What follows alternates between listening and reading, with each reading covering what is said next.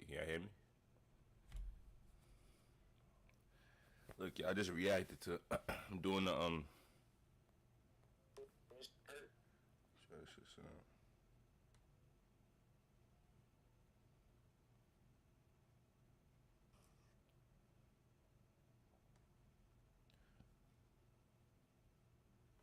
Oh, she got a shit sound. Anybody following the Chicago drill scene knows that in the past few months, there's been a new star rising, whose appeal was based on the very same idea that made King Von so irresistible to many fans of the genre, a combination of personal charisma and a reputation that they really lived the life they rapped about. And what they most often rapped about was some of the most violent stories coming out of the most dangerous city in America. In a 3.5-hour video about King Von, it dawned on me that having allegedly killed at least 7 people, beaten the bodies, and then going on to brag about it. Yeah, okay, my fault, bro. Oh, y'all, we're watching. So, backstory, y'all. I'm uploading YouTube videos as I'm streaming right now.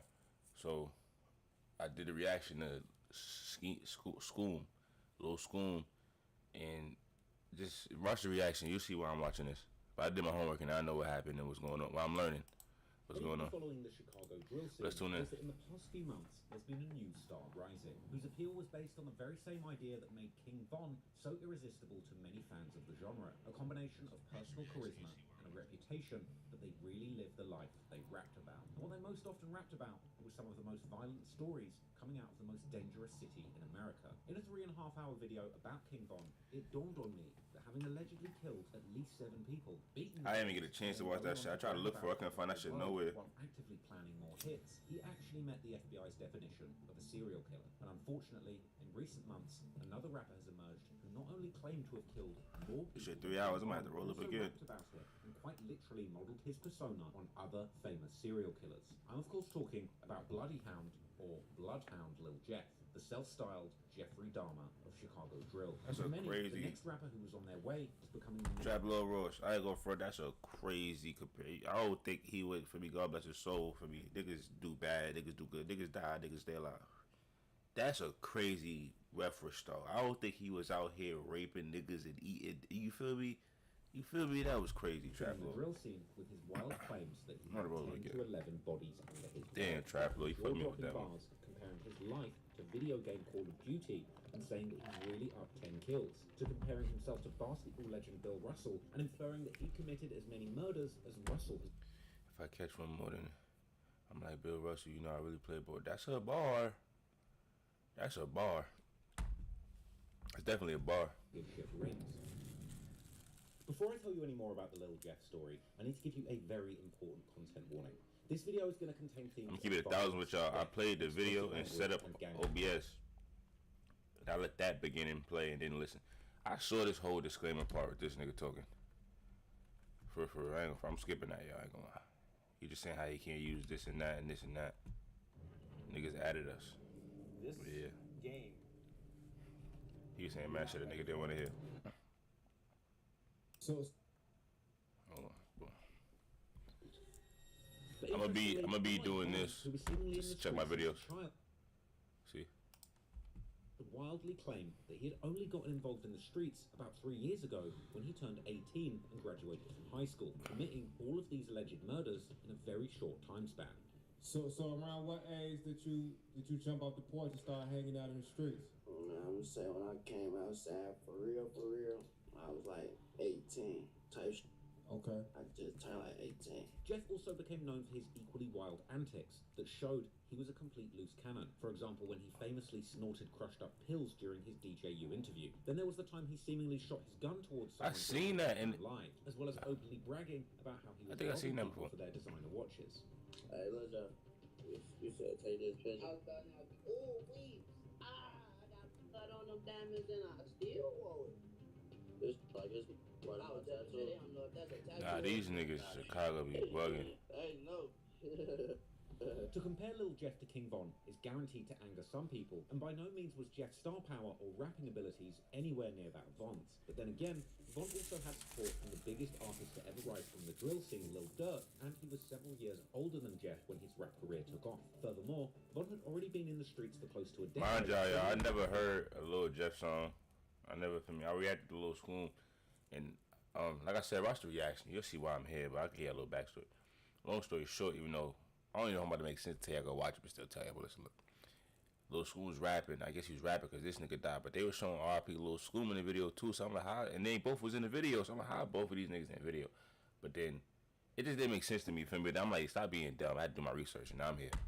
That would eventually help him to become the boogeyman of Chicago drill that he ended up being, as well as being an undeniable legend in the rap game following his untimely death in November 2020. Jeff, on the other hand, that nigga died 2 days from my birthday. Word, that's why I know it. The streets whilst he was trying to find his voice and talent on the mic. While Jeff's rapping style was controversial and divisive amongst fans of Chicago drill, there's no denying that Lil Jeff was evolving musically and becoming more and more comfortable in using his rather unique high-pitched voice.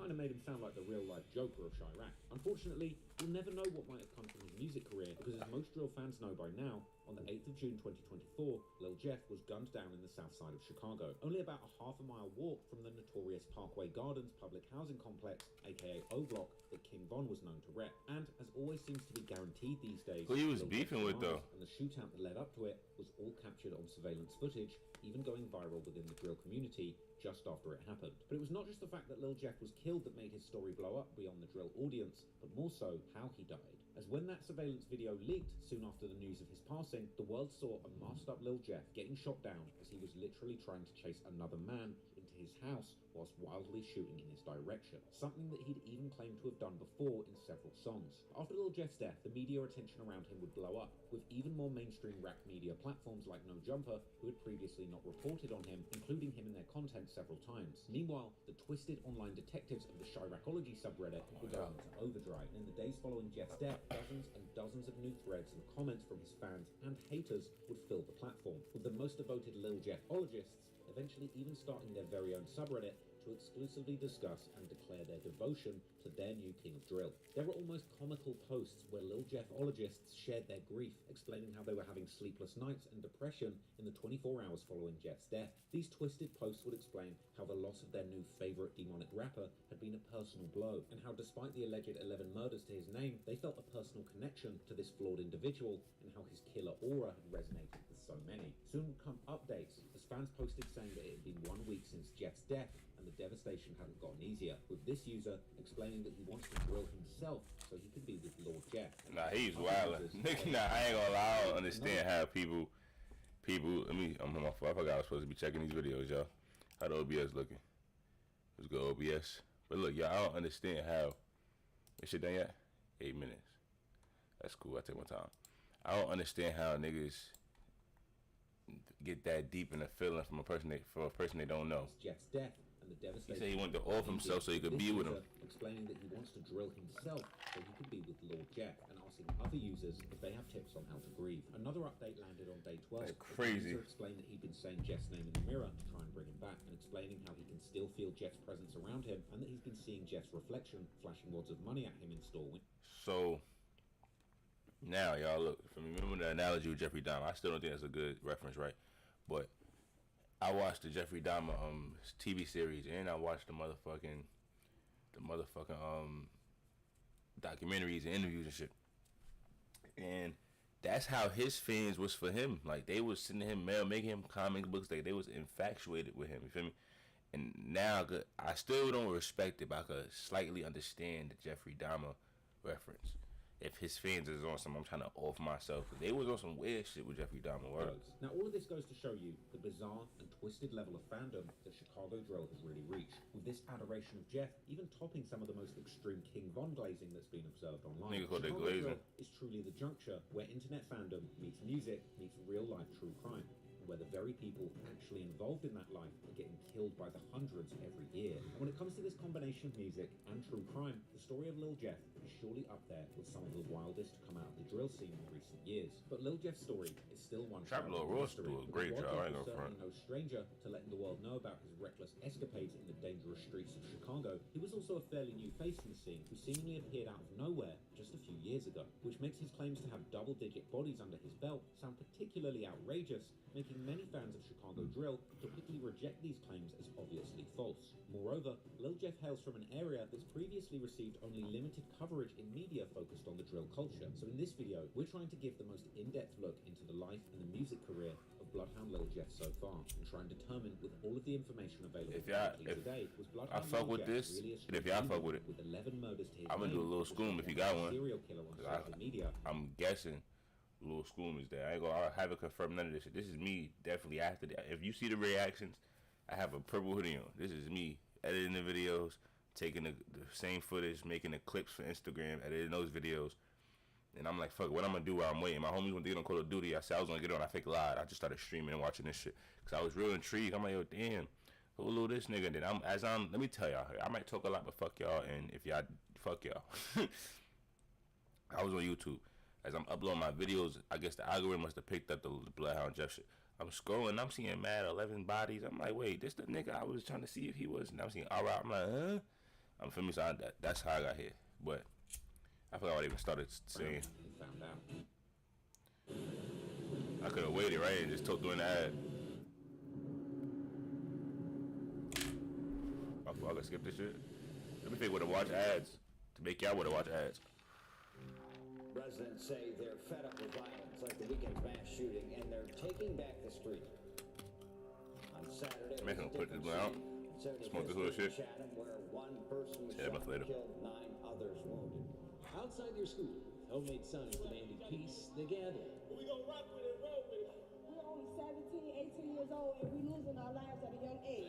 We do this shit, man. Day, man. Drill City, we out here, man. On one of the most violent streets in the city, 79th Street, artist and activist Common lends his support and voice to lift up this Chatham neighborhood. Yeah, you see them bandanas, that mean we BloodHound. So can you tell us like who introduced you to the street life? My brother. Your older brother, right? Looking at us, bro. Unfortunately, there are many families who are suffering. So you'll say you've experienced some trauma growing up in these streets of Chicago. Cause how old was you when Chief Keef came out? Like, I was 3rd grade. cause they said BloodHound Lil Jeff got 10 bodies. I ain't gonna lie, my homie dad, it's on my face sheets right here. See money? Yeah. And how did this death affect your mentality, bro? These, all I see is red. What type of lifestyle that Von led? Everybody consider him the top savage of the rap. Was that something you looked up to? Yeah, so that's him, I'm me. Hey, y'all, listen to this real quick. Let me know what y'all got. Nah, Trap Lord, y'all did good. Smoke with the whole rap. Edited and all that. I think fucking with that. I feel like watching a movie. I might stream the whole shit 3 hours. We live in a time right now where like a lot of I gotta check my motherfucking videos, y'all. they say whether it's like trapping 16-year-old Robert Boston My fault, y'all. Williams were gunned down. Chicago police investigating a fatal shooting yesterday evening. 19-year-old. This shit like a movie. Pronounced dead at Russian Word. Medical Center. Yo, Trap Lord, the whole team, they make these shits to the way where it's like, I'm a nigga that like I don't just believe anything, but it just be so convincing. Like, how do you? But I be watching his interview. He be doing hours and hours of that's a lot of research. How you know what the research, bro? Like, So when y'all like in the booth and all that, how do y'all stay away from like even incriminating lyrics? I went black for like a week. Poof. After that one, poof. I came back. Poof. Bloodhound. Bloodhound, YB, Bloodhound.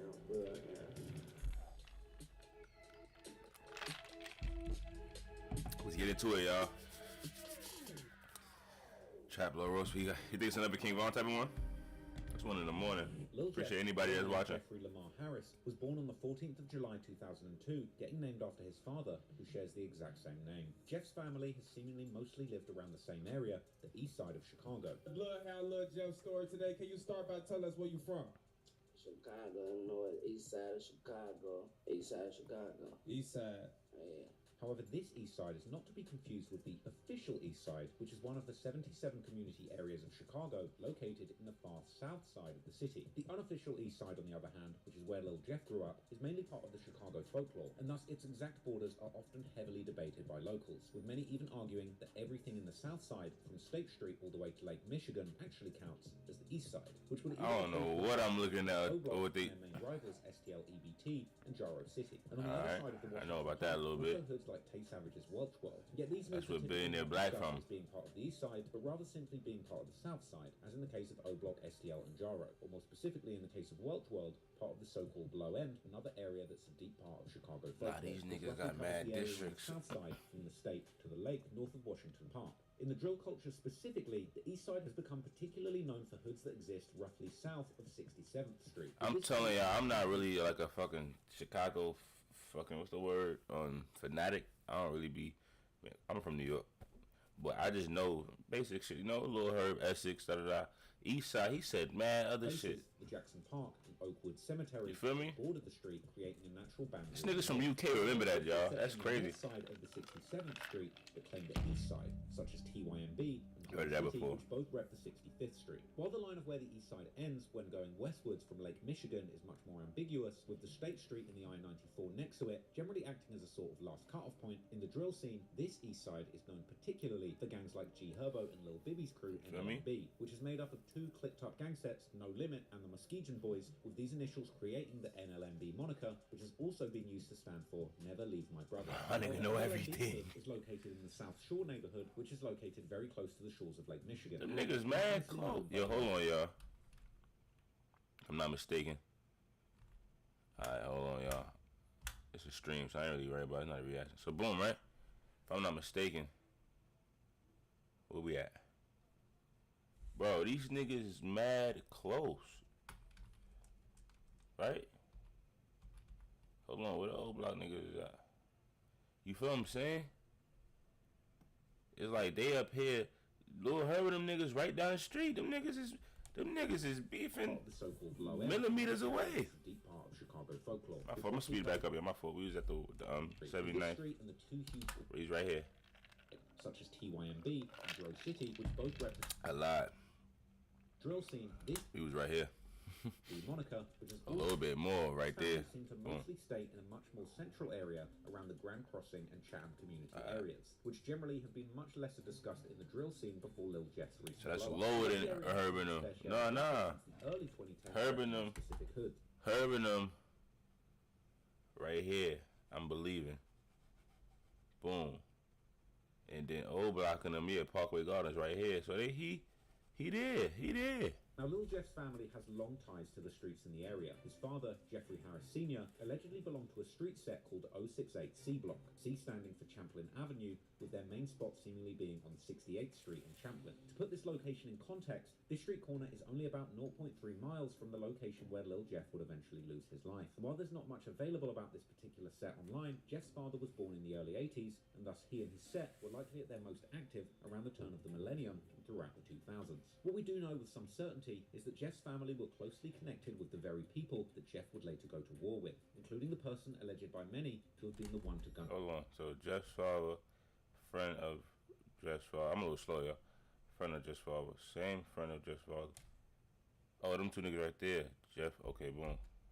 Although there's no real evidence at the moment to prove who was the actual triggerman. But what can be said with more certainty is that close to the hood of Jeff's father, there would be another large hood that would end up playing a very large role in the street beefs that Jeff would get involved in. This hood was well known in Chicago even back in the 90s and 2000s when Jeff's dad was more active in the streets, and its history likely even goes much further back than that. Their hood was called the Lawn City. For example, in the classic 1996 song by Chicago rapper D.A. Smart titled Walk With Me, he lists several Chicago hoods all around the area, with one of the bars referencing Lakeside, Paxtown, and Lod City, as Smart mentions how both Black Disciples and Gangster Disciples run the two latter hoods. But while Lakeside and Paxtown have more or less stayed intact until this day, at least in name, Lod City would eventually break apart, therefore it's not included in the modern gang map. However, during the late 90s, in the trial against Larry Hoover, the infamous founder and leader of the Gangster Disciples, or GDs, one of the former members of Hoover's GDs, who turned informant, would give a very detailed description about the Lod City. I just did it. This territory allegedly covering everything from 78th Street to 83rd Street. And all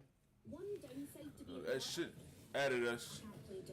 Then these shits be mad informative. I don't know why niggas be falling in the loopholes with that shit. You just sit there and be quiet and listen. State Street to I ain't never gonna meet none of these This niggas. territory being absolutely enormous by modern Chicago gang standards. However, their main spots were seemingly on the 79th Street, such as How big is 79th hell? Evans, which is just a stone's throw away from the. That's not really big though. But how big is Chicago? Claim. One of the highest ranking GDs of the 90s, called Shorty G, real name Gregory Shell, would even allegedly live in Lon City. Shorty G would also have a prodigy in Lon City called Lil Frank, real name Frank Smith, who would later rise to the top of the leadership of the original GDs before he was given a life sentence in 2023 for allegedly organising a killing of another high-ranking GD member as part of a leadership dispute. Due to its large size, Lon City had likely always had smaller what Mike Tyson got to do with this? On April 28, 2018, Clement Maxwell, on orders from Smith, fatally shot against the disciple leader and injured 2 million in Parkland, Bridgeton, Missouri. That's like a whole other state. They okay. The shooter was part of a leadership dispute, blah, blah, blah, blah. Smith texts Mike Tyson punch out to Max prior to shooting, which was in order to commit extreme violence, including murder. That was what? How did they break? How did they decode that? Lon City had likely always had smaller sets working within it, both GD and BD, although the area has seemingly been majority GD. However, coming into the 2010s, Lon City, like most Chicago hoods, had lost the majority of its original structure due to the collapse of the traditional gang hierarchies during the 2000s, which led to the large gangs like the BDs and GDs to break into small neighborhood sets without any central leadership between them. In Lon City, these separate sets were also becoming more independent. Damn, bro, hold on. I'm only 25, y'all. But listen, I remember witnessing this era. I don't have no pictures like this. I don't even, from this is my older brother era. This is crazy. How this was a kind of like not a world, but a countrywide thing. I guess a hood nigga thing. Every hood did some shit like this. Particularly 6 sets that would Facebook and MySpace? MySpace for real. Mob, Hit Squad, Mix Mob, Wiz City, and Drill City, the latter of which would eventually become Lil Jeff's set. According to Chiracologists, these individual sets would eventually break Lon City apart completely due to some of the BD sets backdooring the original GD leaders of Lon City. In the aftermath of this breakup, what's now known as Mix Mob would seemingly keep wrecking Lon City even after the breakup. Meanwhile, Drill City would seemingly get its name around the same time as the Chicago drill movement was starting. Chicago drill music being the ultra-violent evolution of gangster rap, with beats inspired by Atlanta trap and gritty lyrics all about real crimes that were actually... That nigga shot at everybody, but everything in the video. Some of the first pioneering drill artists, such as the rapper known as Fat Smack, who's in fact the actual cousin of the rapper Pac-Man, who hailed from the nearby Dro City hood and is generally considered to have been the original creator of the drill genre before Chief Keef made it famous. The devil might be real or a magic mystery, but I'll make you disappear. Poof, history. I know you're sick of me, but Mac is the antidote. So if you act fruity, I have to split. Swear to God, he don't sound like L.A. Capone. I forgot I was on the video. That's cool. Swear to God, he don't sound like L.A. Hold on. Keep the hammers tucked. Was that shit? Am I bugging?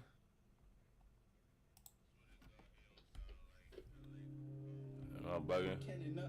It's funny that he mentioned it. Yes, I am a nut.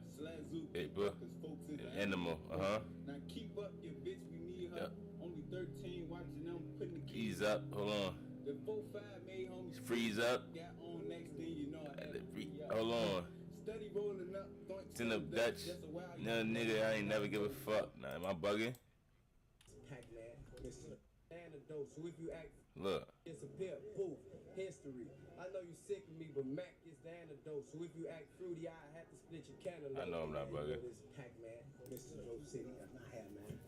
Hey, I tell him, the coupe looking like a Sunday, a chocolate Maserati, butter vanilla Gus Valley popping at the party. Yo, on my heels, she was jocking me in the lobby. See the more crocodile's pocket watching like she gonna rob me.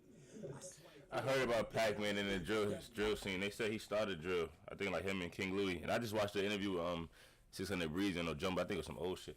And they, for me, I give respect to son.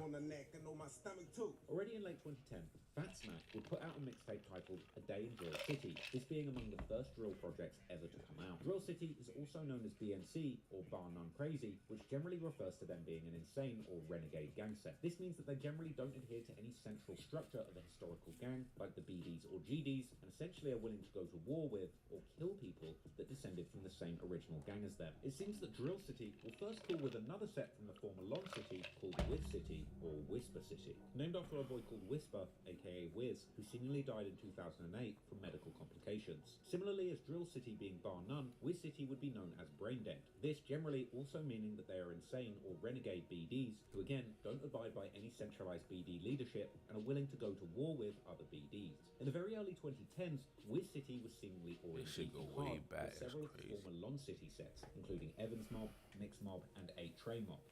Hey man, so I I just want to talk about that mix mod thing, man. It's getting ridiculous, man. For real. That's some real shit, man. That shit getting ridiculous. First of all, you say that right there. Today, y'all is hell, man. You feel me? Y'all right now I'm on this house arrest because if I wasn't, what's going on, man? There's big drills on y'all. For real. Old 82nd movement, man. We ain't playing no games. Boy, Drake will say crazy. Brain, y'all know 82nd is crazy. It's still on YouTube with this shit.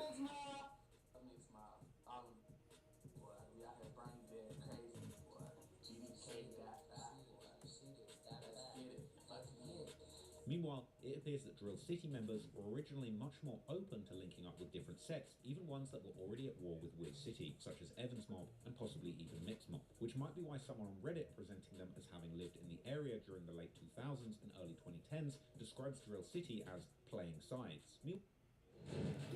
Nah, this shit is crazy. I wanted to make a thrill ride like you've never seen before.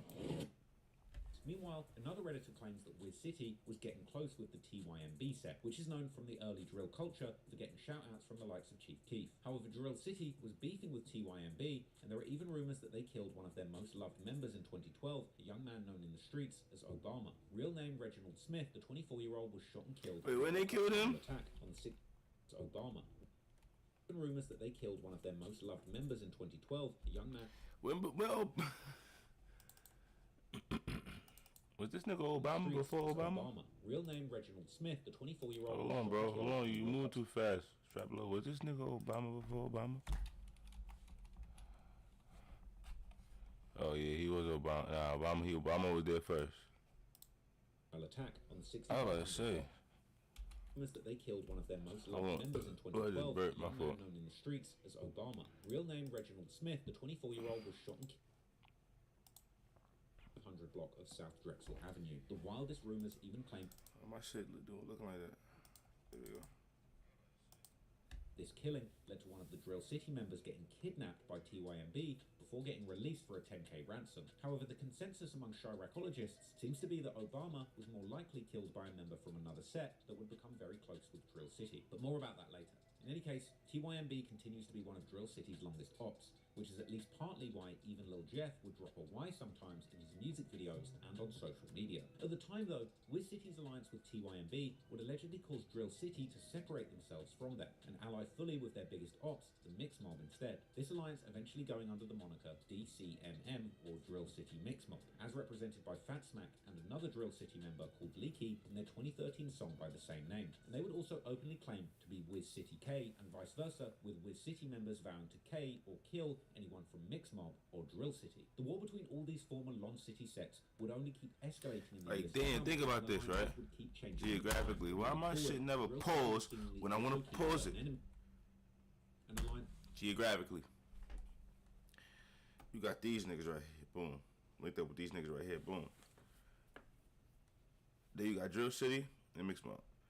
These niggas is so close and so, for me, like, in size, no diddy, bigger than these niggas put together. Why y'all ain't link up with, like, one of these niggas?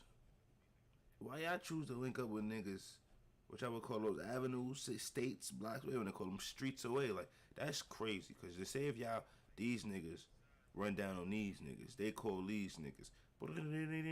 These niggas drive down. These niggas already dead. These niggas put up guns tucked. Even not, if they like that, still waiting for these niggas to spin. They spin, come around. Now these niggas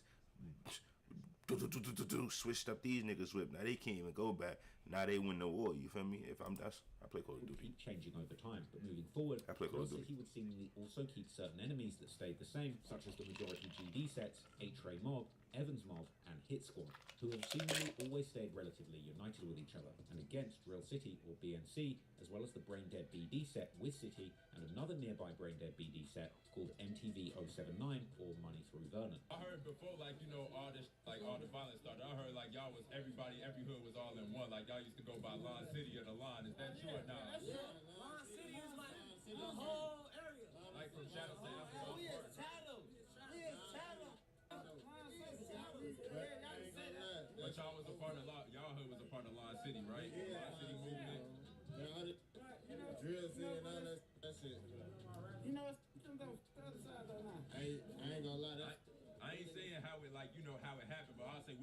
y'all say all this broke apart? I ain't gonna lie, folks.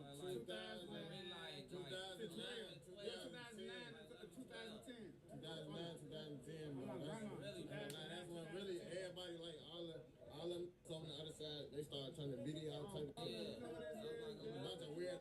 We was the only Jitties. I ain't gonna lie, we was the only Jitties. We clicked over nobody, nothing. You talking about like for A-Tray and Evans Mob? They be saying the shorties BDs too. Yeah, we got some BDs. For the phone, like, yeah, like, we ain't just no everybody ain't GD, but brother BD, we family. He just confused the shit out of me. He just said they BD, they GD, this is Mad K's and DBGs going on. 2010's connection with the infamous Washington Park-based set 600, due to two of their members, 600 Breezy and S-Dot, having a childhood and family connection to this set. Evans Mob is also known for a now classic moment in drill history, when two of their members would catch infamous drill rapper Lil Reese from Lamron, aka the Grim. Hold on, so wait, I'll be missing shit. So wait, that's mad confusing. Beefing with your family is crazy.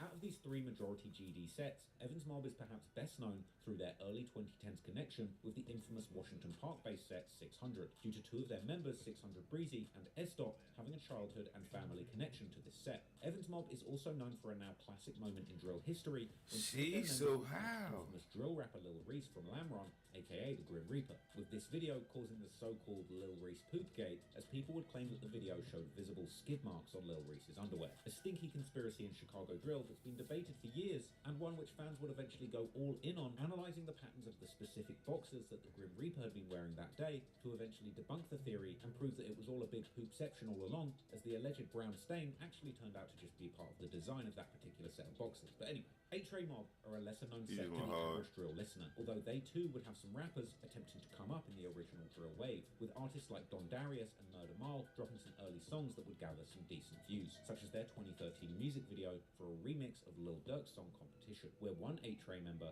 can be seen proudly presenting his shirt which says MTVK, BNCK and We're City K. Hit Squad, on the other hand, is perhaps the smallest set out of these three, getting its name after a man called Hits, real name Marlon Dubose, who was killed in 2010, being shot in the head and neck. These are already many sets to keep track of, but ultimately he's the going sets from the crazy. original Lon City hood. Whilst the story of Lil Jeff also includes numerous sets from nearby the original Lon City, because during the early drill era, while Lil Jeff was still just a young boy with dreams of pro basketball, his big brother Jay Boogie would jump headfirst into the streets, becoming friends with the very people that Jeff would later want to kill so bad that it ended up costing him his own life. We getting somewhere, y'all. My brain is boggling right now.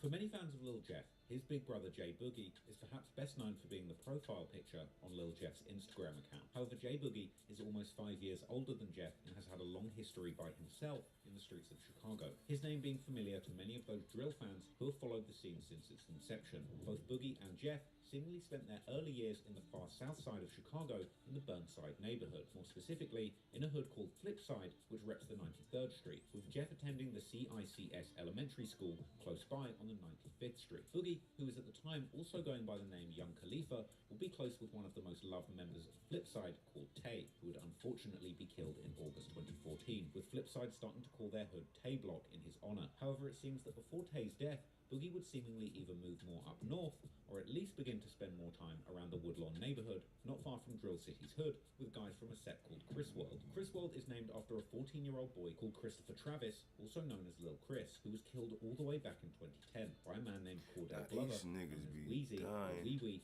allegedly from the EBT set. Lil Chris was seemingly part of TYMB and can be seen in old pictures with them, and Chris World would then begin as a faction within TYMB, or YMB, meaning Young Money Boys, as the set was known before they would eventually change their name in honor of a dead member called Ty, real name Edric Walker, who was killed a year earlier in 2009 during a particularly violent Yo, riot these niggas before be people died. dying, yo, and that shit crazy. But what I'm pausing it to say is, they changed his name. Why his name Ty? His real name Edric Walker. Where they get Ty?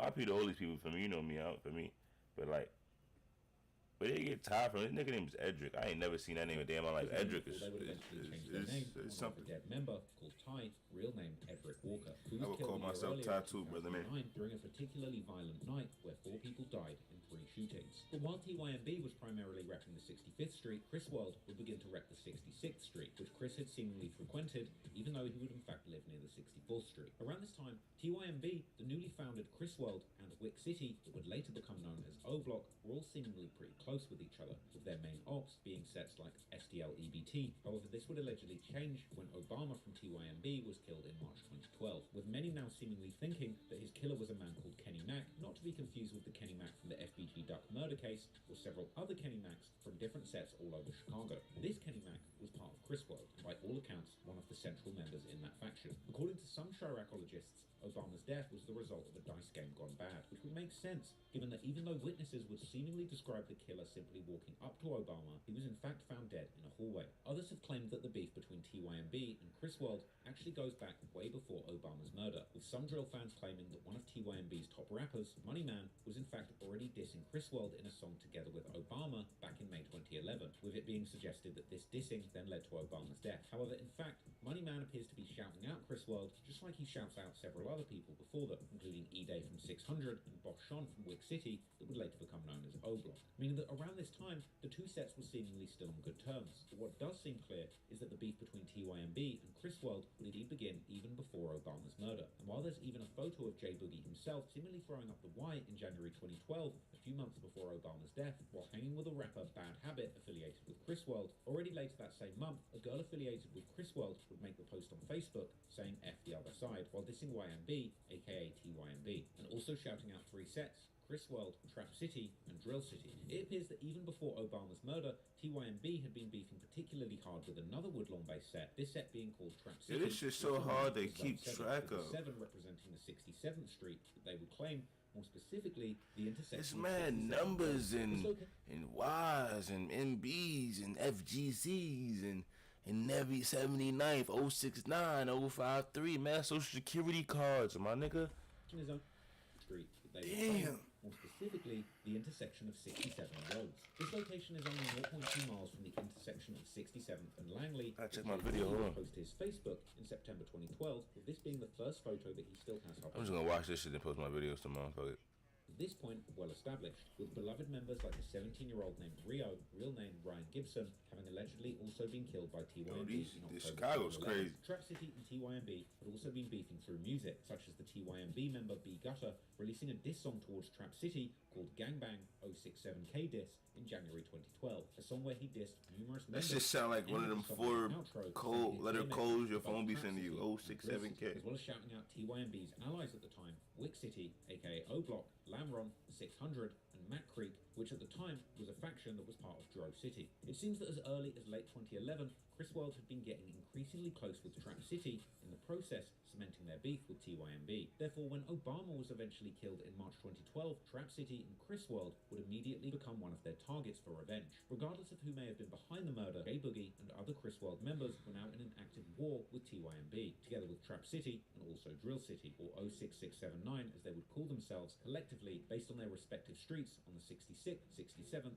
and 79th Streets. TYMB's revenge for the murder of Obama would allegedly come in August 2012 when Trap City member Scooter, real name Johnny Howell, was gunned down in Trap City's hood. Needless to say that going into 2013, the war between TYMB and the 06679 was getting increasingly heated, with TYMB members even making custom shirts where they would exclusively diss these 3 sets. TYMB would also diss them heavily on the music side, with the Money Man releasing a music video in April 2013 with none other than Prince Dre from O Block, where Prince Dre would shout out Lil Chris while paying tribute to what he called Chris Way, before Money Man would go in dropping a very disrespectful verse dissing Drill City, including their rapper Fatsman, as well as rapper Tank Montana, who had been part of the Mix Mob, Drill City, and the BloodHounds, and would later change his name to BloodHound Hothead. Money Man would also essentially admit to TYMB killing Scooter from Trap City before also dissing Chris World. A few months later in June, B Gutter would also re-release the song. Wait, see, this is where they lose me. So they said that the Prince Dre nigga, I'm reading and listening. The Prince Dre nigga need to get his fucking teeth done. I think he did. I saw my fault. You did get your teeth done. Great move. But look, They saying he shot it out, Chris Well, and then the nigga that on us. Dissed them heavily on the music side, with Money Man releasing a music video in April 2013 with none other than Prince Dre from O-Block, where Prince Dre would shout out Lil Chris while paying tribute. Ever since they took Chris, I ain't never been the same. All I know is go. I could never be a lane. Chris wait till it's great. He shouted him out. A very the reason my block stays so hot, but just see some cars I'm on the 7-9. But the car catch first, might make them hot. They catch tank, then make them drop. First, dissing Drill City, including their rapper Fat Smack, as well as rapper Tank Montana, who had been part of the Mix Mob, Drill City, and the BloodHounds, and would later change his name to BloodHound Hothead. Money Man would also essentially admit to T.Y.M.B. killing Scooter from Trap City. Because Scooter on the 7, now that nigga sitting in heaven, he should never drop that. You drop it while you going down. Also dissing Chris Well. See, look, this one is right here. Admit to T.Y.M.B. killing Scooter from Trap City. And Chris Well, that shit dead, rest in peace. I'm both tired, damn, bro. Huh? Also dissing Chris World. A few months later in June, B Gutter would also re-release the song 067K Diss, but this time with a music video where he can be seen driving around Trap City's hood. Unfortunately, things weren't about to just stay online, and only a few months later, in August 2013, 06679 would lose another important member, none other than Kenny Mack from Chris World, real name Kenneth Barber, the very person rumoured to have been behind the murder of Obama. A few days later, a photojournalist would capture the scene where Kenny had been killed and where his friends had left him a memorial, with one of the images capturing the tribute messages left for him by his friends. One of these messages saying simply, R.I.P. Kenny, CWBAS, YMCPDK, F. Obama. However, unlike so many murders in Chicago, this one would ultimately be solved, as the law enforcement would eventually charge a man named Anthony Bradley, also known in the streets as Capone from Dro City, more specifically, a faction called Snowblock, which were affiliated with T.Y.M.B. Capone would end up receiving a massive 55-year sentence, but would eventually be granted a retrial where he would seemingly end up receiving a much shorter 20-year sentence, for which he would end up serving about half, and he's seemingly been released on parole. The killing of Kenny would hit Chris World hard, and the members such as Jay Boogie have continued keeping his memory alive throughout the years. But the death of Kenny wouldn't only affect the older guys already heavily in the streets, because Lil Jeff himself, who was only 11 years old at the time, would later tell during an Instagram Live how he would witness Kenny's murder firsthand, even admitting that this had likely messed his head up. Long live my nigga Mac, I was there. Hey, Jug, on my dead grandma phone, you okay? I damn that shit in a telephone, you know, that shit hurt me a little bit. I was like, hey, it's real. Long live Kenny Mac, I was there. I witnessed that. We was about to lake.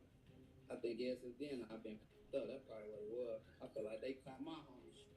Perhaps this was truly the first of many life-altering experiences that would affect a young Lil Jeff, that would ultimately eventually push him towards the life of violence that would end up costing him his life. But 2013 would also mark a moment when the Chris World members, including Jay Boogie, would end up getting heavily involved in the drill music scene, likely influencing Jeff to do the very same thing, as well as seemingly starting a new clique, a clique that Jeff would also eventually end up joining years later. That clique would of course be the BloodHounds.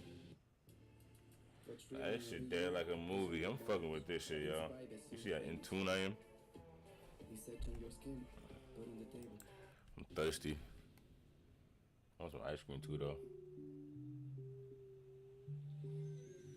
Going into 2013, the Chicago drill music scene was reaching its peak, propelled by the immense popularity of Chief Keef. But while other up-and-coming drill artists were largely keeping the similar dark and violent themes that had made the genre popular, both lyrically and sonically, Chief Keef himself, who was now living the good life in the rich suburbs just outside of Chicago, and surrounded by all the lean and loud he could possibly consume, would quickly begin to experiment with his sound, cranking his auto-tune settings to the max, while beginning to add much more melodic elements to his rapping, combined with an often heavy slurring, likely at least partially caused by his increasing consumption of that prescription cough suppressant. Keef would also largely ditch his day one producers during this period, instead accepting beat submissions from random YouTube and SoundCloud producers, many of whom had taken the more upbeat elements from Keef's earlier projects, particularly his debut album, Finally Rich, but turning those elements up tenfold. That album, I ain't gonna lie, y'all, it's crazy because I'm getting old. I'm 25, right?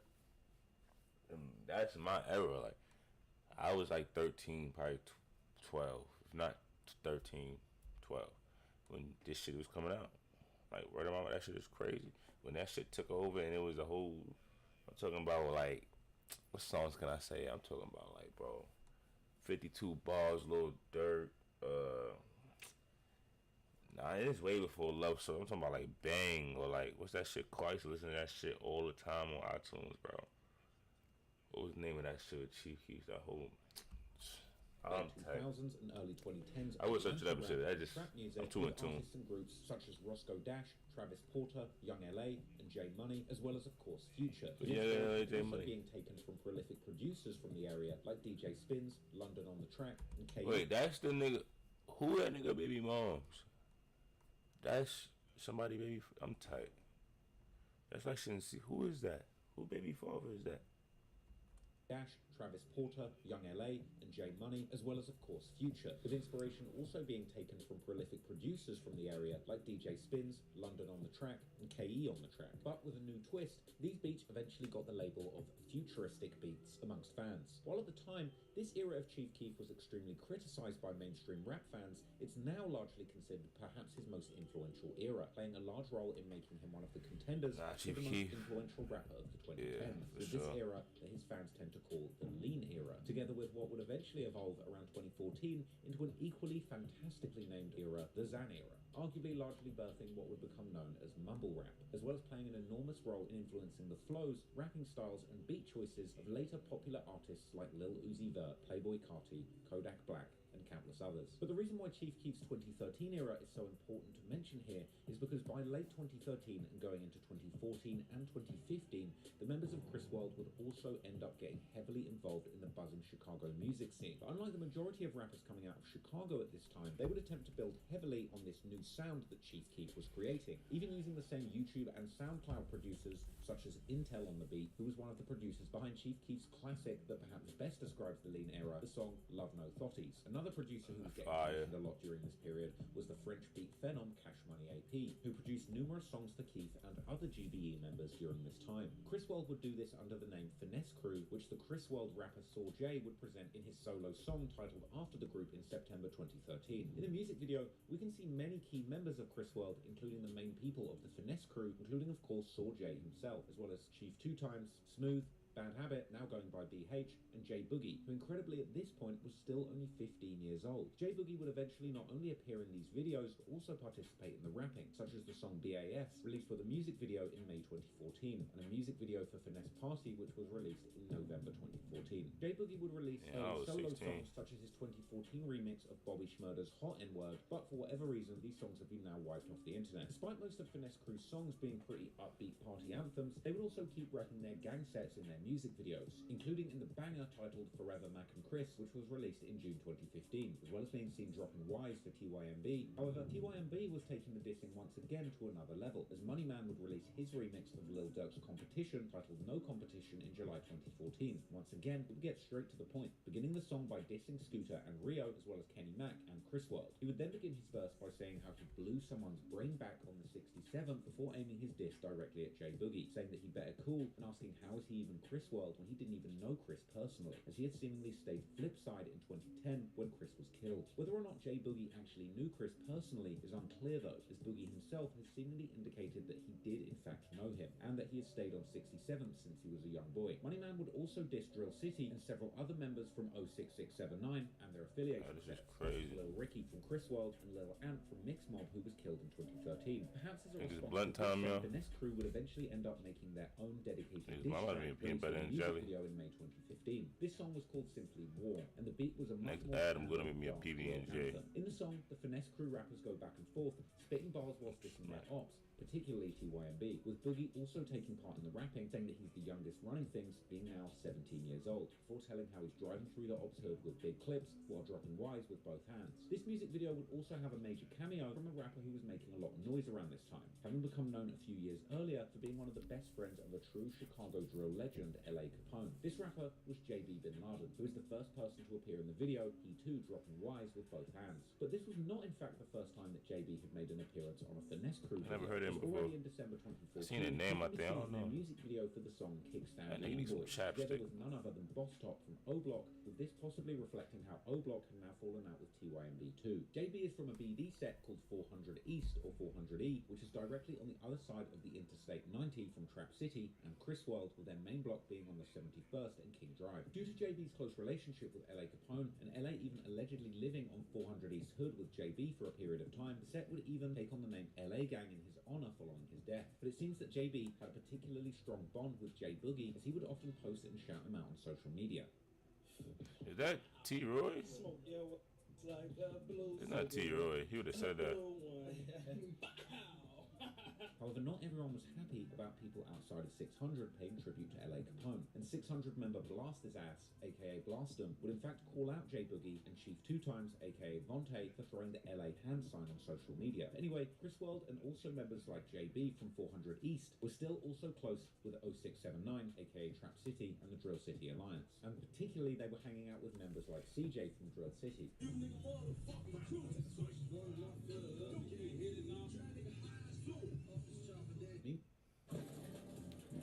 Y'all got enough time?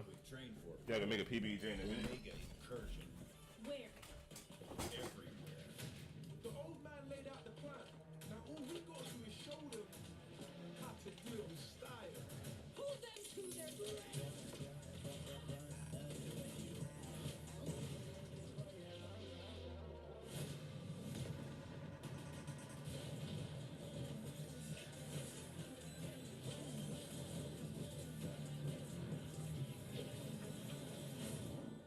Let's make them regret ever stepping foot onto our earth.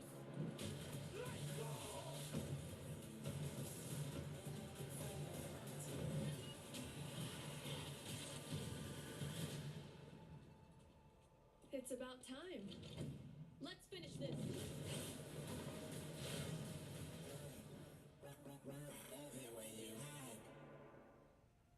Meanwhile, it appears that in Drill City's hood, a new clique was forming, where guys like CJ were heavily involved in, with the earliest mention about the name seemingly going all the way back to the early 2010s. This clique, of course, being the BloodHounds. It appears that they were particularly influenced by the early Glory Boys rappers, like pretty much all of Chicago at that point, and would often quote on social media lyrics from rappers like Lil Reese and Gino Marley mentioning how they were like bloodhounds. Towards the end of 2015, CJ would even begin to tease what appeared to be a music project titled BloodHound Savages. Going into 2016, CJ, J Boogie, and JB were seemingly still spending a lot of time together. Also, members from other sets were beginning to claim the BloodHound clique, such as the members from the MTV 079 set.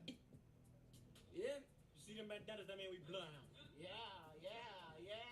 Go right through with your flag out. Got the man running with your car flipped over. Video, we just looking at us, bro. Yeah. Are we bloodhound on burn too?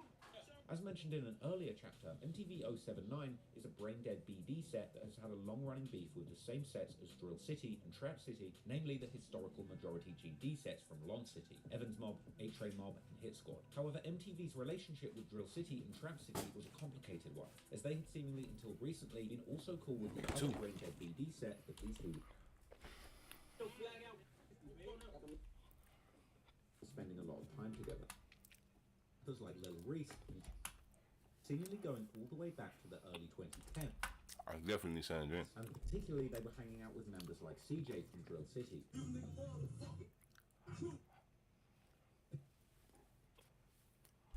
Hey, moving on, yeah.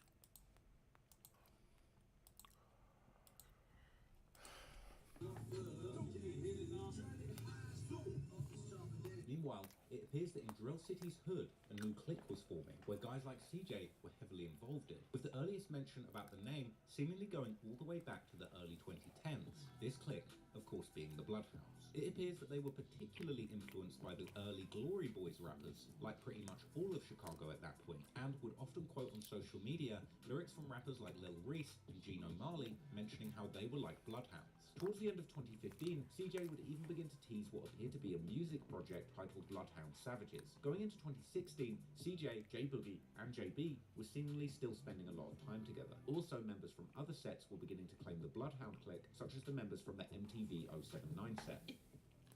Yeah? You see them bandanas, that mean we bloodhound. Yeah. Go right through with your flag out. Got the man running with your car flipped over. Video, we just looking at us, bro. Bloodhound. Yeah. Are we bloodhound on burn? I'm stretching that cup right here. As mentioned in an earlier chapter, MTV 079 is a brain-dead BD set that has had a long-running beef with the same sets as Drill City and Trap City, namely the historical majority GD sets from Long City, Evans Mob, A-Tray Mob, and Hit Squad. However, MTV's relationship with Drill City and Trap City was a complicated one, as they had seemingly until recently been also cool with the other brain-dead BD set that these two were beefing with, called Wiz City. This being likely another example of just how quickly the alliances and beefs were evolving in the area. But in any case, soon the BloodHound clique was beginning to drop music, just like CJ had teased in late 2015, as in May 2016, they would drop a new song called Vicious, featuring the rappers MTV Cash from MTV 079, Hothead from Drill City, formerly Tank Montana from Mix Mob, and Drizzy Bands from Drill City, and in the chorus, labeling themselves as the BloodHound villains. Some months later, in October 2016, Hothead would drop a song with a music video titled simply Bloodhound, where he warns his ops that if they're on any type of BS, they're going to die, and that he's a bloodhound and he wants his money dirty, like blood money. Around this time, J Boogie was now also repping the BloodHound crew commonly on his social media. And going into 2017, the clique was beginning to gain increasing momentum. That shit mad good, their yo. biggest song at that point, the song Bloodhound, released with a music video in April, which at the time was the song featuring the most Bloodhound-affiliated rappers, including CJ from Drill City, JB Bin Laden from 400 East, Hothead from Drill City, and MTV Chino and MTV Cash from MTV 079. The song is a pure Bloodhound anthem, mixed in with a very dark drill beat, with CJ beginning the song by rapping how the Bloodhounds are making noise in the streets, and that he's not talking about the music. JB comes in by also repping Bloodhound from the start, followed by Hothead, who raps how the ops know that the Bloodhounds are the ones sending shots, and the killing won't stop. MTV Chino then begins his verse with a much more pointed diss, aimed likely at either the A-Tray Mob or the Evans Mob, or both, as well as dissing Brick Squad 069, made famous by late rapper Lil Jojo, who was seemingly close with the A-Tray Mob at the time. A-Tray Mob,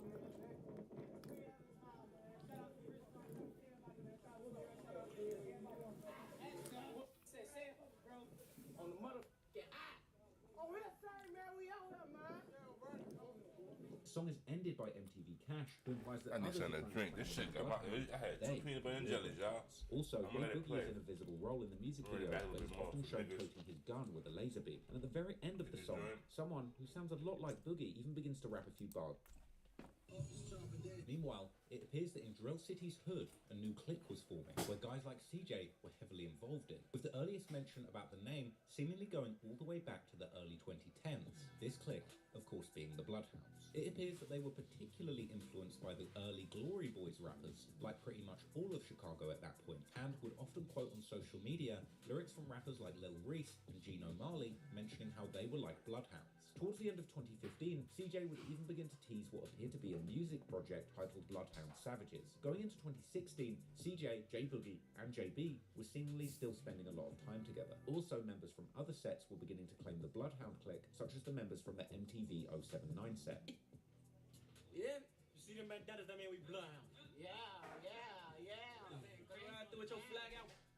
Got the man under the car flipped over. Video, we just looking at it, bro. No, I am.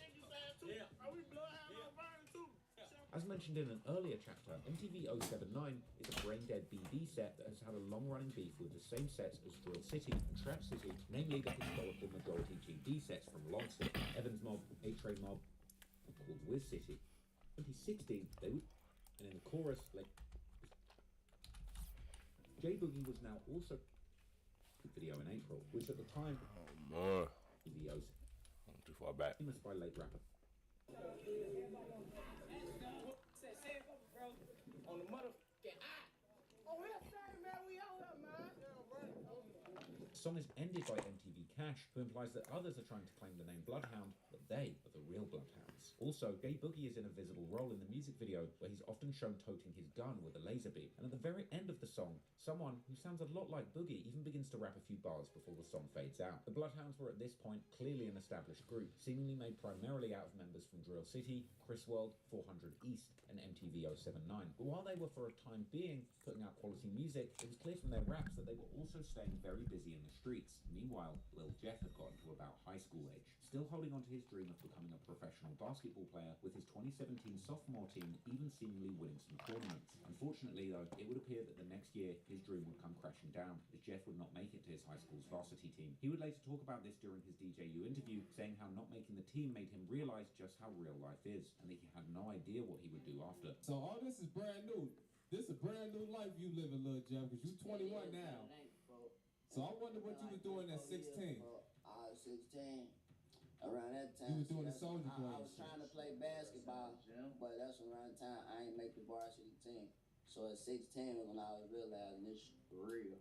I don't know what I'm gonna do. Cause you know, after that point, like once you don't make that team, it's over. It seems that this was likely the moment when Jeff's life would truly begin to take a new direction, and with his previously desired career path now falling off track, he was looking for a new future. Jeff would still graduate from high school in 2020, with his mum throwing him a fancy graduation party, but Jeff wasn't about to head to university to chase an ordinary career. Instead, it seems that he would end up following in the footsteps of his big brother, and soon he would begin showing up in the streets, raising hell with the rest of the Bloodhounds. This is what we were waiting for. How long have you been watching this shit, y'all? Twisted tea, made with real brewed tea and a 5% kick of alcohol. Where my mouse go? Oh.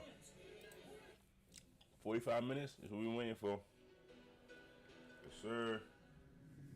Coming into the 2020s, J Boogie and the rest of the Bloodhounds would keep wrecking their new clique in their music, such as the May 2020 music video for the song Go by Boogie, JB, and another Drill City rapper called Lil Vic, where Boogie first raps that he's only been out for 60 days but has already ran his paper back up, with this likely referring to his 2017 arrest on numerous charges, the most serious one being UUW, or unlawful use of a weapon, for which he would end up receiving a 4-year sentence. He would then mention the Bloodhounds, saying that they will come and get anyone for the right bag, all while the members would be flexing big bags of vacuum-sealed dope in the music video. JB then steps in and calls the Bloodhounds his family, while flexing a new Bloodhound chain, which is the very same design that Jeff would later rock in his own music videos. Boogie also comes back towards the end, as he compares the Bloodhounds to an army due to the wide selection of guns that they have. The Bloodhounds would also have a new rapper that would begin to drop a bunch of... Look at...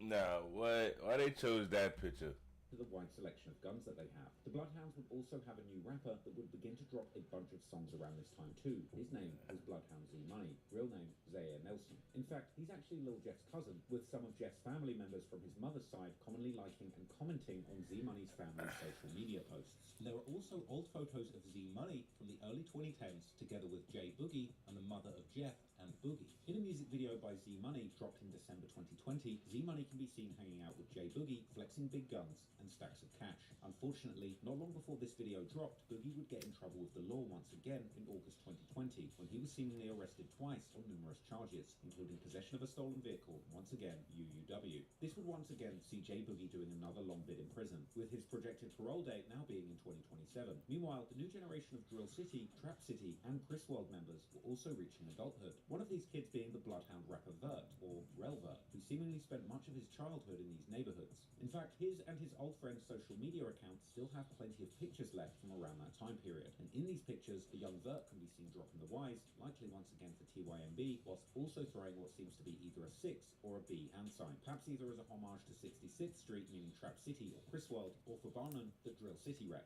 Or the B may possibly even represent the Bloodhounds, which at this time were already a major thing amongst many of the older members from the area who were using this very same hand sign. Now, Vert is slightly older than Jeff, and he would also begin his rap career a few years before him. For example, his music video for a song called Next Song Remix, dropping in early 2019. The music video begins with Vert saying that they are posted up on the 79th, meaning Drill City's hood, before once again dropping Ys and throwing the 6 or B hand sign.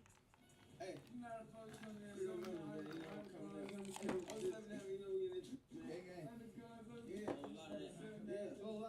He then begins his verse by saying how he's posted on the 9 and sometimes on the 6, meaning that he hangs out in both Drill City's hood and Trap City or Chris World's hood. While it appears that Vert was mostly repping Drill City, he would also be very close with Trap City members, as can be seen from his 21st birthday vlog in 2022, where he hangs out in Trap City's hood, with this video being eerily posted exactly 2 years before Jeff's death in that very same hood. More specifically, Vert is hanging in the video near 67th and Evans, while Jeff would be killed near 67th and Rhodes, only about a 0.3-mile walk away. Vert would also explain in his early 2022 interview with Truth Teller TV that he was both Drill City and Trap City. I'm from 67 Trap City and 79 Drill City. My name is Lil Vert, man. Meanwhile, during the late 2010s, another main rapper from the new generation of Blood. Why you picking these pictures, y'all? The audio, the video you're playing, it's hard to hear, bro. My fault, bro. Hold on, I got you. Matter of fact, hold See, now you about to make me learn how to do this OBS shit. Hold on. Add audio. Is it? How I do this shit?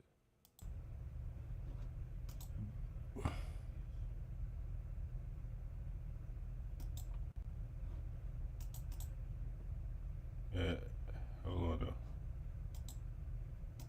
Jeff and Z-Money. Q50 was still attending high school, eventually graduating in 2022. Jeff, on the other hand, was still largely absent from any social media activity concerning Drill City or BloodHound coming into the 2020s, with one of his first appearances seemingly being in a late 2021 music video by Z-Money titled Gone MIA, where a 19-year-old Jeff can be seen chilling in the background while his cousin raps, while his other appearance will be soon after in a music video for his brother J Boogie and JB Bin Laden's track titled N-Word Screen, where Jeff can be seen next to his big bro smoking big blunts and toting a gun with a drum magazine, showing that at this point he was already likely deep in the streets together with his brother. Coming into the 2020s, it seems that the beefs of the 06679, aka the Chris World, Trap City and Drill City Alliance, which now included also the BloodHound clique, were now increasingly beginning to revolve around their oldest enemies, the GD majority sets of the former Lon City, H-Ray Mob, Evans Mob and Hit Squad, which is likely why they were increasingly dropping rakes for the GDs in their music videos instead of the Ys for TYMB like they had primarily done throughout the 2010s. That would...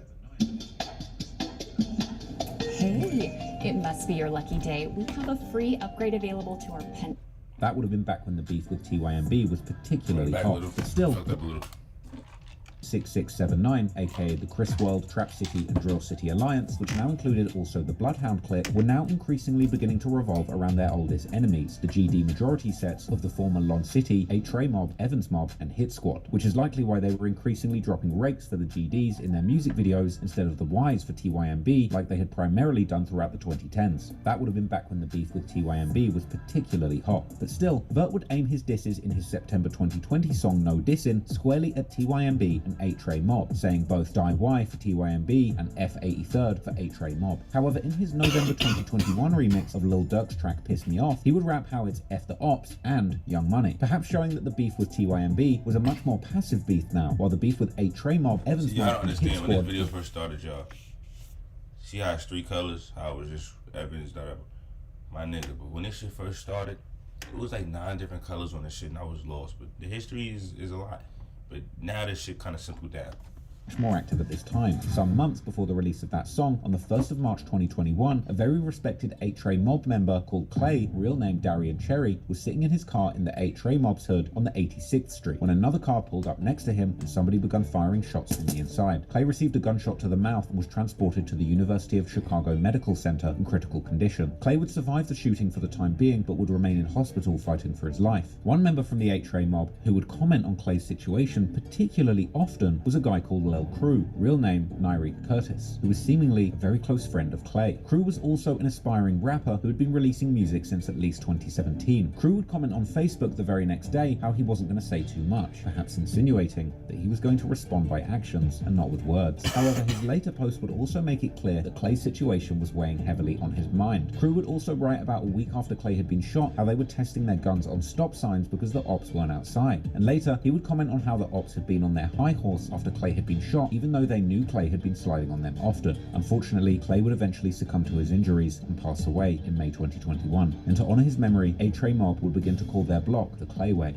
Clay's murder has never been solved, but the rumors online have placed the blame on a few different people. One of these, perhaps somewhat surprisingly, being Lil Jeff himself, with some people claiming that this information comes from a reliable source, while others would claim that Clay had in fact been killed by Vert. However, to be absolutely clear, there's seemingly no real evidence to tie either of them to this murder, although they would certainly take part in dissing Clay on social media and in music, such as on Vert's song Knock If You Buck, that was released on October 2022. He got a motherfucking titty in that gun. You see that shit? Raps how H-Ray Mob thought that Clay's name was ringing in the streets, but now he's irrelevant, as well as dissing another H-Ray Mob member for allegedly getting shot and injured. Unfortunately, Vert and Drill City were soon about to experience a major loss of their own. During his teenage years, Vert had seemingly been particularly close with a guy from Drill City called Ruger, real name Jermaine Darden. Unfortunately, Ruger would be gunned down in Drill City's hood in March 2021, whilst 2 others were wounded. This would be another devastating loss for the people people close to him. Q52 would pay his respects to Ruger right after his death, showing that while he might have been absent at this point from the music videos of guys like Vert, he was very much involved in the street side of things. Like Clay before him, the killing of Ruger would also become yet another unsolved murder in Chicago. However, there has certainly been some interesting posts that have come out after his death, one of these being a post from one of the cousins of Clay, who would say how he'd risked his life to get back for Clay.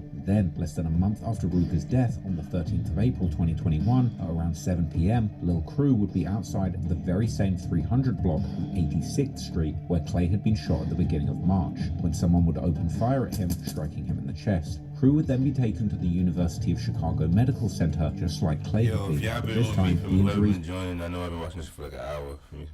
Yo, at least like 10 niggas done died though, and it's not even they just got to the generation now. Critical, Crew would be pronounced dead soon after arrival. Yet again, the murder of Crew would go unsolved. But in online spaces, such as Reddit, the Jeffologists themselves, who have been rumored to possess an almost otherworldly ability to see the victims of their demigod and his disciples in their crystal balls, have once again pinned this murder on Vert. Some would even claim that Vert himself had gotten shot in the leg before Crew's murder, which he references in an unreleased song. This possibly even being the same shooting where Ruger would die and two others would be injured, one of these two then possibly being Vert. Vert would also mention Crew in the song Knuck If You Buck, as well as the rapper Don Darius from A-Tray, who was one of the early rappers for the set before he was killed in 2013, saying that he can't go out like Don D and that A-Tray haven't got a get back for Crew and Clay, with at least the implication being that the 06679 were indeed behind the murders of both Crew and Clay. But perhaps the most telling lyrics from Vert are in a lesser known song from early 2022 titled Live or Die by the Chris World rapper Chief 2 Times, now going by the name Big Boss 2 Times, featuring Tero and RB Tasky from Trap City, as well as Vert, who raps in his verse how it's F8 Tray,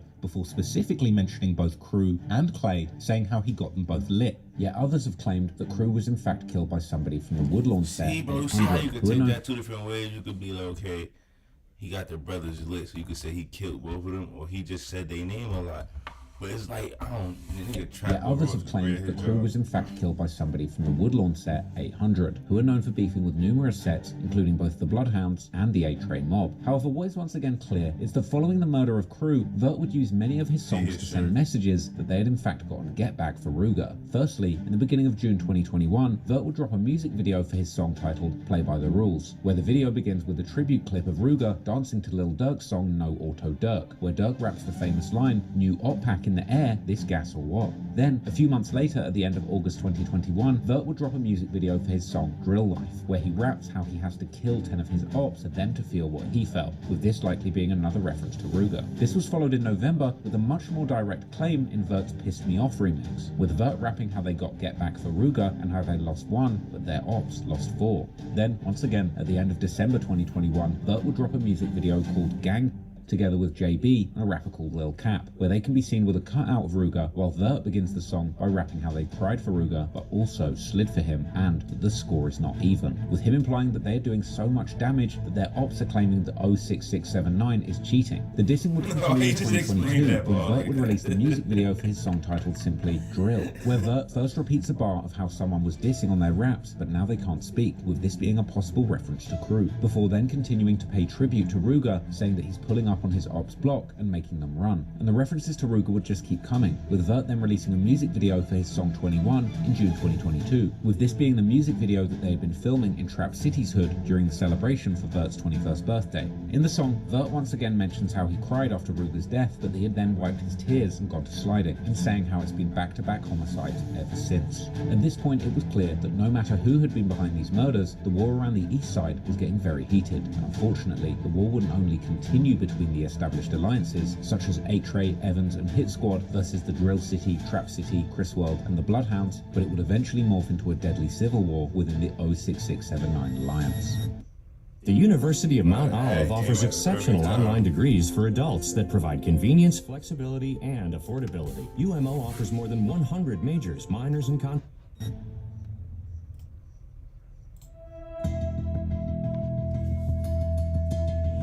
In late 2022, the time would finally come when Lil Jeff, or BloodHound Lil Jeff, as his artist name would be, begun his rap career, dropping his first song and music video titled The Bloody Family, together with JB Bin Laden, with the name of the song being an obvious reference to his gang in the streets, the BloodHounds. In his DJU interview, Jeff would attribute the beginning of his music career to Vert, who had encouraged him to start rapping. This part of the interview coinciding with Jeff's right-hand man Q50 chopping up some prescription quality pain medication with a doctor-like focus and precision, showing that while Jeff would later earn the nickname the Pistol Professor, it was Q50 who was truly the Pill Professor. The track Bloody Family would be followed about a month later with Jeff's first solo song titled Can't Beat Us. In these songs, a babyface Jeff raps with a monotone delivery, lacking the high-pitched Joker-style voice that would later become his trademark. And this version of Jeff almost looks like a different person from the charismatic neck-tattooed demon that he would later appear as in his music videos, walking around his hood like he owned the place. Nevertheless, since the beginning, Jeff was rapping like... I reacted to Little School, whatever, feel me? And the reaction video was, I ain't know if somebody was dead. He was rapping about dead people. I ain't know if they both dead. So I never even heard BloodHound shit from me, so boom, now I'm here.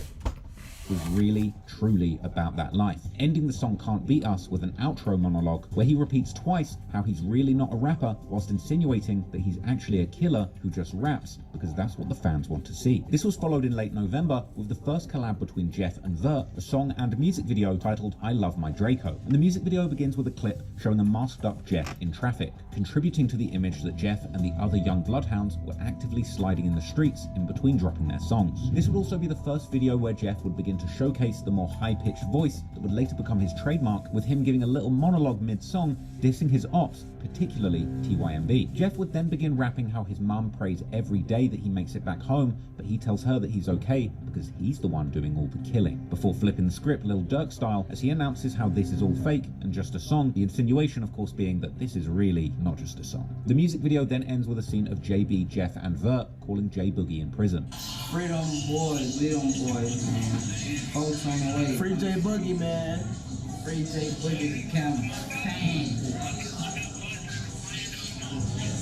Free Boogie, man. But coming into 2023, Jeff would keep dropping new music with videos like the song N-Words B12 on March the 23rd, as well as the song Big 3 on April the 3rd, together with Q50 and another Bloodhound rapper, Slimito. In both music videos, Jeff can be seen surrounded by the Bloodhounds, including this time also his cousin Z Money, who is now playing the role of background character whilst giving Jeff all the limelight, as he once again continues to portray his image of a killer, insinuating on N-Words B12 how he'll see people that he's killed in hell. Unfortunately, as these music videos dropped, a tragedy had already stricken Jeff and the Bloodhounds that would completely change the alliances in the area, and ultimately cause the downfall of Lil Jeff. A few years before, in 2020, a bunch of rappers from the 0679 alliance of Trap City and Drill City, including RB Tasky, Lil Cap, Vert and Mooka, will drop a music video for their song titled On Fire. The music video, which was filmed and released by AMF Visuals, who would eventually also become Lil Jeff's manager, is now interestingly unlisted. The music video begins with one of the most random cameos in perhaps all of drill history, with the camera showing King Von's sister, Kayla B, and the late Texas rapper Enchanting, who would sadly pass away in 2024, with both of them hanging out in Trap City's hood. The video also shows guys like Vert hanging out in Trap City, like on the corner of 66th Street, aka Marquette Road, and Rhodes Avenue, while the rapper Mooka raps a bar about how the alliance between Trap City or Chris World and Drill City would never divide. Indeed, coming into 2023, the alliance between Drill City, Trap City and Chris World, aka 06679, had lasted for over a decade, with these sets seemingly never having any larger qualms during this period. This shit is getting interesting, but at the same time it's like, I'm so confused at how somebody calling me. Hold on. Right now. It's about time. Let's finish this. Right now. Fortunately, in 2023, this alliance would finally come crashing down, with one murder shrouded in mystery changing the relationship between these sets irreversibly. On the 7th of February 2023, JB Bin Laden would tweet a cryptic message saying how tables turn, bridges burn, but it is what it is. JB's tweet really could have been about just anything, but what would happen only a month later would certainly make this tweet seem ominous in hindsight, as on the 16th of March 2023, at about 2 p.m, Jeff's cousin Z Money, aka Zaire Nelson, was sitting in his car on the 1300 block of East 79th Street near the intersection of 79th and Kimball. This location being in the Avalon Park neighborhood, about 0.6 miles east from the main intersection of the Bloodhounds on 79th and Maryland, which is in the Chatham neighborhood. There, another vehicle would reportedly approach Z-Money's car in a parking lot of a dry cleaners. Someone from inside that car began opening fire, hitting Z-Money multiple times. Z-Money would be taken to the University of Chicago Medical Center, where he would unfortunately be pronounced dead. Chi-Town crime chasers would later arrive at the scene to film the aftermath of the shooting, showing the police combing through the scene with numerous shell markers left on the ground. In the comments of the video, Q50's mum would react to the footage, clearly personally affected by the death of Z-Money, and the loss of Z-Money would be a huge blow for the Bloodhounds, particularly Jeff, as his cousin had likely been like a brother to him in the streets ever since his real brother Boogie had gone to prison. To pay tribute to him, both Jeff and Q50 would get Z-Money tattoos on the top of their eyes, as well as a bunch of Z's tattooed on their index finger,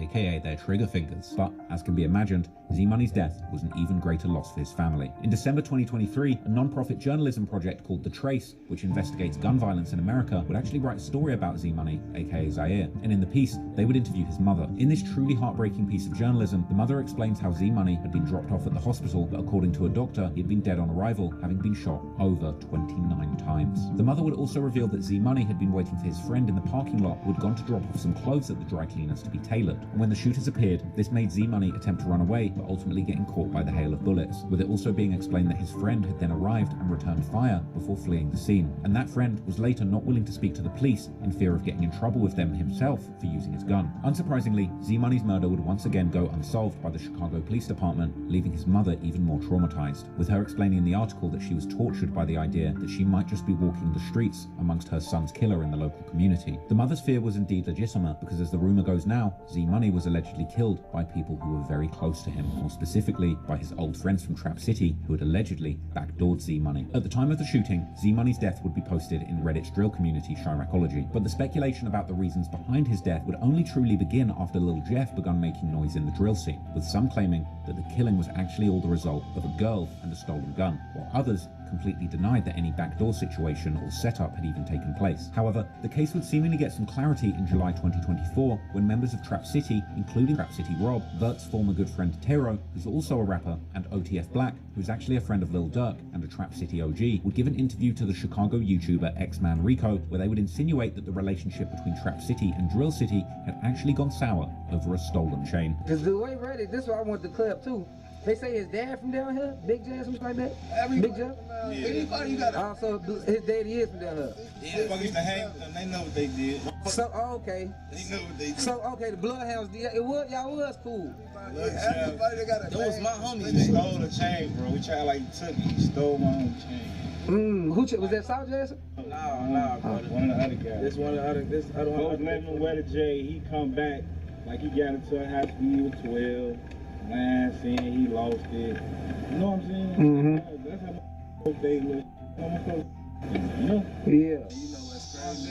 Yeah. You know Jay Boogie, like Jay Boogie, under, just like shorty, like I was in the field with this kid. Like this little brother, like on that. I don't know how this gonna play out. They say he claiming the hood still. But he Trap City. That's what I'm saying. That's where he from. That's all weird, bro. And you over Saturday night blood. Like, but we already know Trap City and Drill City was the same. Lucky and Water. Like that's our family. Yeah. So that chain incident really split it up? Or was it something else before then? It was a chain. It was a chain, man. They tried to steal a chain. He ain't take it. You know, I ain't trying to limit his image. You know what I'm saying? I just feel like when it came to like when you went on some real, because you know we don't just move on situations. So we just feel like a lot felt like it was just dumb the chain on my soul. Like from my hood being friendly, let them away your chain. Who does that? We may never know exactly what took place, but what does seem clear is that following Z-Money's death, the Bloodhounds would cut all ties to their old friends around Trap City and Chris World. And as Jeff would rap in his feature on another Bloodhound rapper Hotheads, aka Tank Montana's song Still Walking, released in November 2023, losing his cousin would also make him lose his mind, with Jeff's focus from that point onwards seemingly being one thing and one thing alone, the get back that he would allegedly get during the summer of 2023. Like I said, allegedly. When it comes to Lil Jeff and his alleged bodies, the rumours and theories tend to range from the absurd, suggesting that he's truly a demon catching all of these bodies, to pretty much complete denial that he ever killed anyone at all. But there's no doubt to me that Jeff was really saying like, yo, these niggas be having 10, 14 bodies. Like, with me, I don't be believing. I'm looking at this shit, but I don't be believing like, all right, boom, niggas be having 10, but like, if you already recommended to have 10, you gotta have minimum 1. And 1 is a lot to me. That's crazy, just to, for me. Streets though, with several videos circulating on Q50's Instagram years later showing that by 2024 Lil Jeff was indeed a hardened gangster riding around the city, constantly strapped with guns, ready to kill at a moment's notice. However, it would seemingly be a process of several years before he would become the hardened gang member he was known as today. In one of the earliest YouTube videos covering Jeff's alleged bodies, his rumoured murder spree stretches all the way back to September 2014, with his first alleged body supposedly being an 18-year-old who went by the name Mally Marl, real name Kamal Burton, who was allegedly affiliated with the H-Ray mob. Although the murder itself would take place in the far south side in the Old Geld Gardens community, at the time Jeff would have barely been a 12-year-old boy, seemingly gifted in basketball. He would have been spending most of his days training for a career in the sport. Also, according to a CPD spokesperson, Marl was approached by 2 men who then opened fire. The idea of a scrawny 12-year-old Jeff being mistaken for a grown man in this case sounding pretty unlikely. But for further context, even Jeff's own brother Boogie would have still only been 16 years old at the time of Marl's murder, albeit he would arguably always look older than his age. In more time, we'll likely learn much more about Jeff in his younger years as things come out, but when it comes to his deeds in the streets, it's likely much more sensible to take his own account of his childhood seriously. As he would recount in his DJU interview, Jeff would allegedly truly get in the streets quite late in his life, around 2020, this being his last year in high school and graduation. So around what age did you jump off the porch and start hanging out in the streets? I would say when I came outside for real, I was like 18 type. Okay. I just turned like 18. However, this certainly doesn't mean that Jeff's childhood was normal by any of broader society standards, as Jeff would also open up to DJU, saying that his father was not in his life growing up. Alright, look, y'all. Stick with me, y'all. Stick with me. Fuck their pants. The nigga on the left. Why he texting like that? You know how like when you tell a bitch to come over and she's still on the edge of the bed and she be on some like nervous shit? Why he sitting on the edge of the couch texting like that? Why though? Broader society standards, as Jeff would also open up to DJU, saying that his father was not in his life growing up, as he too, quote-unquote, stood on business. This perhaps being a reference to Jeffrey Harris Sr.'s alleged time in the streets with the 068 C block. Let's say back then he went around. Says acting weird as shit. He said he's both. He's cool. We doing what they do. So how did that affect you back then though? Not having pops around? OG stood on business, so you know, that shit didn't matter for real. But moreover, as we know now, Jeff's big brother Jay Boogie had clearly been in the streets since at least the early 2010s, which would seemingly affect Jeff's life and his experiences growing up significantly. But I'm doing that. I've been seeing my whole life, you know what I'm saying? I told you I got an older brother, so this ain't nothing new for real. It's the same shit I've been seeing. Everything I'm doing, I saw her. One of these significant moments in the young Jeff's life would of course be witnessing the murder of Kenny Mack. Also, another incident that affected Jeff growing up was his family house getting shot up with one of the bullets, according to Jeff, whizzing by right next to his head. So can you tell us like who introduced you to the street life? My brother. Your older brother, right? Yeah. Okay. And how was he showing you the ropes? Let me tell you, my crib got shot up when I was like 14. I was some stupid. The bullet that flew like right past my face. They had shot the back and the front. Then they blew the car and set that on fire. It was bust. I ain't gonna lie, what's going on. They almost hit me, though. See what I'm saying? Though, shit like that play a part. All type of just seeing that shit every day. I was seeing it every day, you know what I'm saying? So like everything I was seeing that shit all the time. Just like I'm doing right now. It's just I'm a part of it and that sort of stuff. Now, it's important to remember that while Jeff would seemingly appear in the drill scene almost out of nowhere, he was always the product of his environment, and that environment being one of the most dangerous in the whole of Chicago during the 2010s and beyond. When it comes to Jeff's time in the streets after 2020, when he supposedly got involved with the BloodHounds heavy for his brother, there's still no shortage of alleged victims that are commonly or less commonly attributed to his supposed double-digit body count, with even the YouTuber who had originally published one of the first supposed body lists of Jeff spinning back with a new video sometime later, this time including only names post-2020. I was like 14, I would love to have that like to say hello. One of the more obscure names on this list of people that Lil Jeff allegedly took the lives of was an alleged member of the crew Hit Squad by the name of Lil Gutter, real name Ronnie L. Sistruck Jr., who would lose his life in 2021 around the same time when the young bloodhounds such as Vert and Jeff would allegedly be responsible for the deaths of the A-Tray members Clay and Crew, with Gutter being shot down on the 13th of May 2021, eerily exactly 1 month after the murder of Crew on the 13th of April. Gutter would be caught on the 700 block of 79th Street, this location being a mere 4 minutes walk from the intersection of 79th and Maryland, one of the main spots that Jeff and other Bloodhound members have claimed in their music videos. However, when it comes to any actual proof that Jeff or the Bloodhounds were behind this murder, the evidence seems to be slim to none, with this particular case further muddled by the fact that Hit Squad would have another, much more known member called Gutter too, who would unfortunately also end up losing his life, in this case in 2015, allegedly by the Bloodhound affiliated set MTV 079, whose members have commonly dissed this Gutter over the years too. Another less commonly heard name in this YouTuber's list is an alleged member of the Evans mob called Black, real name Roger Lewis, who was a 33-year-old OG of his block, shot dead in a drive-by whilst driving in March 2022. The only problem with this theory is that Black's alleged killer was in fact charged already the following month, in April 2022, and is now serving his sentence for the murder. Also in 2022, Jeff would end up losing someone seemingly very close to him, a man named Jamarian Loston, better known in the streets as J-Mo, who was allegedly part of the 06679 Alliance. There are some rumours that claim that it was this murder that motivated Jeff to catch his first body as revenge, this victim getting allegedly caught outside of a corner store or gas station, as Jeff and other Bloodhounds have implied in several songs. Later on, there would also be some rumours surfacing online that Jeff was supposedly even carrying out contract killings all the way in Milwaukee, with one Chiracologist dropping a picture in the comments of Jeff hanging out with some alleged local gang members from Milwaukee, with this picture being from a music video of the rappers Ghost, 53206, Super Throwed Feifei, and K-Rax called Plenty Missed Calls, released in July 2023. This outfit actually being the very same one that Jeff is wearing in his music video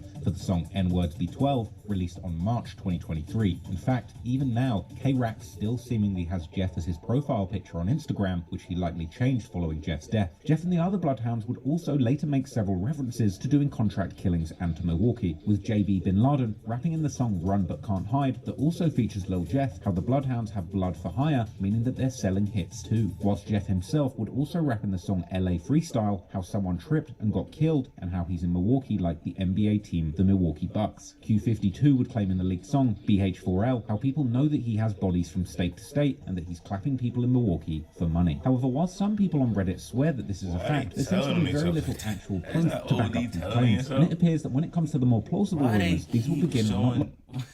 Why they keep violating Z? It's RPZ money. They are showing the worst pictures of you, bro. They got you in this motherfucking YouTube video looking very, very...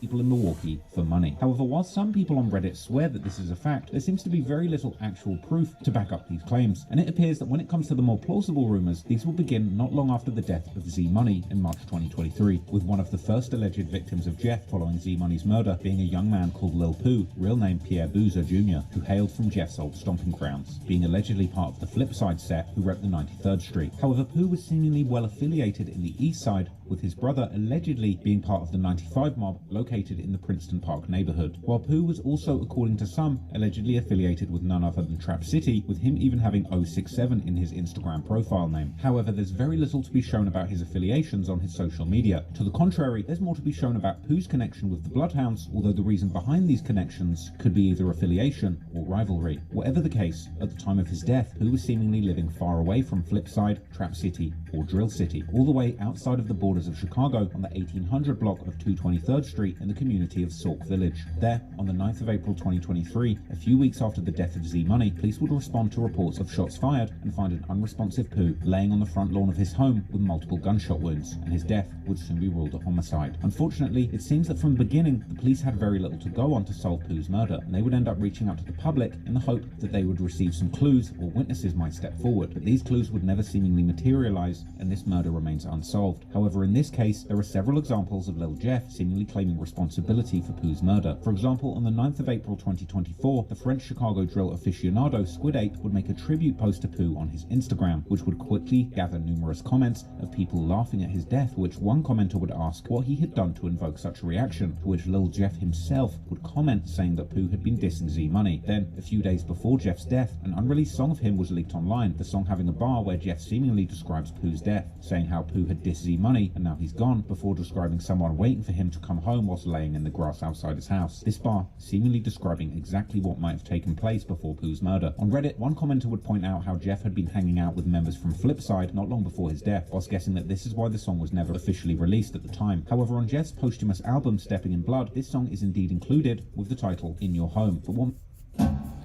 Yeah, You ready to New York Giants? Yes, sir. Let's go.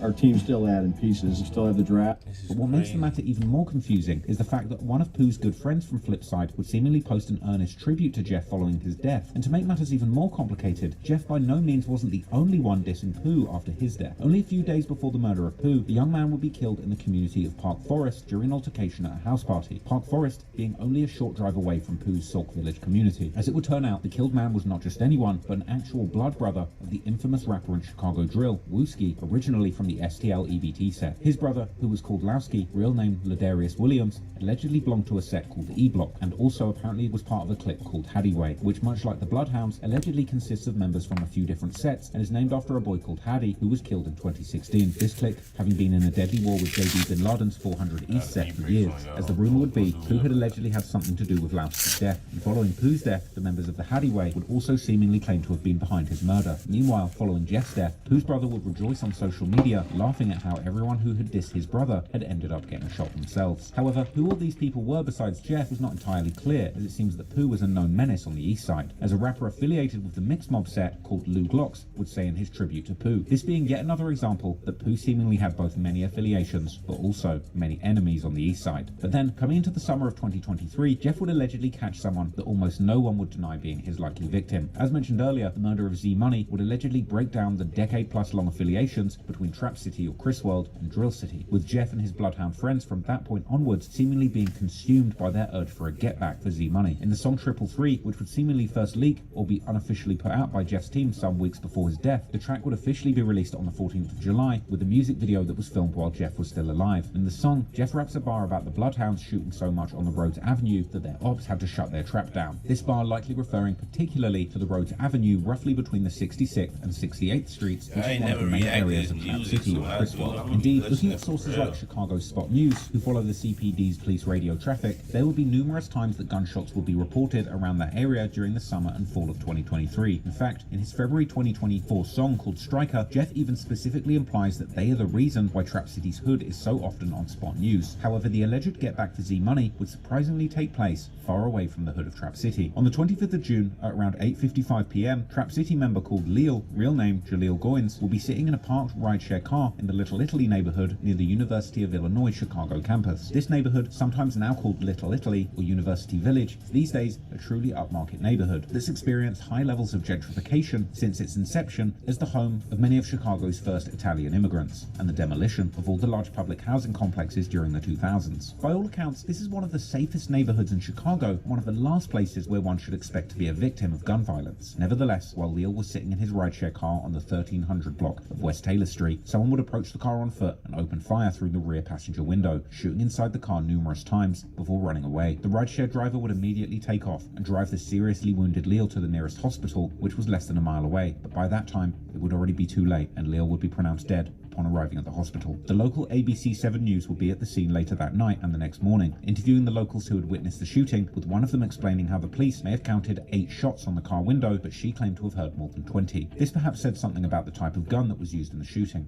Well, as you know, these are very busy sidewalks. Here in Little Italy, you often have people walking to restaurants, bars, and stores, and last night was no different. Unfortunately, a young man lost his life, and a young man who is very well connected to an organization that many people in Chicago and across the country are familiar with Project Hood. This evening, a statement from the founder about condolences and their recommitment to the work they do. Chicago police investigating a fatal shooting yesterday evening. 19-year-old Jaleel Goins was pronounced dead at Rush University Medical Center, but police and nearby residents tell us the incident began in the 1300 block of West Taylor Street, where Goins was a passenger in a rideshare and was shot, and the rideshare driver drove Goins to the hospital. I knew it was shots, and like I said, I was in my bedroom, and I kind of ran like on the side of my bedroom, on the other side of the wall, because, you know, bullets don't have eyes. I thought that was it. I thought that was it. This woman was outside to meet someone. She tells me she was looking down at her phone, then heard the shots.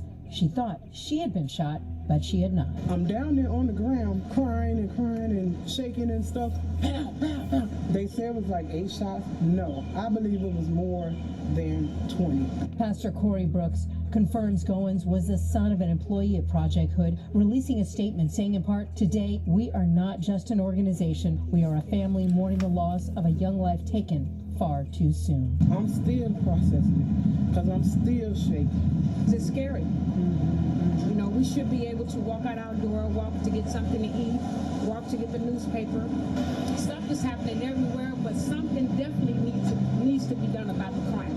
Pastor Brooks tells us that Goins was a son of their executive assistant as well as a brother of their youth manager. In his statement, he went on to say, "This reminds us of the need to stand together against gun violence." As for the investigation, Chicago police tell us at this point, no one in custody, no motive. Following the incident, the rideshare driver too would open up about his traumatic experience, explaining how Leal had likely passed away already during the short drive to the hospital. The rideshare driver whose passenger was shot to death in his car near UIC is opening up about the traumatic experience. 19-year-old Jaleel Goins was shot after getting into Robert Smith's car on Sunday night. Smith says he hit the gas when someone standing outside of the car started shooting. He rushed Goins to the hospital where he was pronounced dead. I was running stop signs at intersections to get away. So at one intersection I had to stop because there was a car coming through, and then I turned to him and said, "Hey, I'm going to take you to the hospital." And he said, "Okay." Then the next time I stopped, I had to stop at a light because there was 2 cars coming through the intersection, so I couldn't run it immediately. I looked back then, and he wasn't moving anymore. Police have not made any arrests in this shooting. The very next day, on the 26th of June, Jeff, together with JB and Q50, would drop their remix to Lil Yachty's popular track Coffin, reusing the beat and making their own version of the song with the same name. The song and music video had obviously been made a long time before Leal's death, but the timing of the drop is still pretty interesting given the title of this track, Coffin. And the music video for Coffin begins with Q50 showing an old video of Z Money to the camera as the title of the song is placed on top of it, and the video ends with Q50 making a Z hand sign to the camera, showing that the death of Z Money was certainly playing a major role in their lives at this point, while in the lyrics, Lil Jeff largely continues his usual antics, talking about toting switches and Dracos and killing his ops with face shots, as well as saying how their ops are sneak dissing and throwing subliminals, before ending his verse by saying how he might rob a rapper next while showing 2 bust-down watches fully flooded with diamonds on his arm. The implication seemingly being that Jeff was already deep in his habit of robbing people of their watches at this point, with him even rapping that he might rob a rapper that just signed a record deal. And for the record, these watches are serious licks. These aren't vintage Datejust we're talking about. The 2 watches being shown off in this video are serious pieces. One is an iced out Rolex Day-Date, which would be worth at least $33,000 if real, and the other appears to be a fully iced out Audemars Piguet Royal Oak chronograph with Arabic numerals. Now, I'm not saying that this watch is definitely fake, but I did do a lot of digging and I couldn't find a single listing for an AP in 2-tone with the same dial layout and the Arabic numerals like the one Jeff's wearing in this video. Like, I couldn't find one at all. It doesn't exist. That look like a Rolex. Like the one Jeff's wearing in this video. AP. Like a Rolex. I don't like AP, bro. Watches a foot of a rapper that just signed a record deal. And for the record, these watches are serious licks. These are... Is that an octagon face? Just that we're talking about. The 2 watches being shown off in this video are serious pieces. One is an iced out Rolex Day-Date, which would be worth at least $33,000 if real, and the other appears to be a fully iced out Audemars Piguet Royal Oak chronograph with Arabic numerals. Now, I'm not saying that this watch is definitely fake, but I did do a lot of digging and I couldn't find a single listing for an AP in 2-tone with the same dial layout and the Arabic numerals like the one Jeff's wearing in this video. Like, I couldn't find one at all. it doesn't exist. But I did find very similar configurations to the watch that Jeff's wearing, going for around $50,000 to $70,000. Perhaps it's an AP that's been customized, or perhaps it's fake, as I did find a very similar looking fake one for less than $600. But anyway, after dropping the song Coffin, Jeff would take a few months long hiatus from dropping new music, but he would still remain active on social media. During one Instagram live from this period that's still available online, Jeff describes how they are the reason their ops are dead or in a wheelchair, before Q50 notices someone who appears to be from Trap City commenting on the live how Jeff and Q50 are sharing the same Marnie mask, to which Q50 reacts by beginning to clap his hands, while putting on a smile that can only be described as devious, giving Jeff a run for his money for the #1 Joker of Chirac. We the reason they in a wheelchair, they got shot or they brought them in. Hey, who you talking about, boy? We was just talking on the phone, we was just cool, so who the fuck you talking about?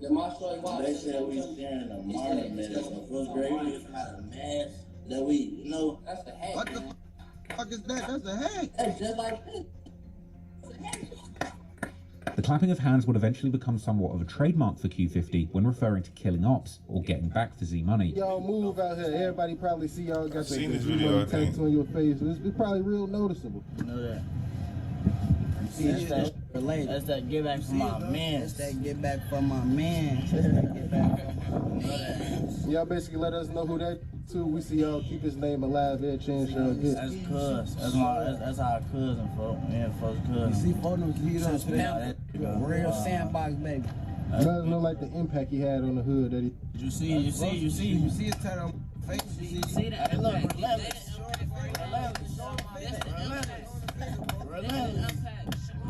His brothers. Look, the same that I cried about, you know. Anyway, more Trap City members would soon enter the chat, aiming their disses particularly at Q50, saying how he just came outside in 2020, and pointing out that he has Z Money tatted on his face but hasn't even known him for over 5 years, as well as saying that he used to be just a gamer, to which Q50 would once again respond simply by clapping at the camera. Hey, why do niggas talk about niggas running? Oh, ain't no gonna have you running, folks. Hey, look though, folks. They got no money on these racks, man. Hey, hold on. Even if folks came outside yesterday, guess what? But they, I can't see no. A lot of niggas ain't even gonna bounce. Alright, the comments, they said Quill just came outside, got that man on my dick, on my L's. Come on now. On first grade, I've been just, no. Hey, L, don't swear, just start doing This back and forth would only intensify, with Vert now addressing Trap City explicitly, while Q50 would reminisce about the times that he allegedly made Trap City members run, before the discussion would eventually turn to Leal, with Jeff saying how he can't even smoke with you if you don't smoke Leal. I wasn't even talking about them because they had some goofies to me now, because I wasn't even talking about them. I wasn't even saying even said that about 67. They had straight peons for me. They did it themselves. I wasn't even talking about them. They came trying to come into my life, be funny. Yeah, folks strap for us. Why you talking about some this, that? You know all that. I see where it is. Where it's at. 80 of them want to be so cool with 67, and that's what it is. I see that. Come on, man. They say I woke up, start spinning. That's like you know what I'm saying? That's a compliment. Hey, L's on my dear grandmother grave. Please go stand on your block right now and I'll finish show you just like I did. You know. Yeah. So, folks, can we get half that list live today? Of that Leo? You don't want to smoke Leo, I ain't trying to match. I ain't gonna lie. Let's play. If you ain't smoking my eyes, I can't smoke your eyes. Then, after taking almost half a year break from dropping new music, Jeff would come out with a new song and music video together with Vert in late December 2023, a track titled Stretched. In the song, Jeff ends his verse by rapping how he caught one of his ops in a bowl, this more specifically meaning a fishbowl, which is a reference to somebody being caught in a car with windows that are not tinted, making them an easy target, with this obviously seeming like a clear reference to the fact that Leal was caught in a parked rideshare car. Jeff would later make the same fishbowl reference during one of his IG lives, saying how he's trying to catch a shark in a shark tank. I caught it in a fishbowl, trying to see if we would catch a big shark in a fish tank. And Dragon Ball Super Carnage. I don't even know what that means.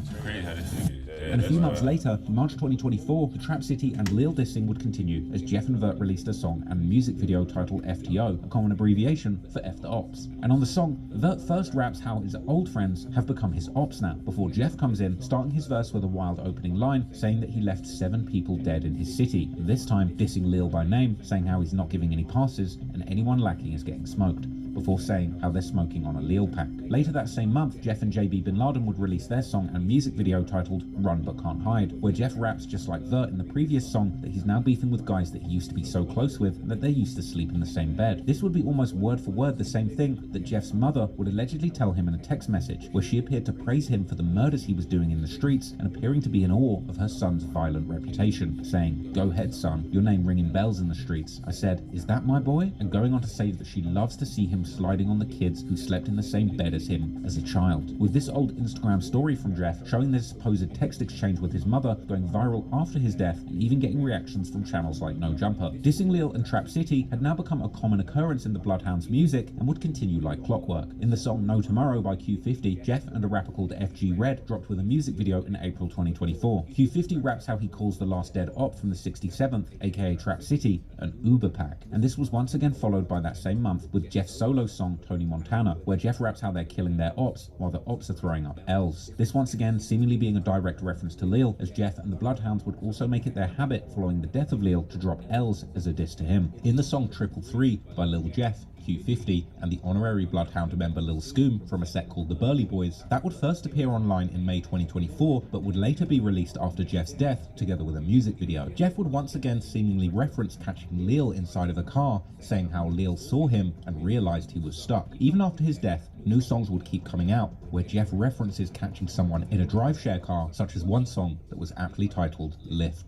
that seemingly leaked shortly after his death, where Jeff raps how he makes his ops disappear like magic and that somebody shouldn't have been driving in that lift. Jeff himself would also acknowledge that he was dissing Lil in almost every song on his posthumous album, Stepping in Blood, on the song In Your Home. There's also some rumours that Q50 had in fact gotten shot in the leg not long before the murder of Lil, possibly by Trap City, with Jeff and Q50 sometimes seemingly referencing this in their songs. Meanwhile, Trap City members were mourning their loss, with even respected older members like OTF Black and Trap City Rob changing their Facebook profile pictures to pictures of Lil soon after his death. However, the death of Lil would also hit very close to home for even Jeff himself, due to his father being from the area that's now part of Trap City, and following his passing, many people who were seemingly close to Jeff's father would post their tributes to Lil. The rapper Terror, who used to be close with Vert before the beef between Drill City and Trap City, would also make a tribute to Lil in late 2023, saying how he wished he could get him back, to which Jeff would troll Tiro by liking the post with an emoji that's hugging a heart. No wonder then that the very next day, Tiro would repost another picture of him with Lil, this time with a message implying that the next year, the BloodHounds were going to go extinct. This post, now seemingly eerily prophetic, giving what would indeed take place in 2024. But before 2023 would come to a close, 2 other people would lose their lives under mysterious circumstances, with these 2 becoming the latest victims of Lil Jeff, according to online rumours. In the early morning hours of November the 1st, 2023, a man and a woman were inside a parked car on the 8300 block of South Dorchester Avenue, which is in Mixed Mob's Hood. These 2 were known in the streets as Lil Deuce, real name Donardo Buford, allegedly from a set called Foster Park, located in the Auburn Gresham neighborhood, located in the far south side. And he was with an infamous female gangster known as D-Money, real name Desiree McGee, who was allegedly affiliated with numerous sets, including the infamous Woodlawn sets like STL EBT, Gyro City, and Taekwon World, as well as the E-Block Hardyway set from the east side that Wooski's brother Lowski was part of. While the 2 were sitting in the vehicle, the car was reportedly approached by 2 suspects who would open fire on D-Money and Lil Deuce, shooting D-Money once whilst hitting Deuce multiple times in the chest, with both of them being transported to the University of Chicago Medical Center, where they would unfortunately both be pronounced dead. We're told it was around 12:39 Wednesday morning when a 19-year-old man and a 25-year-old woman were sitting inside of a parked vehicle. Police are saying the 2 suspects fired shots hitting the 19-year-old man multiple times in his chest. The 25-year-old woman was shot once in her torso. Both were taken to UFC emergency room where they were pronounced dead. As of right now, no one is in custody, but Area 3 detectives are now investigating this. If you have any information that could lead to an arrest,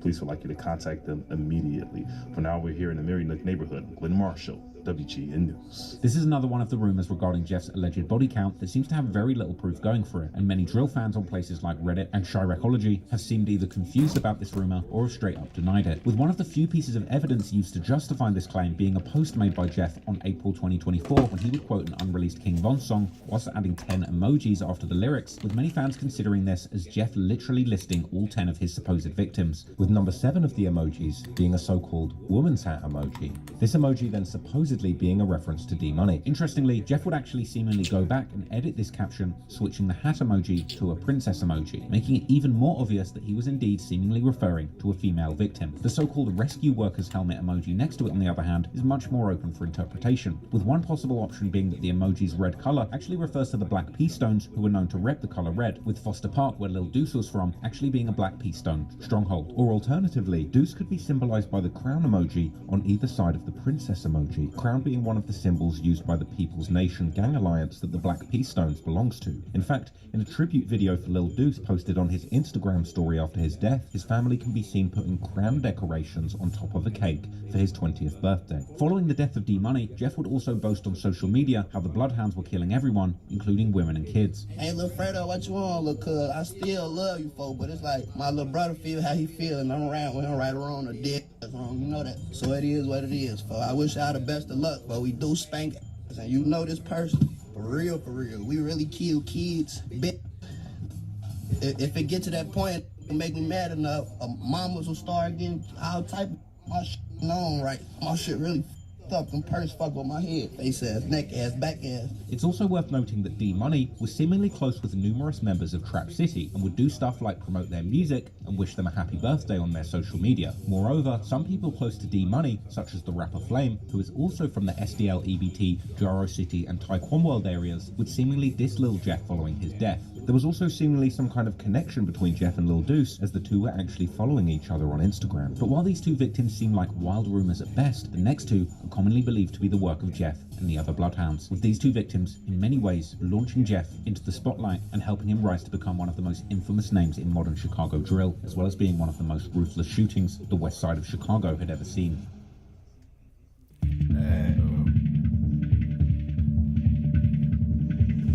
To understand the events that would take place in early 2024, we likely have to go all the way back to the early days of the Young Bloodhounds. As I mentioned before, out of the three main rappers associated with the Bloodhounds, Jeff, Q50 and Vert, it appears that Vert was likely the first to get into the streets. On his old Facebook page that's under his real name, the young Vert can be seen often hanging out in the east side with the rest of the kids and older members from Drill City and Trap City or Chris World. How long?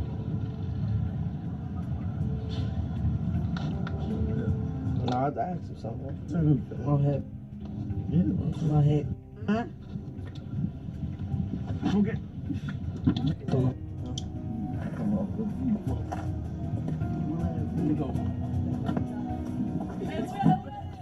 Hey, who was that? Who was that? Say you won't smoke, you must be high.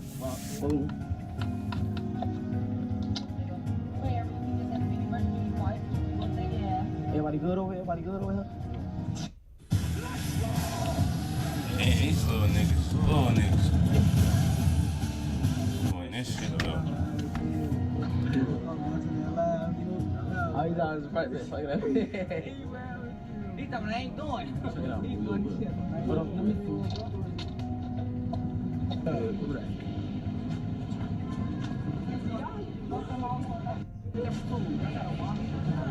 What that is? I'm gonna give me some. But Vert had also made friends from outside his close neighborhood, with at least one of these friends being all the way out in the west side of Chicago, more specifically a hood known as The Jungle, which is located in the near west side neighborhood close to the United Center, which is home to both the Chicago Bulls NBA team and the Chicago Blackhawks NHL team. The relationship between Vert and his friend from Jungle would continue into their adult years, with Vert seemingly taking trips with the members from Jungle as recently as 2021. There's also a vlog from 2022 by YouTuber J Global Visuals, where Vert can be seen hanging out in the Jungle's hood with them. Real stuff, man. Jungle life, man. We was never known to know. Never, ever. Jungle life, man. Proud of this, man. Turn the camera. Real live right now. Guys from outside, you see them do these things. You know, I'm from the East, but got killers from West. GDK, same K, TBL K, feel me? Whatever they say, whole West Side thing, what up? The members from the Jungle, on the other hand, are known to be closely affiliated with another close-by set called BKN, also known as Nitty Block, named after a Jungle member called Frank Nitty, or Sosa Nitty, real name Frank Looney Jr., who was killed in 2019. It appears that eventually Jeff 2 would get close with the Jungle and BKN, with some videos still existing online showing him hanging out with them on their block. Unfortunately, as the rumour goes, the relationship between the Bloodhounds and BKN or Jungle would eventually go sour, after members of the BKN would allegedly turn on them and rob Jeff for some watches, with BKN then, according to Chiracologists, hopping on Instagram Live to gleefully show their alleged $50,000 bounty and the 2 guns that were used to take them. Yeah.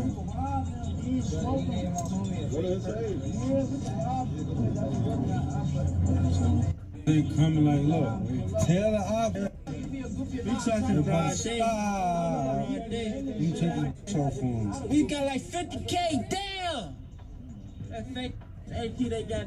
I just turned off car. In the video, they showed off 2 stolen watches and an iced out chain. And funnily enough, one of the watches was seemingly one of those fake iced out watches designed to look like an iced out AP watch, like the one from the coffin video, with Redditors seemingly noticing that one of these watches was almost certainly an imitation AP, which was in fact an AP tribute by fashion watch company GLD, which currently retails for less than $700. And this is something that the thieves would actually point out in their video, ironically mocking the target of their robbery for having a fake AP. Stop wearing that, stop fake. I win that fake. Tell her I start winning that fake. What's fake AP they got down there, man? Y'all ain't fake. I just turned. While the other watch was just a plain Jane Cartier Santos, which if real would be worth as little as $3,000, along with a matching chain that reads Bartier, which I guess would make sense for the Bloodhounds if they were swapping the C's with B's like old school Bloods when they were buying a chain to match the Cartier watch. But clearly this was no 50 grand lick, and arguably such a small taking that the robbery would certainly not end up being worth the consequences that would come soon after, as despite the low value of the items taken, it would be the damage to the ego of the person the items were taken from that would escalate the situation severely. Jeff 2 would seemingly later open up about these events, saying that nobody took anything from him by force, but rather they ran off with them when he wasn't paying attention. Public service announcement. On my dead grandmother's head, if I'm lying, I'm down. God could come pull me out this car right now. I never took a dollar from nothing. A nigga said, let me take a picture, this, that, and that. I look up, the nigga then ran down. We all the way at the top of the staircase first off. The nigga then ran. I look up, the nigga taking off down the stairs with 5 more extra. And I'm like, damn, I thought it was gangster. The whole time I'm right there still walking with him. I'm telling them we could keep this gangster and be gangster, and I respect it's gonna be what it's gonna be to keep this gangster. It's one gangster. Then, on January the 20th, the Chicago-based YouTuber Word from the Trenches would upload a vlog where he hangs out with the BKN members in their hood, with this vlog also including a member called Monty, who also goes by the name Drench, or Czar, and who would allegedly be one of the people involved in Lil Jeff's robbery. That's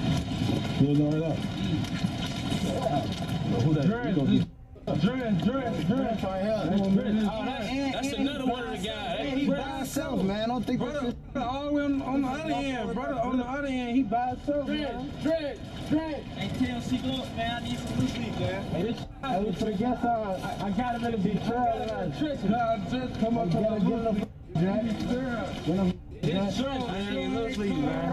Hey, y'all already know my name, Drench. Zah, they call me Zah, smoke your dirt like some Zah. They say he's right on top. Later, in the same vlog, BKN members can be seen hanging out inside a hallway of one of their buildings, when Monty gets a FaceTime call from none other than Lil Jeff, with the energy between the two seeming tense, as Monty begins by asking Jeff where that J at, meaning jewelry, before showing off a watch on his wrist to the camera and saying again, let me see the J's, whilst also telling Jeff that they're all right here while showing his posse, as well as someone asking either Jeff or someone else how much their watch is costing, with the main member of the vlog, rapper Puda, seemingly wholly uninterested in including Jeff in their vlog. Shit on my big cousin show, 2 feet B-No, really the whole 4L, man. Like, I put the whole 4L. Shout out Young Nudie and my cousin too, all my folk down there in the 8. They going on for real. You ain't got nobody in mind like you, like MC-wise, like shit. Really, like, I ain't gonna lie, twin. Like, look, man, we got JL, man. Hold on, y'all. Hold on. I ain't gonna lie. Put that J out. Look, only artist I really wanna f with right now, probably Big 30, goddamn. How much that is on y'all wrist right there, man? Hold on, y'all. Hold on. Only 6 days after the release of this vlog, on Friday the 26th of January 2024, Monty and another member of BKN, or Jungle, called Lil Rob, real name Robert Boston, would be attending the Innovations High School located in downtown Chicago, more specifically in an area called the Loop. And then, close to 12:30 p.m, Monty and Lil Rob, together with other students, were seemingly heading out of the school, likely going on their lunch break, with one exit being next to the Washington or Warbush L train station, a very busy location, particularly during the lunch hour. Soon after exiting the school building, two cars would suddenly pull up with several masked shooters hopping out of the cars and opening fire towards Monty and Lil Rob. After the shooting was over, someone standing on the train platform above the street level would capture the truly disturbing scene of the last moments of the two young boys who had been shot, whilst their friends and members of the public crowd around them in sheer shock, with some attempting to do what little they could to try and save their lives. Unfortunately, there was nothing to be done, and both Monty and Lil Rob were later pronounced dead in the Northwestern Memorial Hospital, while a third, unrelated victim would be grazed in her jacket, the bully fortunately missing her body. Not long after the shooting, the area would be bustling with local media who would interview witnesses that had seen or heard the shooting, including the woman who had just nearly missed getting shot herself. Went through my arm, but during that shooting, Berenice Vargas says she was grazed with one of the bullets. I heard like 4 shots, and that was all. Super anxious, sad, and I was afraid that it hit me too by accident. Another witness would describe the shots being let off, sounding like a firecracker, perhaps meaning that at least one of the shooters was using a switch on their pistol. Like a firecracker, you know, like something like a firecracker, you know, like a 10-15 shot. Brother Muhammad, I'm letting you know right now. That is what you think that was not, no, that was a switch. He said, nigga. Come on. A firecracker, perhaps meaning that at least one of the shooters was using a switch on their pistol. Like a firecracker, you know, like something like a firecracker, you know, like a 10-15 shot. Boom, boom, boom, boom, boom, boom, boom, boom. Local shopkeeper Mohammed Ashik describes diving for cover as bullets were flying, witnessing the aftermath, an emotional scene unfolding right in front of him. Everybody looking right and left, you know, over there have the people crying, you know, kids crying, you know. All of this happening near Innovations High School, where the two boys were students. Crisis responder Andrew Holmes speaking with the boys' families Friday night. The 16-year-old just had a smile, that he kept a smile. The 17-year-old, you know, he was just trying to work hard to just go into the trade business. Holmes furious, like many other community members, about the brazen events that unfolded. He says one of those boys would be celebrating a birthday in just weeks. You have no right to take another person's life like that. And you know, this is a brutal way. This is cold-blooded murder. Mayor Brandon Johnson responding to the shooting, writing, quote, "My deepest condolences to their families and the Innovations High School community as they grapple with unimaginable pain and trauma caused by this senseless act of violence." In the aftermath, even the mayor of Chicago would comment on the senselessness of this attack, and the situation was so serious that it would actually be covered citywide on numerous Chicago news reports, including ABC 7 Chicago. As two families and a community mourn the slaying of the teens, Chicago police continue their search for the gunman responsible for the brazen downtown daylight ambush that claimed the boys' lives. It appears to be business as usual just a day after two teens are gunned down in front of their downtown high school. Many of the bullet-riddled windows have been boarded up following the slaying of 16-year-old Robert Boston and 17-year-old Monterio Williams. Friends say the boys knew each other, and so did their families. Investigators say both teens were shot and killed Friday afternoon near Wabash and Washington Streets as they left school with a group of friends. The teens were students at CPS Charter School Innovations High School. That's when witnesses say a dark-colored car and a dark-colored SUV pulled up and masked gunmen got out and opened fire. Authorities say while some of the attackers got away in the vehicles, at least 2 of them ran away. The wounded students were rushed to an area hospital where they both were pronounced dead. Investigators call the attack isolated and are combing through security camera video from the area. So far, no one is in custody and no arrests have been made. Police are asking anyone with any information to contact Area 3 police detectives. Already on the night of the 26th, the police would also give a press briefing on the investigation so far, showing that the CPD was likely taking this case much more seriously than an average South or West Side shooting due to the extremely central location of this double murder. First of all, I'd like to start out by offering our condolences on behalf of Superintendent Snelling. I know it's 3 viewers in here, 2 viewers in here, because I'm going to watch my chat, whatever. And I've been doing this shit for an hour and 45 minutes. Only got an hour and 15 minutes left. Y'all really down to watch the hour and 15 minutes. I'm really down to watch it too, but if y'all like, yo, I'm in this shit. Chicago Police Department to the 2 families that were touched by the senseless act of violence today. Approximately 12:25 today. I'm gonna finish this shit and stream a whole nother one of mine, and just comment on this stream which one should I do tomorrow? Or we gonna like look at the ones after this? We could look and search for the one tomorrow. Thanks for the 2 loyal viewers. Several students were exiting the Innovations High School when 2 cars pulled up and a group of individuals exited said vehicles, fired multiple times, striking 2 of the teenage students of Innovations High School. These individuals were taken to Northwestern Hospital where they succumbed to their injuries. So we'd like to actually say again our thoughts and prayers are with the families of these 2 students. We're asking the public, it's very early in investigation, but if anybody has any information, we'd ask them to call Area 3 Detective Division at 312-744-8261. You can also be reached in email at tipcpd.com. At this time, it appears that a group of approximately 6 students were exiting, and there's no confrontation. Like I said, several individuals exited 2 vehicles, approached the group, and fired multiple times. At this time, it's still very early in investigation. It's just several individuals exited those vehicles where the gunfire erupted. There was an individual, a woman that was walking by. Her jacket was grazed. No medical treatment was sought, and she's talking with the area detectives right now. She was not a student, no. And these teams are Innovation High School, or were Innovation High School? Yes. It's fucked up that you even 17 years old and 16. At this time, we believe it to be an isolated incident. You know, wherever the tragedy like this strikes in the city, it's heartbreaking for the families and everybody affected by it. It's a tragedy no matter where it happens. But down here, as the students were exiting, we believe it's, like I said, an isolated incident, and there's no danger in the area continuing. We believe one to be a dark-colored sedan and an SUV. At this time, no one is in custody at this time. Astonishingly, despite this seemingly being a targeted hitman-style execution taking place in one of the most central... My foot was fired. I waited for him to get into how Lil Jeff is involved in this.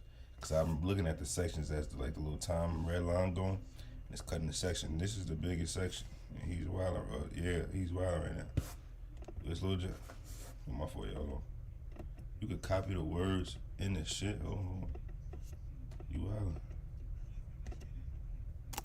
Locations in Chicago in broad daylight, there would seemingly not be any possible suspects in the aftermath of the shooting, but there would certainly be a whole lot of dissing going on, particularly towards Monty, with members of the BloodHounds also taking part in this on social media. And it seems that in the week following the shooting, there may have been some get-back shootings happening too, because in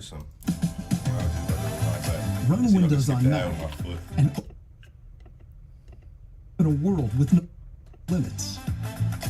Because in early February, Jeff would post on his Part. They said they were dissing. Not be any possible suspects in. Somebody clone me or something? Shit buffering, y'all. Stay with me, shit buffering.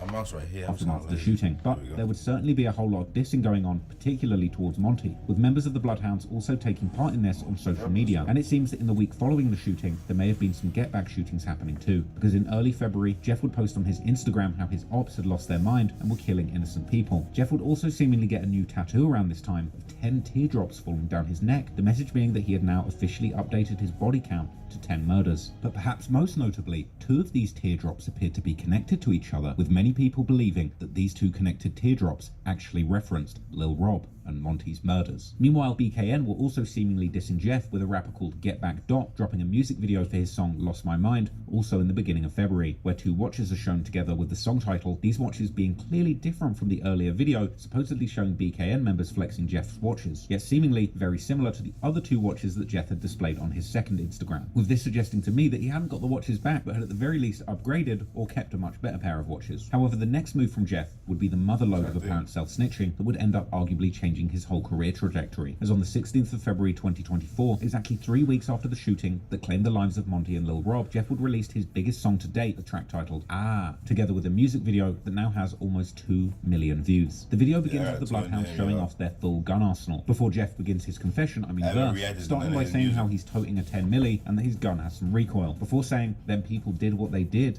and therefore had to pay the consequences. He then proceeds to explain how he still hops out of the car when he's doing hits and also drives the car because he's so thirsty to catch his ops, before saying that you would think he's lying if he told you about all the things he did in the streets. But Jeff was only getting warmed up, because he then proceeds to state that when he speaks it's only facts, and that his supposed victim was screaming ah when he got hit, and how this person had been acting tough online but was now laying on the floor. This was another jaw-dropping lyric when you consider the fact that in the footage of Lil Rob and Monty after they've been shot lying on the floor, you can actually hear one of them screaming ah. Jeff then puts the icing on the cake by rapping how he just walked into the lid store to buy 2 hats A hat, of course, being slang for catching a body and murdering someone, going on to say that he's really stepping in blood, which would eventually become the name of his posthumous debut album, before explaining how his victims didn't get a chance to run, so can't say that he tripped, and that Jeff and his buddies hopped out with 4 guns and 2 people got hit. Jeff then further continues by saying that he has lost his Draco, so he's going to have to use a switch on his pistol, and that before they were his ops,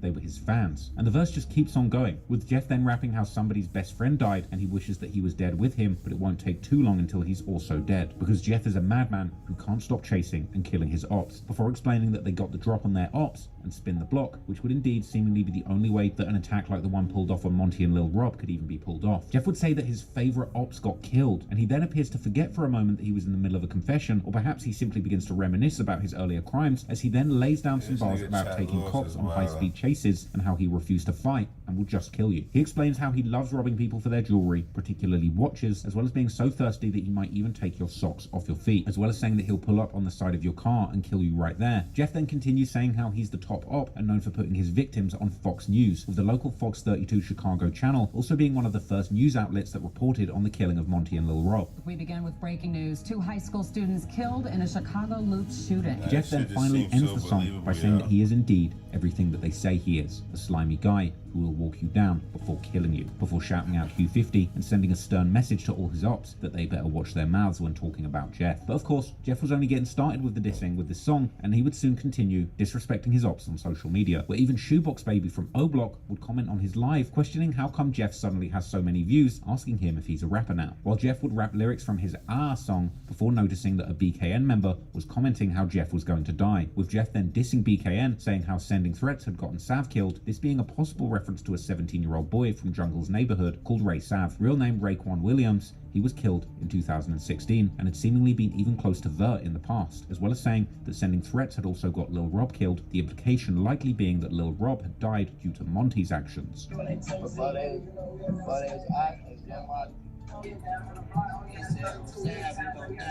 why Sav ass dead now, because y'all ass sending threats, they ain't get your man. You send threats like that, and then your homie go get now you gonna merge it on him next. Now it's on Dre. Now it's on Lil Rob. You know what I'm saying? Now it's on all these new ass. Jeff would also then begin to diss a young alleged BKN member called Baby Do It, real name Kadoni Smith Jr., who was found shot to death inside of a burning car in December 2023 at only 15 years old, with this murder allegedly being a get back for Monty killing 2 equally young boys from a rival set. They put y'all shorty in a trunk and set his on fire. Now look, ain't that man. I ain't got pissed out like that jet. Hey, burn this to hell. They said this quick. That's crazy. These niggas' life is really a fucking movie. Still in February, Jeff would also post a picture of himself smoking on 2 blunts at 2:20 p.m. with the Chiracologists, who were now beginning to turn into full-blown Lil Jeffologists, commenting why couldn't he wait until that time was 2:22 p.m. to make the message even more obvious, with everybody now seemingly involved in this inside joke that Jeff was sharing about allegedly killing 2 high school students. Jeff's apparent self-snitching about the case would only become more brazen as time went on, and in April he would once again do what appeared to be either a semi-confession or alternatively an example of Jeff reaching a level of trolling as promotion that resembled a true work of art, as Jeff's music was now beginning to reach some noticeable popularity, not least due to the rumours of him being behind this brazen double murder. All kids, they down. I'm done giving kids passes. It's a wrap. You know that if I get mad enough, the will start happening. Y'all know this by now. I went black for like a week and poof. Gotta go. After that one, poof, I came back, poof. Long live them though. What that mean? Excuse my fault. In April, he would make the now infamous Instagram post of him holding a picture of 2 hats with the description supposedly symbolizing each of his victims with a different emoji, with the last 2 emojis being those of a graduation cap, another rather obvious reference to the fact that Monty and Lil Rob were killed while leaving their high school. Also, seemingly around this time, Jeff would post a cryptic story on IG of his phone screen with the date 13th of January, which would have been almost exactly 2 weeks before the murders of Monty and Lil Rob. In the story, Jeff says that he never wants to feel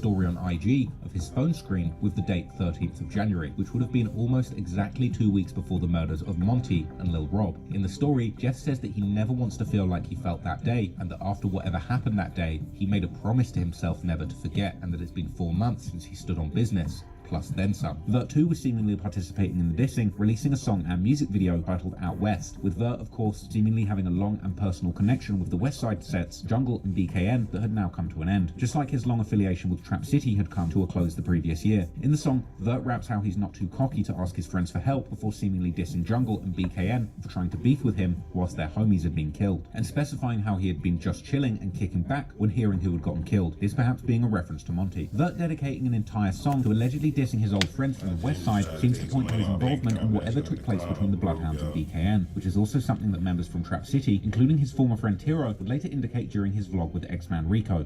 And the reason I was saying that too though, because some things unforgivable. But like one thing I wanted to ask you, because bro said this happened over a chain. People was reaching out trying to have me do a story, tell me about Bert got robbed and something like that, and that's how the beat started. Got robbed by who? I don't know who did it, but they say Vert got robbed and shot. Nah, he ain't talking about that. He talking about when Vert. Oh, out west? He did get poked? I don't know. I heard they got something happened to him. I heard some straight and took their ass. I was locked up, folks, so I was saying, I was just heading to the county. I was in the county, but he got robbed and Tino with the grapevine. Keep doing. Straight got back. Straight got back. For sure. In between the dissing, Jeff was also increasingly boasting about his other favourite hobby together with Q50. This hobby, of course, being allegedly robbing people for their jewellery, particularly watches. With this boasting almost seemingly also getting mixed in with slick disses towards BKN. Jeff and Q50 would even proudly show their bounties during Instagram lives, even showing pictures of their alleged victim, a man called 6300 Bredo, and their bloody hands wearing the stolen watches. One number, it was another. I'm gotta be already crazy. What a breast of that. Man, we rolling this. Show that dick. We got an AP already, so I'm having a way in Chicago, Illinois. Now we got another road. Hey man, get them people that shit back. Sight. They shouldn't have been trying to kick it down Atlanta Green. That's it, $10 that cost them his whole hustle career. Everything he worked hard for, they lost out. Hey, look, Joe. You said take this picture. I was about now, oh, weeds. I got blood on them diamonds and I still wore it. Just what I was tattoo? just saying, they don't know if that's a tattoo or a ring. Nah, they ain't. Hey, no. The BloodHound feel like they don't even want to exist in the right. You might as well. You know, I don't know nothing but the guy. This alleged watch incident with Bredo would allegedly even lead to something way more serious, as not long after, a member called Slide from his TMC set would allegedly get shot in the head, his exact condition after this alleged shooting remaining a mystery, while Jeff and Q50 would once again hop on social media to mercilessly troll their ops, even saying that Jeff's 11th body was now pending. On my dead grandmother's head, it's somewhere on the left bed, down, if not dead, down this moment. Got hit in his brain, got hurt. He can't even talk to y'all. He can't even tell you how he feel right now. He don't even know. He's supposed to be 11 right now, but I'm 10. In one ominous live, Jeff would also say how they weren't expecting him to make it to 2024, but that he's made it with a new watch on his wrist, before once again saying how he's up 10 bodies. They say I wasn't supposed to make it to New Year's. I done made it to a new year with a new watch. These hate me. I done made it to a new year with an AP. I love the new year. I'm so happy I made it. I done made it, yeah. Let me make it, now I'm icy. They can't take it. I'm up 10, I need some more. Play that real quick. In this same live, Jeff would also tell how he's taking his fans to killing school, but all the applicants need to have at least 2 bodies under their belts, mentioning how he's putting this limit in place as a tradition, which seems to be yet another reference to Monty and Lil Rob, as well as referring to the infamous King Von lyric where he says that you're not a true killer unless you've got 2 bodies. I'm taking this to killing school. Class start next week. You gotta at least have 2 bodies though, for I ain't coming with no, you ain't got I can't work with no beginners, folks. You gotta at least have a 2. I'm gonna give y'all 2 minimum. I'm gonna start at 2 minimum, cause Y'all know why I'm gonna start at 2 minimum. Now I'm just doing it for a tradition. I'm gonna start at 2 minimum, man. 2, you gotta have a minimum of 2. No, anything, gotta have 2. You gotta have a minimum of 2 of them to come to school. You just gonna sit your dumb ass in this seat and whatever I say, do it. If you do anything scary, I'm smoking yo. Nah, I'm just playing. I'm gonna have to though, cause now like I just thought you was ready and you lied. Now I gotta kill you. I thought you over there in the lake. I'm about to water him. Jeff was clearly feeling himself, and he would also seemingly start and intensify beefs with numerous other people and sets.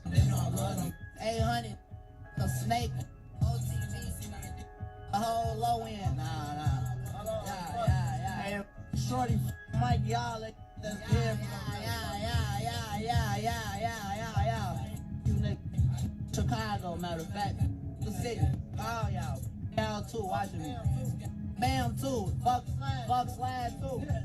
One of these being another popular Chicago rapper, YFG Fatso, who Jeff would often diss on social media. Fatso, he ain't no shit, that little boy better play his part, you know that? This would seemingly even lead to a false rumor in April that Jeff had been killed, which Fatso would allegedly help spread, with the drill expert Squid Ape then making a post on his Instagram debunking these rumors. But anyway, things had also been happening in the streets closer to home, as in March 2024, a well-respected Trap City OG called Lil D, real name Delegance Crawl, had been killed following an argument during an insane shootout where Lil D was also able to shoot his killer, before another man would take his gun and chase his killer down and shoot him some more. Despite Trap City and Drill City and the BloodHound still being in deadly beef, both Jeff and Vert would pay their respects to Lil D on social media, showing how mixed up the friendships, alliances and rivalries had gotten at this point between these two factions. A few months later, another tragedy would strike when another OG, 36-year-old man named Tyrone McClinton, would lose his life. Better known in the streets as TY, Ty, or G-Ty, he was allegedly from the infamous set NLMB that are closely affiliated with Drill City, with some even theorizing whether the hit on Monty and Lil Rob had been done by the BloodHounds together with the younger members from NLMB who go by the name Shorty Mob. Ty would be killed in Drill City's hood as he and 2 other men were approached by 4 suspects who would open fire, injuring the 2 other men whilst killing Ty. Someone would even allegedly post a security camera footage of the shooting, showing shooters surprising Ty and others from behind the corner. The location where the shooting happened is at the very heart of Drill City's hood, on the intersection of 79th Street and Cottage Grove. This location, particularly a liquor store there called Happy, being known as a particularly dangerous location, and following Ty's death, that liquor store would be closed for good. According to some Chiracologists, the shooting that would lead to Ty's death would in fact be about the beef between Drill City and BKN, with some even claiming that the shooters were actually out there looking for Jeff himself. But as of right now, the case remains open, and there is seemingly very little to go off to verify any of these claims. Meanwhile, Jeff's career was now truly taking off, and he was grabbing the attention of many local YouTubers, with On a Couch TV being the first to drop an interview with Jeff and the BloodHounds on the 8th of May, the interview being filmed at the Grand Crossing Park in Drill City's hood. And this interview would include numerous quotables, including On a Couch asking about some watches having gone missing, to which the BloodHounds reply by saying that they have no idea about any watches, whilst Q50 adds that Jeff doesn't even like watches. They definitely wanted me to ask you, like,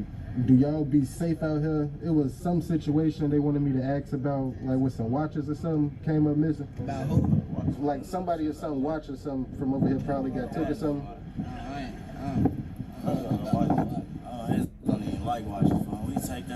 The conversation then turns to Z-Money, with Jeff and Q50 showing off their Z-Money tattoos before Q50 starts his trademark clapathon and describing the get back for Z-Money as relentless, before adding that the same things they cried about, their ops died about. So how do y'all move out here? Everybody probably see y'all got the Z-Money tattoo on your face. It's probably real noticeable. You know that. That's that related. That's that get back for my man. That's that get back for my man. That's that get back for my man. Y'all basically let us know who that too. We see y'all keep his name alive. Imagine growing up in a neighborhood on a city, right? Where killing is normal. You grow up as a kid, that's just so normal that you grow up and doing it. Cause like for me, where I come from, like every city got its trenches, you know, like, but like in New York, catching a body ain't no normal shit. You feel me? Like you can't just catch a body and just in Chicago. It's like niggas they saying them some of these murders that this nigga claiming to have or just between these beefs is unsolved. Like what? That's our cousin, folks. Yeah, folks cousin. You see photos lead up to that real sandbox baby. It doesn't look like the impact he had on the hood that he. You see his tattoo on face. You see that? Hey, look, relentless. brothers. It's brothers. It's brothers. That's a that's. Look, hey look. The same that I cried about, you know. There is electromagnetic energy in that pyramid between 200 and 600 meter wavelengths. In Atlantean times, we knew that every time been found in the middle. On a Couch would also note to Jeff that a lot of their songs had been getting leaked lately, before saying that fans have been telling him to ask Jeff about a song called Die Els, the song name being of course another reference to Lil, before Lil Scoom steps in front of the camera and starts rapping the lyrics to Jeff's hit song, Ah. And you popping right now, man. A lot of people been experiencing links like Lil Scoom, everybody songs, man. They love that your song Els or Die Els or something. They said give them a snippet or something. I don't know. They just asked me to tell you to give them a snippet or something. What's that? Oh, that's I think that's they've been spamming that too. They tell them to rap some of that. Boom! 10 million. They got some cake. Did what they did and had to pay the consequence and hop out basketball. We hop out shoot and drive. You play with me, it's a song they leaked on YouTube already. Yeah. Hey, stop leaking that music before we come right. They said they already got the song. They want me to rap it. Vert would also participate in the interview as On a Couch asks them if people in the streets should stay off social media, with Vert replying that they're just trolling online and that everything they say is just a game, like GTA or Call of Duty. I feel like you really like in the streets. For real, like you shouldn't even play on the internet. Yeah, it's called trolling, bro. Yeah, you got trolling, bro. Man, that's enough. We be trolling, bro. Because we live in a time right now where like a lot of rappers actually live the life they say, whether it's like trapping or anything. Even like GTA, Call of Duty. What you say? So when y'all like in the booth and all that, how do y'all stay away from like even incriminating lyrics? As we see what Young Thug and all them going through for rap lyrics. Nigga, that is for entertainment purposes. GTA, Call of Duty. I told you. I'll be with that like a freak thug. This interview would be followed by another one later in May, this time by DJU, this of course being the famous interview where Jeff would go semi-viral for sniffing some crushed up Percocets with Q50, whilst humorously calling the stuff Tony Montana, making many believe that Jeff was in fact taking uppers, not downers, before describing himself as a functional cluck, meaning a functional drug addict. Yeah, but y'all not having no troubles to where y'all gotta go to rehab or nothing, right? Hell nah. Hell nah. Yeah. Cluck. See you that scratch your face. I'm a functional cluck. I can function. I can move and think and do and still live my everyday life. DJU would also bring up Jeff's supposed 10 bodies, asking why the internet is painting him to be such a monster, with Jeff replying how all of the rumours about him are just coming from Reddit, showing that Jeff was indeed well aware of the infamy and dedicated fan base that he was building amongst Reddit's hardcore drill fan community with his wild antics in the streets and on songs. You want to know? I'm going to tell you right now why I thought you was from the UK. Because they said BloodHound Lil Jeff got 10 bodies. I said, okay, well, he can't be in Iraq then. This must be, you feel me, in the UK. You know what I'm saying? Let's talk about the real BloodHound Lil Jeff, right? Why do these folks on the internet make you out to be this monster? I don't know, for they ass up in the head. So look, I just watched, shout out to SNTV, right? Street News TV. What's that? Let me cite my source. He made a video about you. It says, BloodHound Lil Jeff, is he self-snitching or clout chasing? It's the video I watched today. And man, in the first 60 seconds of the video, he refers to you as an example of what not to do for the youth. He said, man, this guy right here, this is what y'all should not do. You know what I mean? And he kind of broke down, you know, some stuff he found online. So where are these, type of rumors coming from? The grapevine. That's coming out Reddit, man. That's how you found me, right? Yeah. That's gotta stop, bro. This is not real. You definitely heavy on Reddit, for sure. You get posted on there like almost every day. DJU would also ask Jeff about him always having so many watches, with Jeff trolling by responding that really, the people are just letting him have them. Another thing I picked up online from your social media activity is you be having a lot of watches. You see this? Man, this ain't really just cool. Where you be getting all these fly watches from? That's sweet. Okay. Free like that. So free, be giving them to me, really. They just be letting them keep them type. They like put them on, I just keep them. They be friendly as hell. Word. I see he's still on your wrist, right? Have him, bro. So it was a situation where a guy tried to get high and he lost his watch. Nah, who? What time? Where you read that shit? On Reddit. See, some of that shit you gotta tell you. Oh no, but they picked it up off your video. You said they tried to get a $10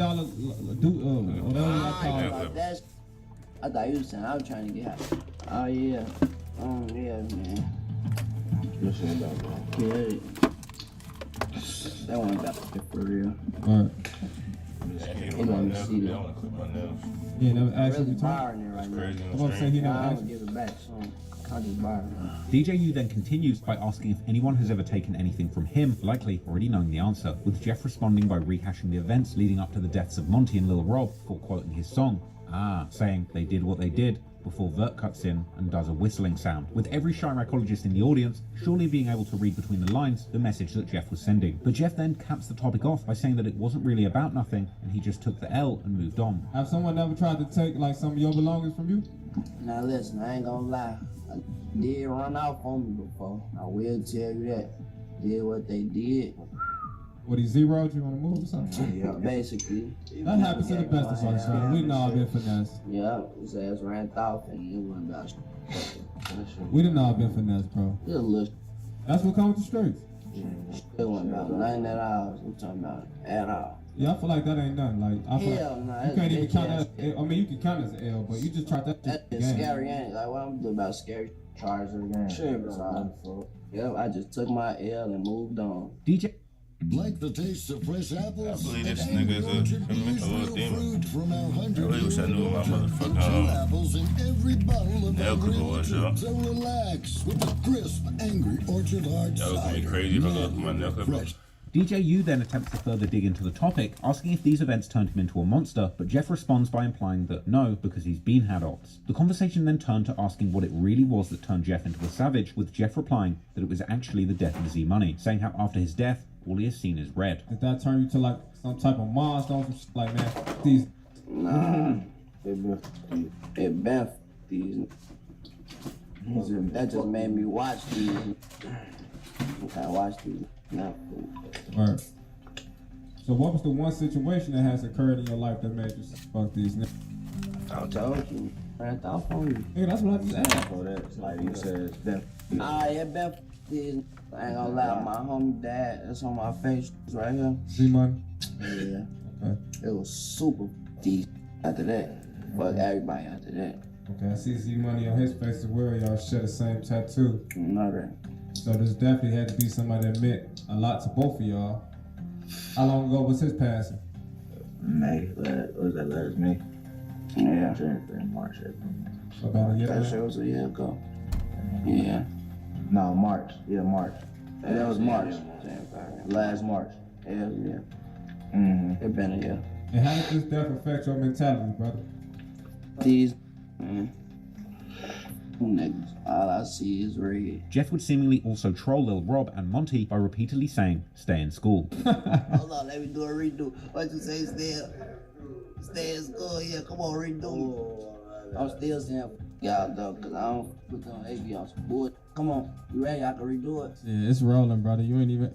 They heard you. Stay in school. And said that's all. Stay in school. But everybody else, except for the people that need to stay in school. The interview would finally end on a truly telling note, with Vert taking a box of cereal, made famous by the Whoop Man himself and the official peace pusher of Chicago, social media influencer FYB J-Mane, pouring his promotional cereal The Whoops on the floor before stepping on them, showing that unlike J-Mane, one thing the Bloodhounds truly had no interest in was pushing peace. DJU, Bloodhound Lil Jeff, get everybody stay in school.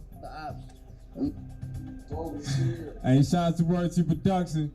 Shout out AMF Visuals. You can take them boots home with you, brother. Damn. Damn. He just left out the womb.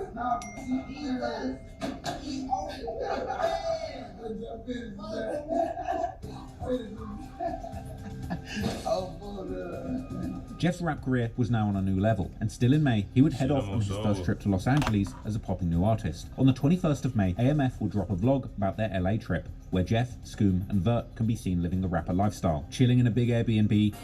Andre, what you want?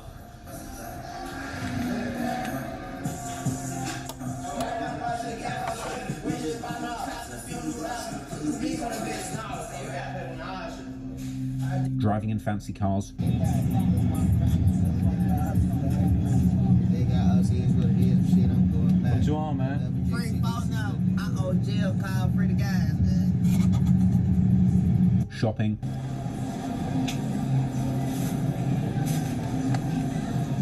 That's an escalator right there, gang. That's what we doing, we leaving. We can have make this force for the camera out. One for the camera out. Say right here. Come on, get that J up. And of course, hanging out and recording new music in the studio. I gotta get close, I cannot miss. I gotta switch. Do the code.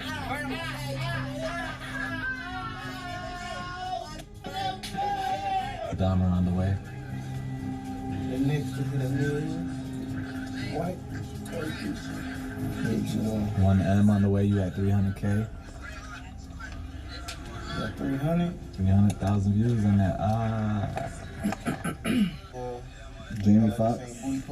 The vlog ends with the crew preparing to head back to Chicago for C.A.M.P's birthday party, with his birthday being on Sunday the 12th of May, whilst the party seemingly being planned for Saturday the 11th. You ready to go back home? You know that party on Saturday for school birthday. Unfortunately, the day after C.A.M.P's birthday party, and on the actual day of his birthday, on the 12th of May, another young man would lose his life. This man being a 22-year-old named Khalil Dunbar, who is better known in the streets as an alleged member of the H.A.M.P mob called Baby KD. According to news reports, KD had been in an alley near the 10800 block of South Indiana Avenue, this area being far away from the hood of the H.A.M.P mob, when he was shot in the neck and taken to the Christ Medical Center, where he would later pass away. KD had seemingly been close friends with both Clay and True, the H.A.M.P members killed in 2021, allegedly by the BloodHound, according to some rumors, and he would often post tributes to them on his social media. Perhaps not so surprisingly, at this point, after KD's death, Jeff would soon seemingly begin to claim this murder as well, as he would...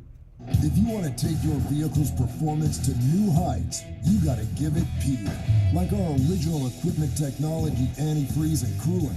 Our formulas match the vehicle manufacturer's technology requirements. As he would go on live on Instagram and officially update his body count, saying that he's on his toes now because he can no longer count with his fingers, before simply stating, F it, it's 11.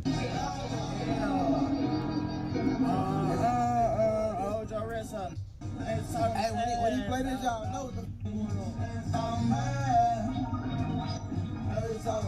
on my toes.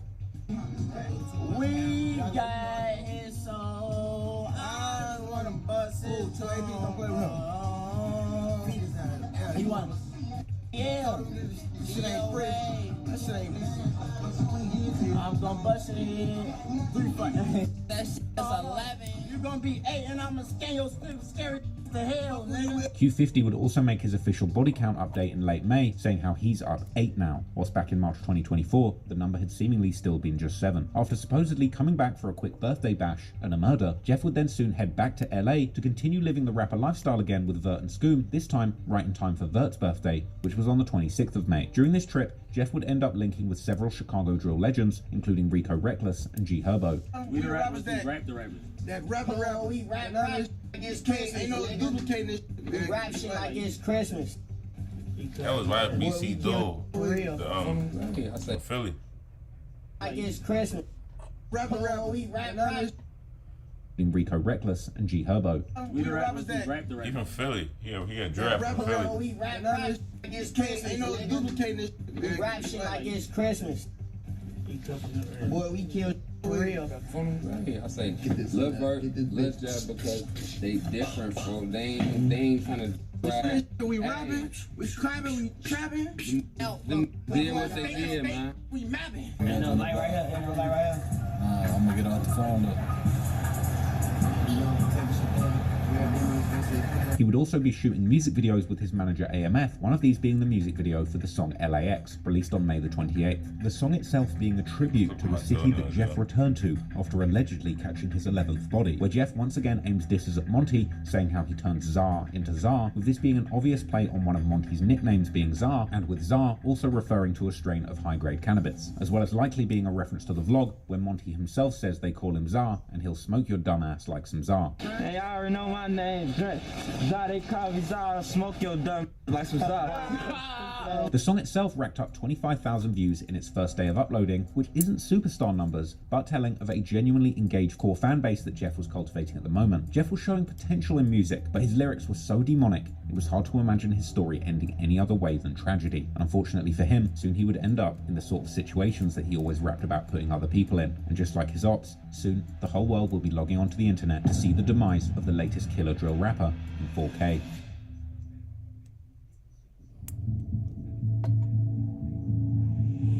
Lil Jeff's strategy of bragging about his insane body count in his songs and acting wild in his interviews was picking up steam. He'd already been going viral for his clip sniffing a pill on DJU, and on the 1st of June, a YouTuber called BloodHound dropped a video that was reposted on Reddit claiming that Lil Jeff had indeed claimed his 11th body during his LA trip, claiming that he indeed did a drill between these two trips to Los Angeles, and being one of the earliest exposés of Lil Jeff's staggering stats as a Chicago gang assassin. He claimed to have 10 bodies at least, and we have lyrics to match up with 2 of the bodies that he proudly claims after the ops. This whole shit was like a movie though. They gave the whole description of the By June history the 3rd, of his his gangs, music his video for the brothers, track Should family, Saw the It beef, had that shit was 199,000 blew views, through passing 200k the following day. I'm Jeff was telling having you, motion I'm in music, and whilst this was only the beginning, he clearly had a lot of potential in the rap game. Unfortunately, however, as he often rapped himself, he was always more focused on the streets than the music, and only a few days later, he would end up on the wrong side of the sort of drills he usually was dishing out on the streets. On the 8th of June 2024, everything came crashing down for Lil Jeff and the BloodHounds in dramatic fashion. After countless lyrics about jumping out of the car as soon as he sees his ops and shooting at them, the 8th of June was a day like no other. And in surveillance footage that was later leaked, we saw this was another day when Jeff, Q50, and another man indeed caught one of their ops, jumping out of the car outside of an address on South Road Avenue, a street that Jeff and his friends had boastfully rapped about shooting up numerous times before. In the footage, if you look at the very top left of the frame, you can see a door of a car opening. This is Lil Jeff jumping out of the car, and he immediately begins shooting at a man wearing bright yellow shorts, who ducks behind a car and runs up a porch into a house, whilst being chased by Jeff, who continues shooting at him. He would then seemingly be chased by Jeff wearing a black Nike Tech hoodie and grey Nike Tech joggers and pointing a gun, with Jeff doing something that he had indeed rapped about doing numerous times, chasing an op into their own home. But at this point, Lil Jeff got something he didn't bargain for, as someone inside the house would begin to open fire on Jeff, neutralizing him before he even made it up the steps, sending him flying back onto the ground at the bottom of the porch. And here on the ground, Jeff was reportedly shot numerous times, with the implication being that his shooters emptied a whole magazine into him from atop the porch. Then we would see another angle from a different camera which recorded the sounds of the shots being fired into Jeff, as well as showing Q50 and another shooter, as well as the driver on the hit behind Jeff, walking to the porch and returning fire, with Q50 seemingly shooting at a passing car for some reason, likely in this moment earning himself an attempted murder charge. Some have suggested that the original target that Jeff had chased was talking to the person driving in the car that Q50 was shooting at as it drove past. Meanwhile, once the driver of the getaway car notices that Jeff has actually been killed on the ground, getting out to look, before all the men realize that it's too late to save Jeff, running back to the car, getting in, and fleeing the scene without Jeff, as shots continue to hit Jeff laying on the ground. Interestingly, another camera angle would later surface, showing that when Q50 initially ran towards the porch, he slipped over and fell as he tried to let off shots, injuring his ankle, with Q50 being seen with a limp as he ran back to the car. And while Jeff was laying on the ground, he would reportedly be hit 19 times, and an insane total of 58 shell casings would ultimately be found at the scene of the shootout. And after building your online business? Go to Wix.com and set up your store on a single integrated platform.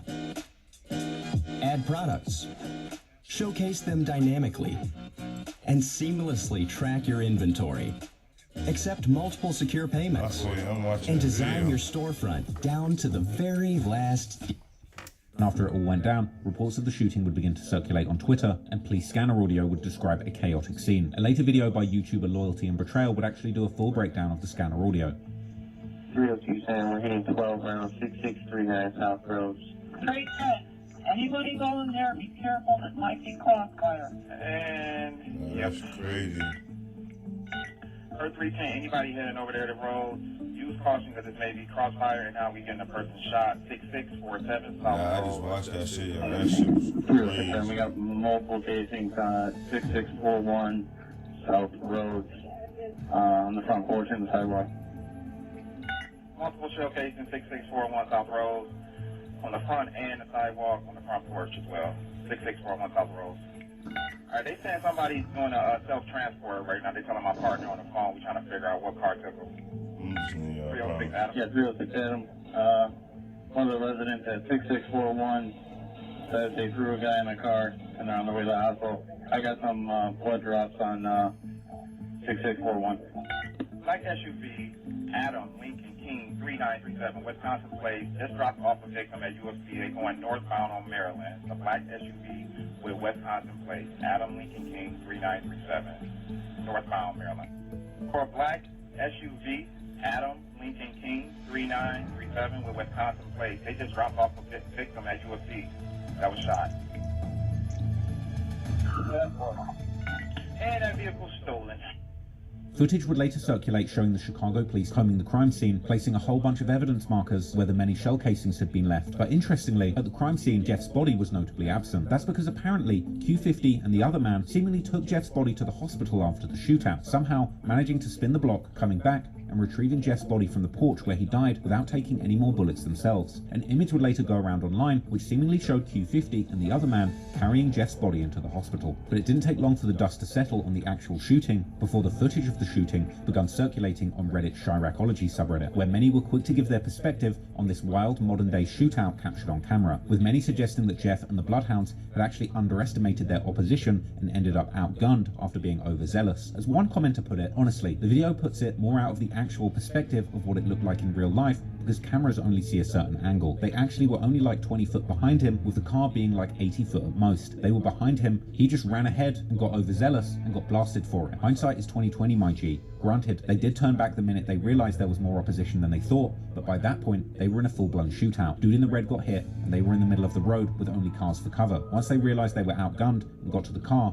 is when Jeff got fully overkilled, and the dude in the white saw it all and let the switch off a few times in a futile attempt. No one's fault but Jeff, and he literally got instant karma. For those that knew Lil Jeff and his activities in the streets, they would know what was to come next. The day after his death, on the 9th of June 2024, Jeff's close family members and friends would react to his death with heartbreak, with some saying that they were staring at his picture in disbelief and saying that his brother Jay Boogie is going to lose his mind when he finds out the news. Jeff's dad posted throwback images of Jeff with his half-brothers together with the caption, F the world. Q50 would say that his brother and twin is gone, but he's already done crying and planning to do exactly what Jeff told him to do. Vert would later discuss how Jeff's death affected him in a DJU interview where he seemed a little intoxicated and slurring, explaining that everything was still going on. We saw, I guess, what happened on camera or whatever. Lil Jeff lost his life. How has that affected you, since? It's brother, it's my twin. You know, I feel this shit hurt. It's my brother, Yeah. But it's like, I can't stop. For what? I'm gonna stop for. They want me to be stopped. They want me, This shit don't stop. It all gonna still go on. Brother gonna live through us, And my brother, I feel with a big face pendant on my shoulder. You hear me? So I'm all right there. At some point, a vigil and balloon release was held in Jeff's honor, and a day later, on the 10th of June, a Bloodhound member would say that all the ops saluted Jeff for the work he put in on the streets and hinted towards revenge coming soon. And Jeff's dad would even respond on Facebook with an eerie post saying, "Let it be known, y'all didn't get him, he came trying to get y'all, and what happened happened. But the saga continues, clear the streets." With some in the comments in disbelief that a father would be talking about his son like he was one of his homies in the gang, branding Jeff's father a goofy who actually failed his child. But Jeff's dad wasn't the only person with a connection to Jeff acting tough online. On the 18th of June 2024, a Bloodhound member says that they are the reason that the ops merch it on their friends. Then, on the 22nd of June 2024, Lil Jeff's funeral would take place, and images would circulate on social media showing the flower arrangements in the funeral program, as well as pictures of Jeff in his casket going around online, whilst others shared supposed buttons giving out which called Jeff the Reaper. His girlfriend would seemingly drop the Y in front of his flower arrangement, and a moving tribute would be passed around from the service, which would tell all the details of his life, apart from the most salacious ones. It read, Jeffrey Lamar Harris, affectionately known as Lil Jeff, was born on July the 14th, 2002, at 11 a.m. to Latasha Lucas and Jeffrey Harris in Chicago, Illinois. From the moment he arrived, Jeffrey was a happy, intelligent baby who loved to laugh and bring joy to those around him. Jeffrey began his educational journey at CICS Longwood and graduated from Harold Washington Elementary School. He continued his studies at Kersey Metropolitan High School, graduating in 2020, and later took online classes at Daly College. Basketball was one of Jeffrey's greatest passions, and he spent his summers playing with AAU and dedicated his free time to the court, continuing his basketball career through his junior year of high school. Another favourite pastime was video gaming, where his friends fondly remember his eyes being glued to the screen. Lil Jeff was known for his deep affection and kind-hearted nature. He had a generous spirit, always willing to give his last to someone in need, and his silly side showed through his jokes and funny stories, leaving a lasting impression on anyone who spent time with him. Music was another of Jeffrey's passions, and his talent in analysing and performing music earned him a record deal. His suave sense of style ensured that he was always in the latest fashion and newest shoes. Family was everything to Jeffrey, and he adored his niece, Jala. He was always drawn back home, craving his mother's affection. Jeffrey was truly the life of the party, bringing joy to his family and friends. In 2021, Jeffrey met Peyton, and they became inseparable. Despite their growing pains, their love for each other was deep and genuine, with Peyton holding a special place in his heart. Jeffrey performed his last concert and walked into eternity on June 8, 2024. He was preceded in death by his grandmother Regina and loving cousins Jamarion and Zaire. And Jeffrey leaves behind to cherish his memory, his mother Letitia, and his father Jeffrey Sr., his grandmother Sherry, his aunts Tequila, Nikia, Tisha, Alicia, Deneen, his uncle Brandon, his brothers John, Jakari, Shadari, his nieces Aubrey and Jaya, and his girlfriend Peyton, and a host of family, friends and loved ones. Thank you for attending his last concert. Long live Lil Jeff. But the funeral wouldn't be without drama, however. Apparently, a fight would break out between some women who had been attending the service, with clips circulating online amid rumours that Jeff's girlfriend and his side chick had been involved in an altercation. Whilst Jeff had been laid to rest, the beef was far from over, and disrespect would still fly from surviving members. The apparently made a mural for Jeff, with 8 Trey Mob members recording themselves destroying it, followed by reports that 2 men from 8 Trey Mob were shot in retaliation within 3 hours. But despite Lil Jeff no longer being a threat on the streets, his music would continue bringing his murderous energy to the streets of Chicago, even after life.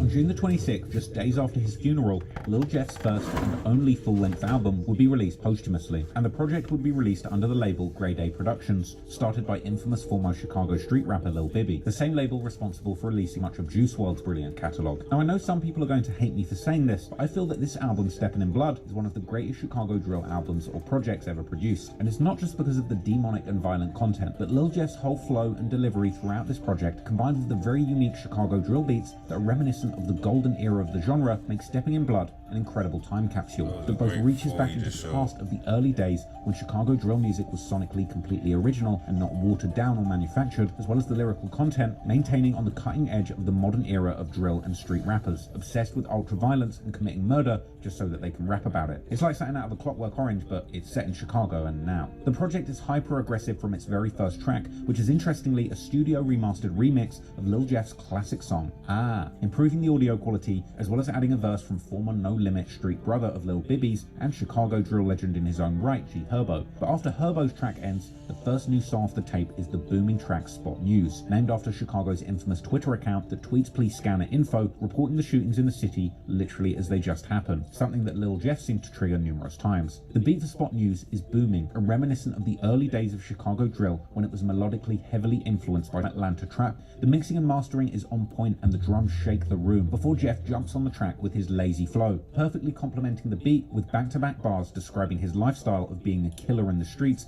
with an effortless but impactful delivery. You can almost smell the pills on his breath. And the way Jeff raps about violence in this song make it seem like it's completely casual and he's fully unbothered, which perfectly captures his personality in the streets. Killing and rapping about it was just a normal day at the office to Lil Jeff at this point in his life. He raps about seeing ops, immediately pulling down his mask and jumping out the car, something we saw him literally do on the day he died, and rapping about putting people's faces on the news and the shootings he was responsible for being posted on Spot News. He seemingly refers to having got revenge for Z-Money's death and saying the get back isn't a big deal, and he's got bars about stealing the very same watches that he wore in his early music videos. He would appear to refer to the murders of Monty and Lil Rob numerous times on the song, rapping that he does things twice and rapping how 2 people died on one hit. Jeff's Hey, it must be your lucky day. We have a free upgrade available to our penthouse suite. What else you got? Jeff's laid-back delivery sees him float through the track with finesse, and if you weren't paying attention, you might not realize that every single bar is painting a vivid and violent picture of his life as a demon in the streets of Chicago. The next song on the tape, Lost My Gun, takes on a completely different vibe sonically, as this beat has a much more ambient and creepy melody that makes you feel like you're creeping up in the dark to surprise your op from behind, rather than jumping out of the car blasting them in the face. Jeff starts the track with a hook that's just as haunting, rapping, damn, I don't think you know how it feels, jumping out with a chopper like you with the Navy SEALs, waking up early morning like it's time to go kill. We know that Jeff was really doing these things, and it's true. I really don't know what it feels like to live that life, but over the course of the song, Jeff proceeds to tell the listener exactly how it really feels to live the demonic gangbanging lifestyle that he's got himself wrapped up in, painting a vivid picture in excruciating detail of what it actually feels like to be in Lil Jeff's shoes. He raps about jumping out on the ops, popping them like pills, and we knew he was really doing both of those things. And he would go on to give an interesting insight into the dilemma he was facing before his death as his music career was was taking off, mentioning how he was being offered record deals and explaining that people keep telling him to rap, but because of his pride, he wants to continue drilling and killing people in the streets. Any labels been reaching out to you for any offers? What you telling them? How much they gotta come for Lil Jeff?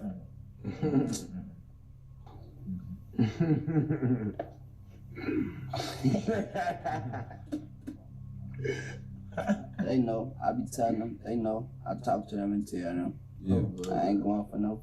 Just know that. Right. They talk to me though. They know. They know what I be telling them.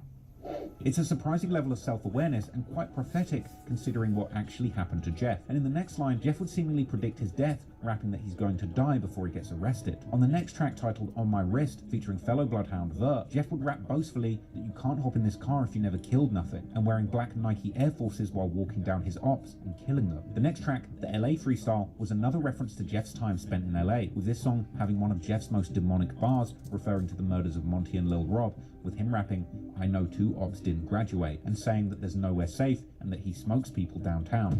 On the song, he would also rap about getting watches for free and claiming to have stolen a total of 5 watches and 3 chains in his robbing career. He would also make reference to killing people in Milwaukee, giving some more proof to the rumor that he was carrying out contract killings in another state, as well as explaining the exact circumstances of his death, rapping, "He ain't shooting out of cars, he's chasing people on foot." The next track would be a song teased previously, but now updated with a very interesting title, the song In Your Home. Interestingly, this beat harks all the way back to pre-Chicago drill and the genre's original influences from Atlanta trap music, as the beat itself is just a slightly altered version of the original beat that Atlanta trap legend Young Jeezy used on his iconic track Trap or Die. But Jeff's modern day flow and subject matter regarding the Chicago streets in 2024 seems to completely breathe new life into this old beat, making for a song that still sounds modern despite actually being on a beat that was made in 2005. Like, if you listen to a snippet of both songs back to back, the flow is so different it sounds like a whole new song. Once again, this is a song that seemingly describes the exact circumstances of Jeff's death. Jeff opens the track rapping, "Pulling up, hopping out while the car's still in drive,"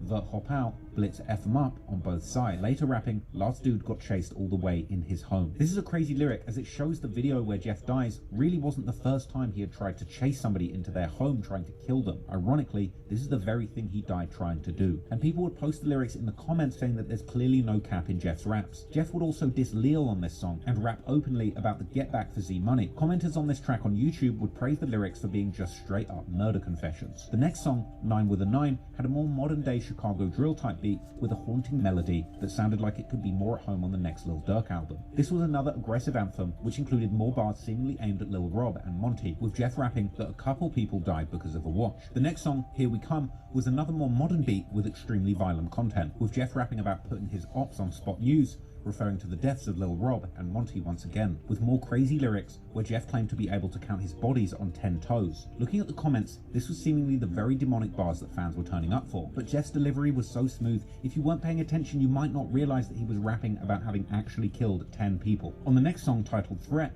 Jeff opens the song with the same insane boast, rapping, "In my city I'm a threat, bitch I'm really up 10 hats," with comments laughing at just how crazy it is to start a song with this wild lyric saying you killed 10 people, and he follows it up by saying he has so many hats or kills that he should be sponsored by the hat brand Mitchell & Ness. Another crazy lyric would see Jeff rapping about killing someone and the video of them dying, saying that he watched it and knew it was him by his hat, and going on to rap back-to-back demonic bars, repeating his claim from the opening track that he had his ops screaming, going on to say, like, "Check the news, that dude dead, we really putting stuff to bed," and rapping, "Drop his pictures on the net, his peoples had to see him dead." These were shocking and brutal lyrics, but they were truly the facts of the demonic life that Jeff was living, and ironically, he ended up on both sides of the gun. As some in the comments would explain, this song ironically saw Jeff describing his own death without even realizing it. Jeff probably didn't realize it, but his most demonic lyrics had an insane level of dramatic irony as he personally lived the life he rapped about and ended up falling victim to it in the very same way. Some people called this the best song on the album. Another person left an interesting comment praising Jeff's content, saying, "Bro made some real posthumous music, especially considering the circumstance.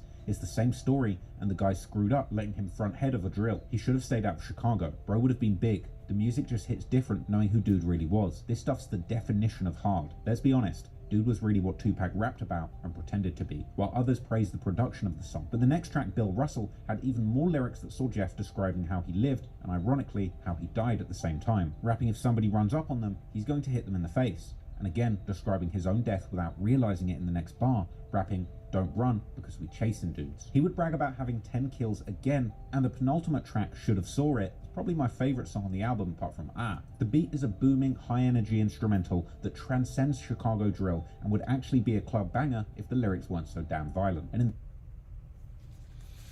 Pursue your passion for working with animals through Penn Foster's online veterinary programs. Why this nigga still Penn alive? Foster's courses are flexible, so you can work at the pace that's And right it's for crazy you. because it's like we don't know offer if a he was range of killing all these other niggas because there's no to help confirmation they prepare on you cold for cases and shit. in-demand But like, careers.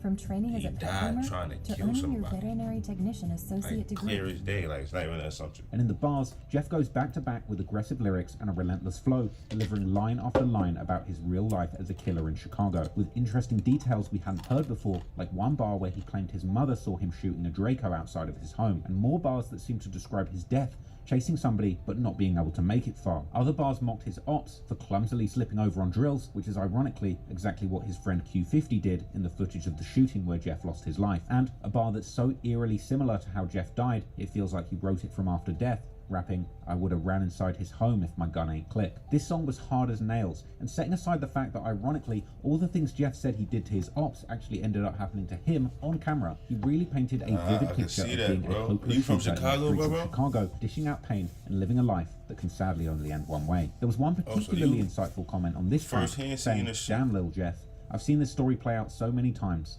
I'm only 24 in Cali. Dude had a great energy about him. The laugh, charisma, and ability to comprehend certain things. Clearly his street cred preceded him. He didn't need to frontline anymore, but I believe his soul was in a lot of resistance to anything good after feeling the world let him down. You're saying my future not looking bright?" He seemed disappointed when he said that, and seemed like someone who feels things. Perhaps he just said F it when things didn't go as planned in life like some of us do. But the older generations, even my age, have a responsibility to drop game when we see anybody like him around us. We might save a life, we might not, but how can we live any longer just standing by? At least you can say you tried. Stay prayed up, y'all. The final track on the Stepping in Blood tape was the aptly titled song Draco Afterlife. Now this is probably my least favourite song on the tape because it came with a very minimalist beat that's quite hard to listen to, but that's perhaps the point, as others have described this song as their favourite of the album. The track has a very harsh and disjointed feel that almost makes you feel like you're actually on a drill that's gone wrong. Now maybe I'm reading too much into it. This last song on the tape seems to really give the listener a feeling of peril when a drill goes left. From the opening bar, Jeff describes catching an op and sitting them down on the floor so they can't get up no more. An op's thinking that they're tall and getting knocked down, as well as shooting ops when they go out of bounds and saying that his ops can't catch him lacking, as well as saying that he hops out blowing and he makes his ops duck. That every time he sees an op, he jumps out shooting. And one eerie bar seems to describe how things went left for Jeff on that day. As he raps, he'll turn your smile right into a frown. And ending the song with the haunting bar, "I hate my ops so effing bad, I'ma try and kill their in the next life after," and speaking on the outro, saying that he'll still be shooting his Draco in the afterlife. Now this is where the YouTube version of the song ends, but on the Spotify version, the track continues to run with the beat just looping for another 2 minutes without Jeff rapping again. Now I'm not sure if this is a mistake or intentional, but to me, it really works, and this haunting beat looping with silence from Jeff for an entire 2 minutes really brings you back to what it felt like was the theme of the song, with it representing the vibe of a drill gone wrong, and then the absence of Jeff for an entire 2 minutes at the end of the track, and with that last bar saying that he'll still be shooting the Draco in the afterlife, just makes me feel like this is what the song is communicating. The aggressive and disjointed beat just keeps on banging away relentlessly for 2 minutes, like Jeff is in the afterlife shooting bullet after bullet at the same ops he was shooting when he was alive. Honestly, you might disagree with me, but I personally feel like Steppin' in Blood is one of the best and most important rap albums ever to emerge from Chicago. I think the tape will be analysed for years to come, and it says so much about the mood amongst the youth in Chicago in 2024. Jeff was truly living what he rapped, and between the reporting on the killings he allegedly did and this album, which was wall-to-wall with self-snitching and self-reflection on that lifestyle, it's hard not to see this album as like the ultimate confession of a Chicago demon. He speaks so casually about the murders, and the whole thing is steeped in irony because nearly everything he said he did to the ops ultimately ended up happening to him, and on camera no less. I feel like Steppin' in Blood cemented Lil Jeff as the latest and one of the greatest poster childs of Chicago drill. It summarized the culture of modern day Chicago murder music and represented the ultimate evolution of gangster rap. And don't get me wrong, I'm by no means condoning what Jeff did, but what I am saying is that he laid it out for the whole world to see and communicated a 1 in a million life of extreme violence with surprising eloquence. Therefore, it's no surprise then that since its release, Lil Jeff has become the latest deity on social media representing that Chicago drill culture. Perhaps one of the most interesting things to happen after Lil Jeff died wasn't necessarily in the streets, but actually was on the internet, specifically on Reddit, where most of the rap... You wanna look at that spider? Last year, that shit new on my body. Is that a spider?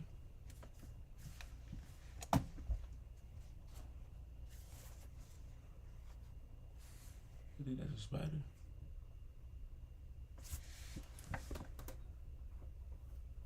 That's dust. Is that a spider on that fucking wall, yo?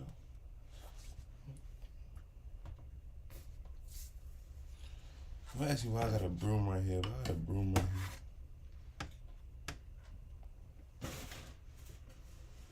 That was not a spider, yo. But fans of Chicago drill treat the gang wars like they're professional sports. Jeff's death and the rumors of him possibly having been a more prolific killer than King Von with 10 or 11 bodies to his name quickly made Lil Jeff a darling amongst the Chiracology community. The original and by far the biggest and most buzzing Reddit community. This shit. I'm not saying that. I be liking, like, of course this shit interesting and something to watch, but like, feel me, it'd be cool to see what one of these niggas live. Like, is it anybody, do y'all know anybody that, like, they consider be killing niggas but still alive? Because once it, or they just do it, just pop out when they dead. Because, like, King Von, he was supposed to be a killer, he died. Lil Jeff died. I don't know, the 051 Melly died. You know what I'm saying? Like, you know. Covering the Chicago gang wars and drill community. People would claim that Chiracology had finally found a new King Von in Lil Jeff.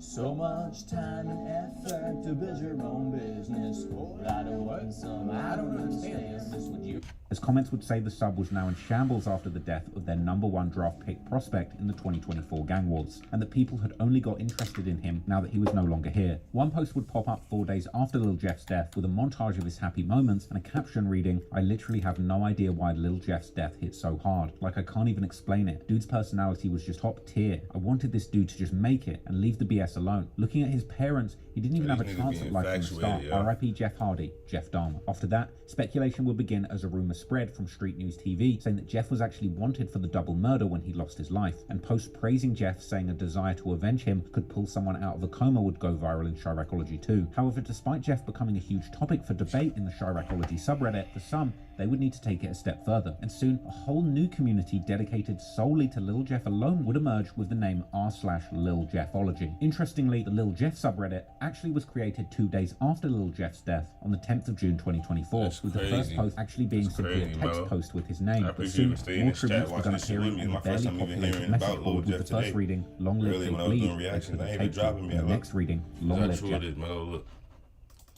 I edited all my videos is right here that I edited, boom. Right?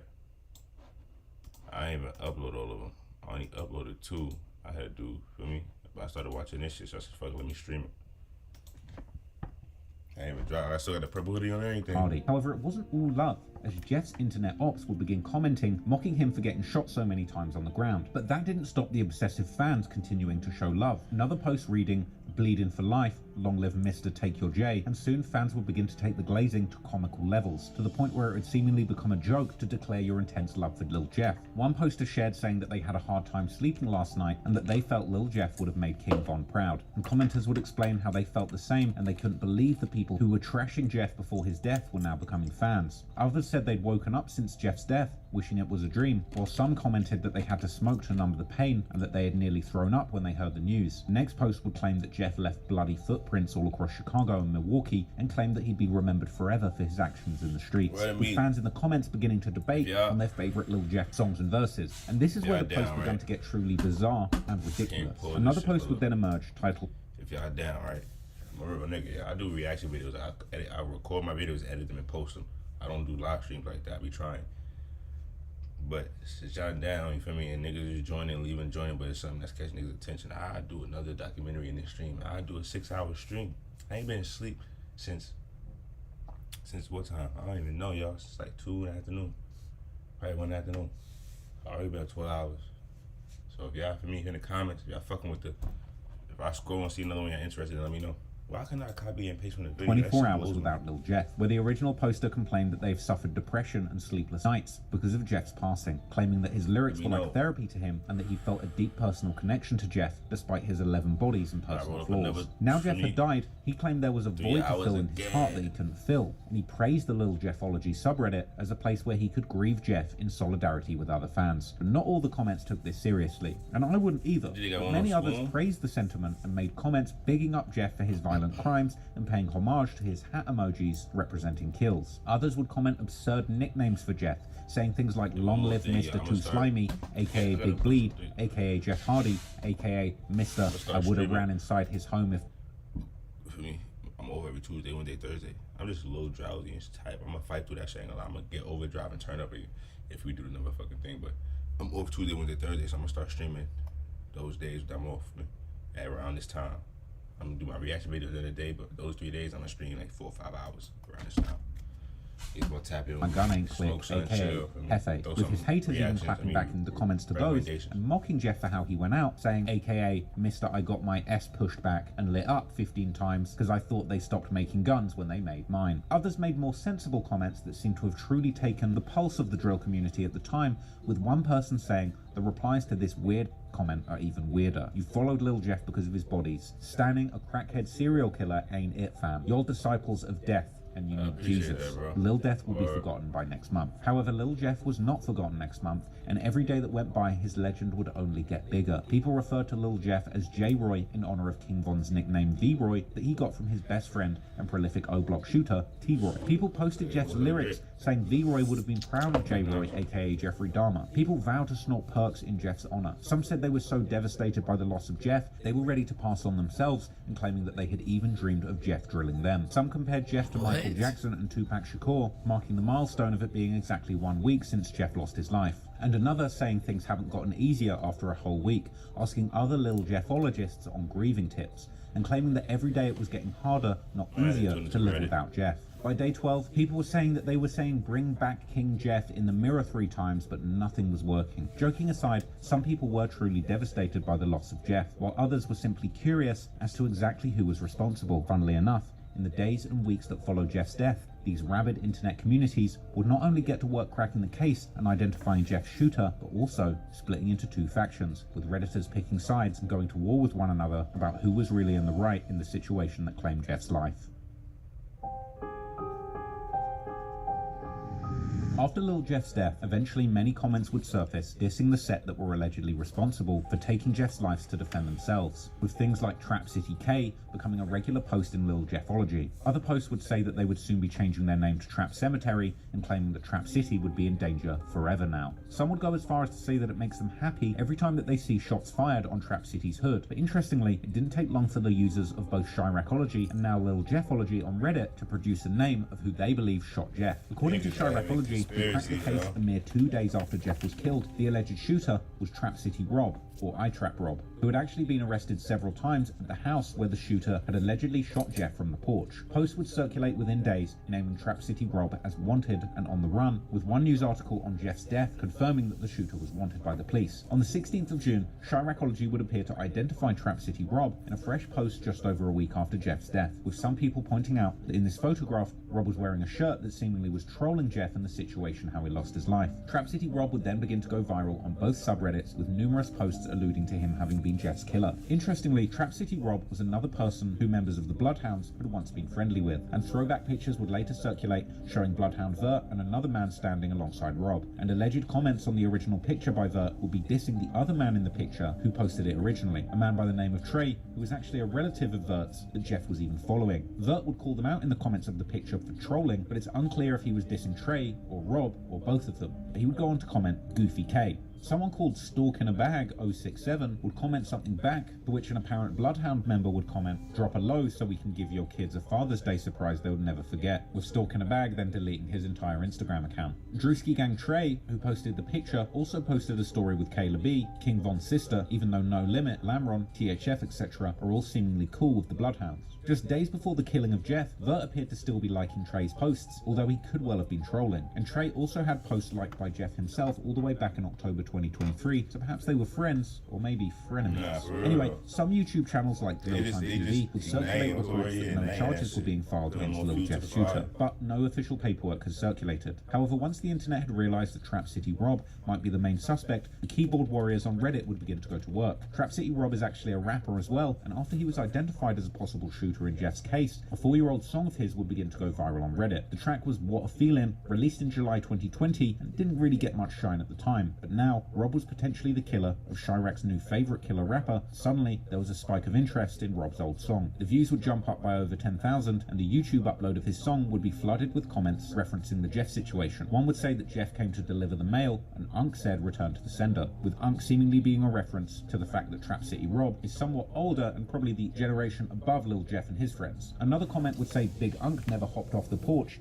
he was camping on it. One person said you can tell this young dude is cool, but just handled his business, making a split-second decision. As I said, people on the internet were treating the gang wars like it was professional sports, with one commenter calling Rob the defensive player of the year. And they would say protect the porch at all costs. But more importantly, some people commented to say that the message behind Rob's song actually resonated with them. In one now infamous lyric, Rob would rap, "Take care of them children, buy a couple of buildings." One person seemed to suggest that Rob's outlook on life was actually the perfect antidote to Lil Jeff's demonic way of behaving, commenting, "Mad respect to Unk, let these young bulls know, learn a lesson, get your priorities straight, stack your paper and invest, don't pop pills and crash out, take care of your kids." There was some admiration for Rob amongst fans who were speculating on his role in Jeff's death on Reddit's Chiracology 2. So on June the 28th, a new Reddit community was actually started to rival Lil Jeffology and pay tribute to his killer, specifically Trap City Rob, with r/Trap City Unk Gang emerging on Reddit too, with the first post asking, "What's the status of shorts? Hope Unk okay," a reference to the shorts-wearing man in the surveillance footage who Jeff had been trying to kill at first before he lost his life. Someone would comment suggesting that Shorts didn't get hit at all because his speed stats were maxed out, and calling him Flash Unk, saying that he outrun all of Jeff's bullets. From here,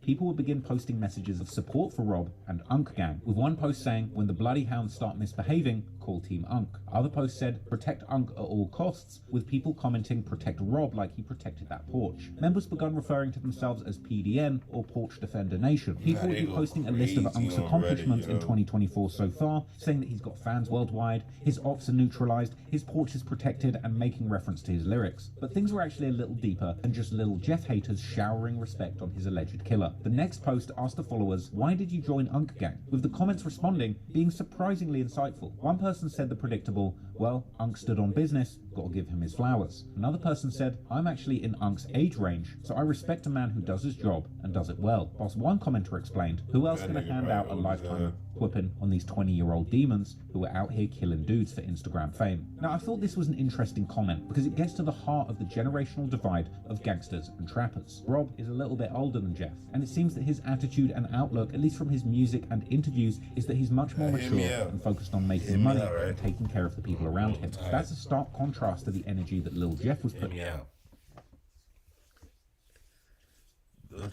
Wouldn't it be easy to figure out who killed him? If it was on like camera and it was running into a house, you could be like, "Yo, okay, who lives in that house? Cops go to that house." Nobody want to talk, but like, wouldn't it be kind of like public information whose house that was? Like, wouldn't that neighborhood know? It didn't talk about it, and then it goes outside the neighborhood, like, "Yo, bro, that was that house." Like, you feel me? Unless it wasn't their house, but people come like the streets. Music and on social media, bragging about committing 11 murders, taking the lives of school children, endangering innocent people, and disrespecting the dead for views and attention online. That's not the only reason he did it, but you can't say that Jeff wasn't enjoying the clout. Trap City Unk Gang subreddit kind of represented the polar opposite attitude to some of the more deranged murder celebrations seen on Lil Jeffology, or occasionally the wider Chiracology. The Trap City Unk Gang sub would post Rob writing on Facebook how doing a rough 4 months in jail and only getting one phone call a week really changed him. Rob would say that he spent his time praying and reading and focusing, and that he never wants to do time like that again. Flippy, the AI-powered kitchen robot from Miso Robotics that can help restaurant owners make more profits. That's something that would have been, you feel me? with all the comments full of messages of support. He would also make a socially conscious post where he explained that he feels that a lot of young black men's conflict skills are drastically underdeveloped, and that a lot of disagreements end up being fights or shootouts, and he thinks the youth should try and talk it out and articulate their thoughts and feelings better, going on to say that black on black violence is really just a distraction from the systemic injustices that their community face, going on to call out drill music and calling it the commercialization of murder, and encouraging people to use their heads and think more. Funnily enough, the divide between Lil Jeffology and Trap City Unk Gang would spill into the wider Chiracology community and end up becoming a full-blown beef, as Unk Gang members claimed that they were being blackballed and suppressed by the moderators on the Lil Jeffology subreddit, telling other members to keep posting in the main Chiracology subreddit to push the Unk Gang agenda. Redditors showing support for Unk Gang on Chiracology would ask whether fat phobia or ageism was the reason why Big Unk Rob wasn't getting his props, which attracted actual sensible comments from people who explained that they believed it was kind of the Lil Tim effect, because people are infatuated with Jeff just like Von, therefore they hate his killer. These posts were seemingly getting removed by mods from Chiracology, with one post suggesting that the mods actually found the Unk Gang trolling funny, despite still removing it. And then, days later, Lil Jeffologists would accuse Chiracology of having a bias towards Rob and Unk Gang. Now, as bizarre as it is to think that this real gang war and Lil Jeff's death sparked an entire internet gang war on Reddit, this is what drill is in 2024. And perhaps what was really happening is the more conscious and positive message that Trap City Rob was spreading was genuinely resonating with the wider Chiracology community, as it seemed that at this point, drill fans were truly tired of the constant violence and losses of their favourite demonic rappers. And ironically, after going viral on Reddit, Trap City Rob would appear on the X-Man Rico YouTube channel in Block to Block episode 20 for an interview alongside Tero and OTF Black, where they actually address Reddit's discussion of his possible involvement in the death of Lil Jeff. An interview which was notably filmed standing on a porch, an interview which Rob opened by denying that he was the killer of Lil Jeff. I don't even think you need no introduction at this point, my boy. I do, man. Okay, for sure. Not me, man. Ain't nobody ever see this man's face. Like, I don't know how they did what they did, but it ain't one of them. Now, this interview had some surprisingly inspiring moments, like when OTF Black said that there's nothing wrong with working an honest 9-to-5 job, and that he's been working since getting out of prison. Yeah, I'ma speak on it. I can speak on it. I just got the Fed. As soon as I came home from the Fed, I went straight to Amazon, I got a job. I worked in that 2 years. I only been home 3. And he connect. On myself. I'm in it. Working. Rob would actually say that he feels like drill culture hurt the streets of out west Chicago. With all us being from Chicago, and that's why I was asking your age, to see around how old you was when the drill era came. When that hit Chicago, do you think it teed the city up? Yeah. See, I was just shorty. I always been outside. He'd also later say that when it comes to drill, he likes the energy of the songs, but not the killing. I like the energy, man. I don't like the killing, but I like the energy, though. That's all I can say. At this point, the interviewer says that he's surprised that they're so mature with their answers, proceeding to ask where they think that the violence can stop in Chicago. Hey man, y'all talking some grown men. Ain't nothing wrong with jobs. Y'all don't like the killings. So I can ask y'all this question, because I always think this just start with gangbangers, man. How y'all think this violence could even slow down? They would respond by saying that they remember the days before the violence, popularized by drill music, and that they had lived in the streets of Chicago since before people said they were smoking Tuka. I ain't gonna lie, we can really say we started this era when it comes to this shit over here, because I've been through it all. Myself, I'm 36, I done been through the whole hood. Before Tuka, all that. Rob would say that he's been a rapper from the streets, but he's socially conscious and would never chase and promote the violence. Pain. I'm pain. I'm in my environment, but I understand the overall. You know what I'm saying? Rob would later say in part 2 that he feels black men in America struggle with emotional intelligence and mental health issues due to the trauma of the streets. And something I've been noticing, bro, a lot of got different issues with themselves that they think is normal because we didn't grow up with it.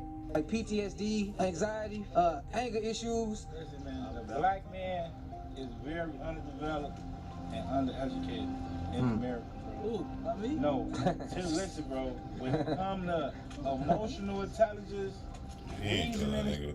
people getting shot over shoes and shit. That's not being emotionally intelligent. It's traumatizing those, bro. Deal with it.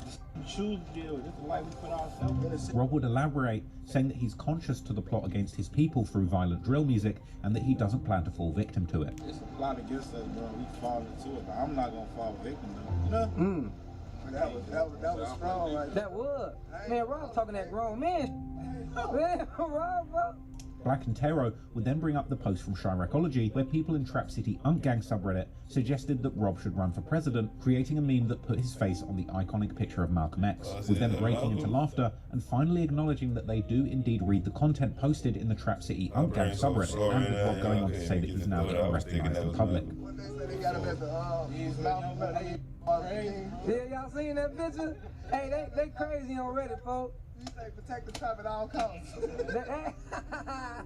You gotta go down Reddit and just type in I trap Rob. My kids like this is crazy, gang. Everywhere I go, like, oh damn, I can't even go nowhere. Man, I see how this Reddit be crazy. Now, the interviewer would ask him what he thinks of his newfound fame and what he thought of being named Defensive Player of the Year by Reddit, with a noticeable cut in the video, meaning Rob probably said something that initially he regretted. But ultimately, what was left in the video saw him go on to explain that he didn't chase the clout and that he doesn't like Redditors. They say he do Defensive Player of the Year, bro.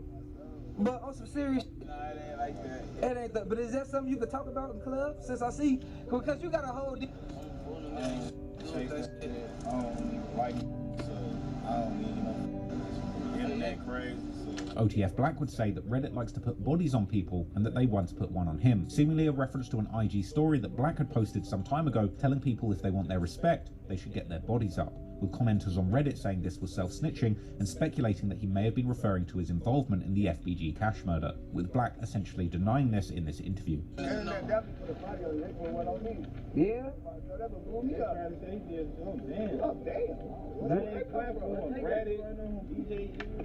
Yeah, they got you on Reddit teed up. There was one crazy moment where Rob was asked if he's on Reddit reading stuff about himself, with Rob just calmly nodding and smiling. You their favorite person on there? Do you be going on there reading about yourself? Rob would go on to seemingly reference a post from the Reddit, which was an image from Google Street View of the house that looked like where this all happened, with the title Unk Manor, with Rob actually revealing in the interview that this was really his grandmother's house and that he's worried it made her a target. That is my grandma's house, though. Y'all in danger after everything? Y'all names being put out there like that? This hood? Like that house, you said that's your grandma's house. That's plastered all over the internet, bro. People looking that address up, riding past it. Look, see that shit on that real shit, though? It's the internet, bro. The internet. Look, old outside, you know? Rob would ultimately tell Redditors to stop trolling, with Black saying that people actually get killed for trolling. That's the old play about that trolling. Could you speak on that a little bit? Yeah. Stop trolling. Stop trolling. Rob even said that he wanted to run for mayor of Chicago in part 2 when he was asked if he was planning on staying in the city. Y'all gonna be here for the rest of y'all lives, or y'all finna skedaddle? I'll be the mayor of Chicago, man. I'm gonna be the mayor. Skedaddle. I'm gone. That Malcolm X just made me. I'm doing even more, bro. Now, for you talking that. That's a real thing about. They need to let me be the mayor of the city. It's about. It is what it is right now. I'm gonna be the mayor in like the next 5 to 10 years. So you always want to be in politics, or that's just new? No, I wanted to be in politics. For real? Yeah. Oh, that's raw as hell.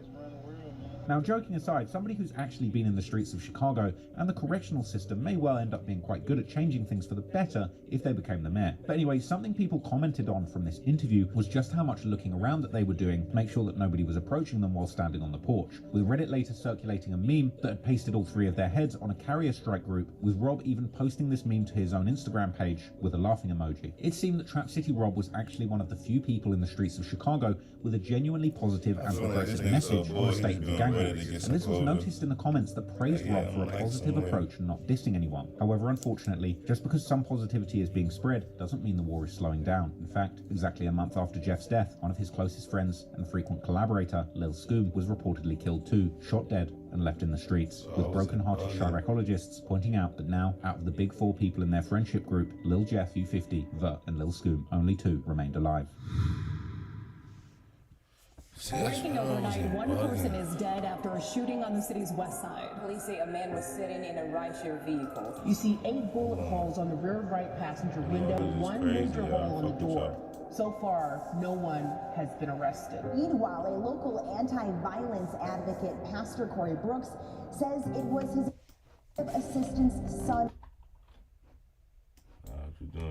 Right now is indescribable and asking people to pray for the family.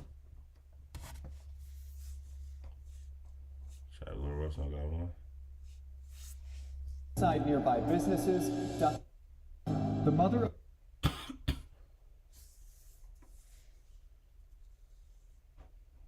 was play that shit, bro. What I do, man?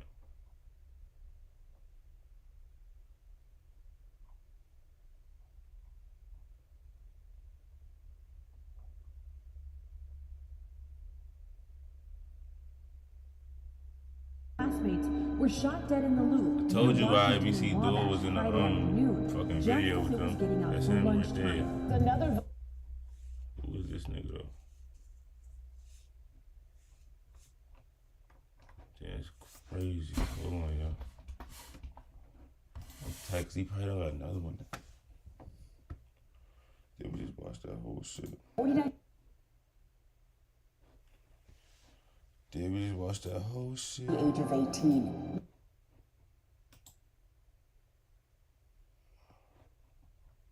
A plea to the community to turn perpetrators in so they can be held accountable. We need to do things different. Then the same thing keeps happening. So there is no.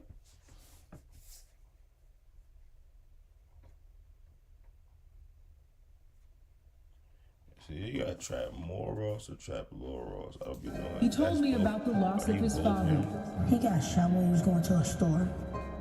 How many more people have you lost to gun violence since the last time we spoke? I'll say at least about 20.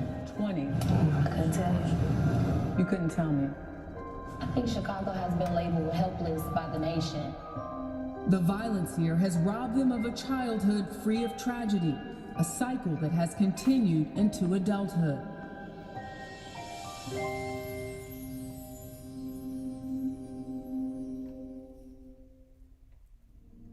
When I made my video King Von, rap's first serial killer, I truly couldn't have imagined anyone ever topping just how crazy and twisted Von's story was. I felt like Von was a one of a kind, especially when you consider just how allegedly deadly he was in the streets, combined with the fact that he was truly a talented rapper on the mic, with storytelling skills that were genuinely top tier when it comes to the craft of gangster rap. But the more I learned about Lil Jeff, his story, and his music, in many ways,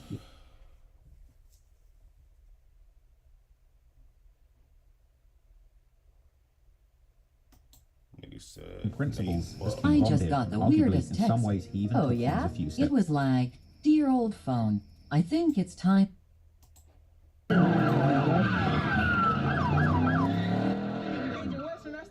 Came through shooting out. Everybody right here. Hold on.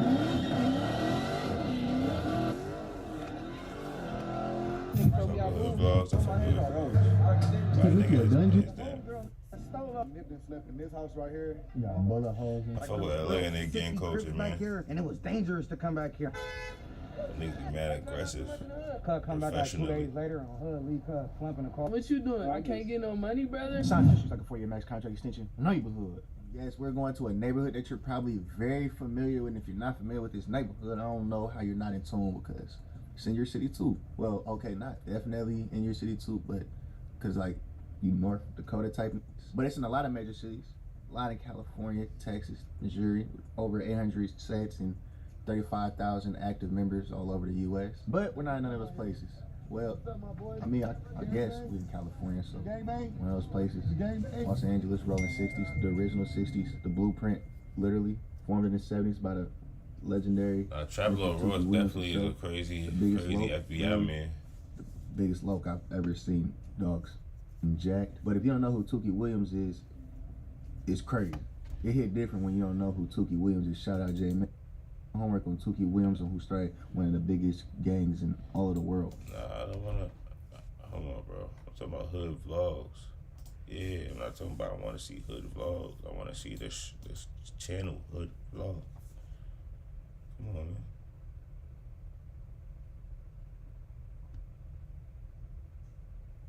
Really green is the Candyman shit. They told them houses down if they're gonna tune in since we came down here for a better chance. We G's around this mother. Overseas, baby. They don't get no trenches than us, man. You just gotta get off the block. It's not even the block, G. The block made me. Yeah, it's her vlogs.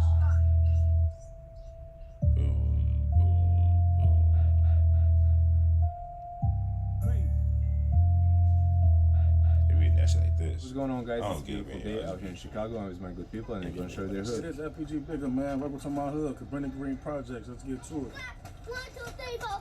These my stomping grounds right here. Basically, all this is like a big old family on certain parts of the hood. How I knew this. Next block over, Mohawk. How long Next ago block did after the that, BG that's dug Cleveland. down? Next block after that, that's Hudson. That's where all the gangster shit was going on. You feel me? Everybody think about the Greens, they think about just the project buildings. You know, the row houses.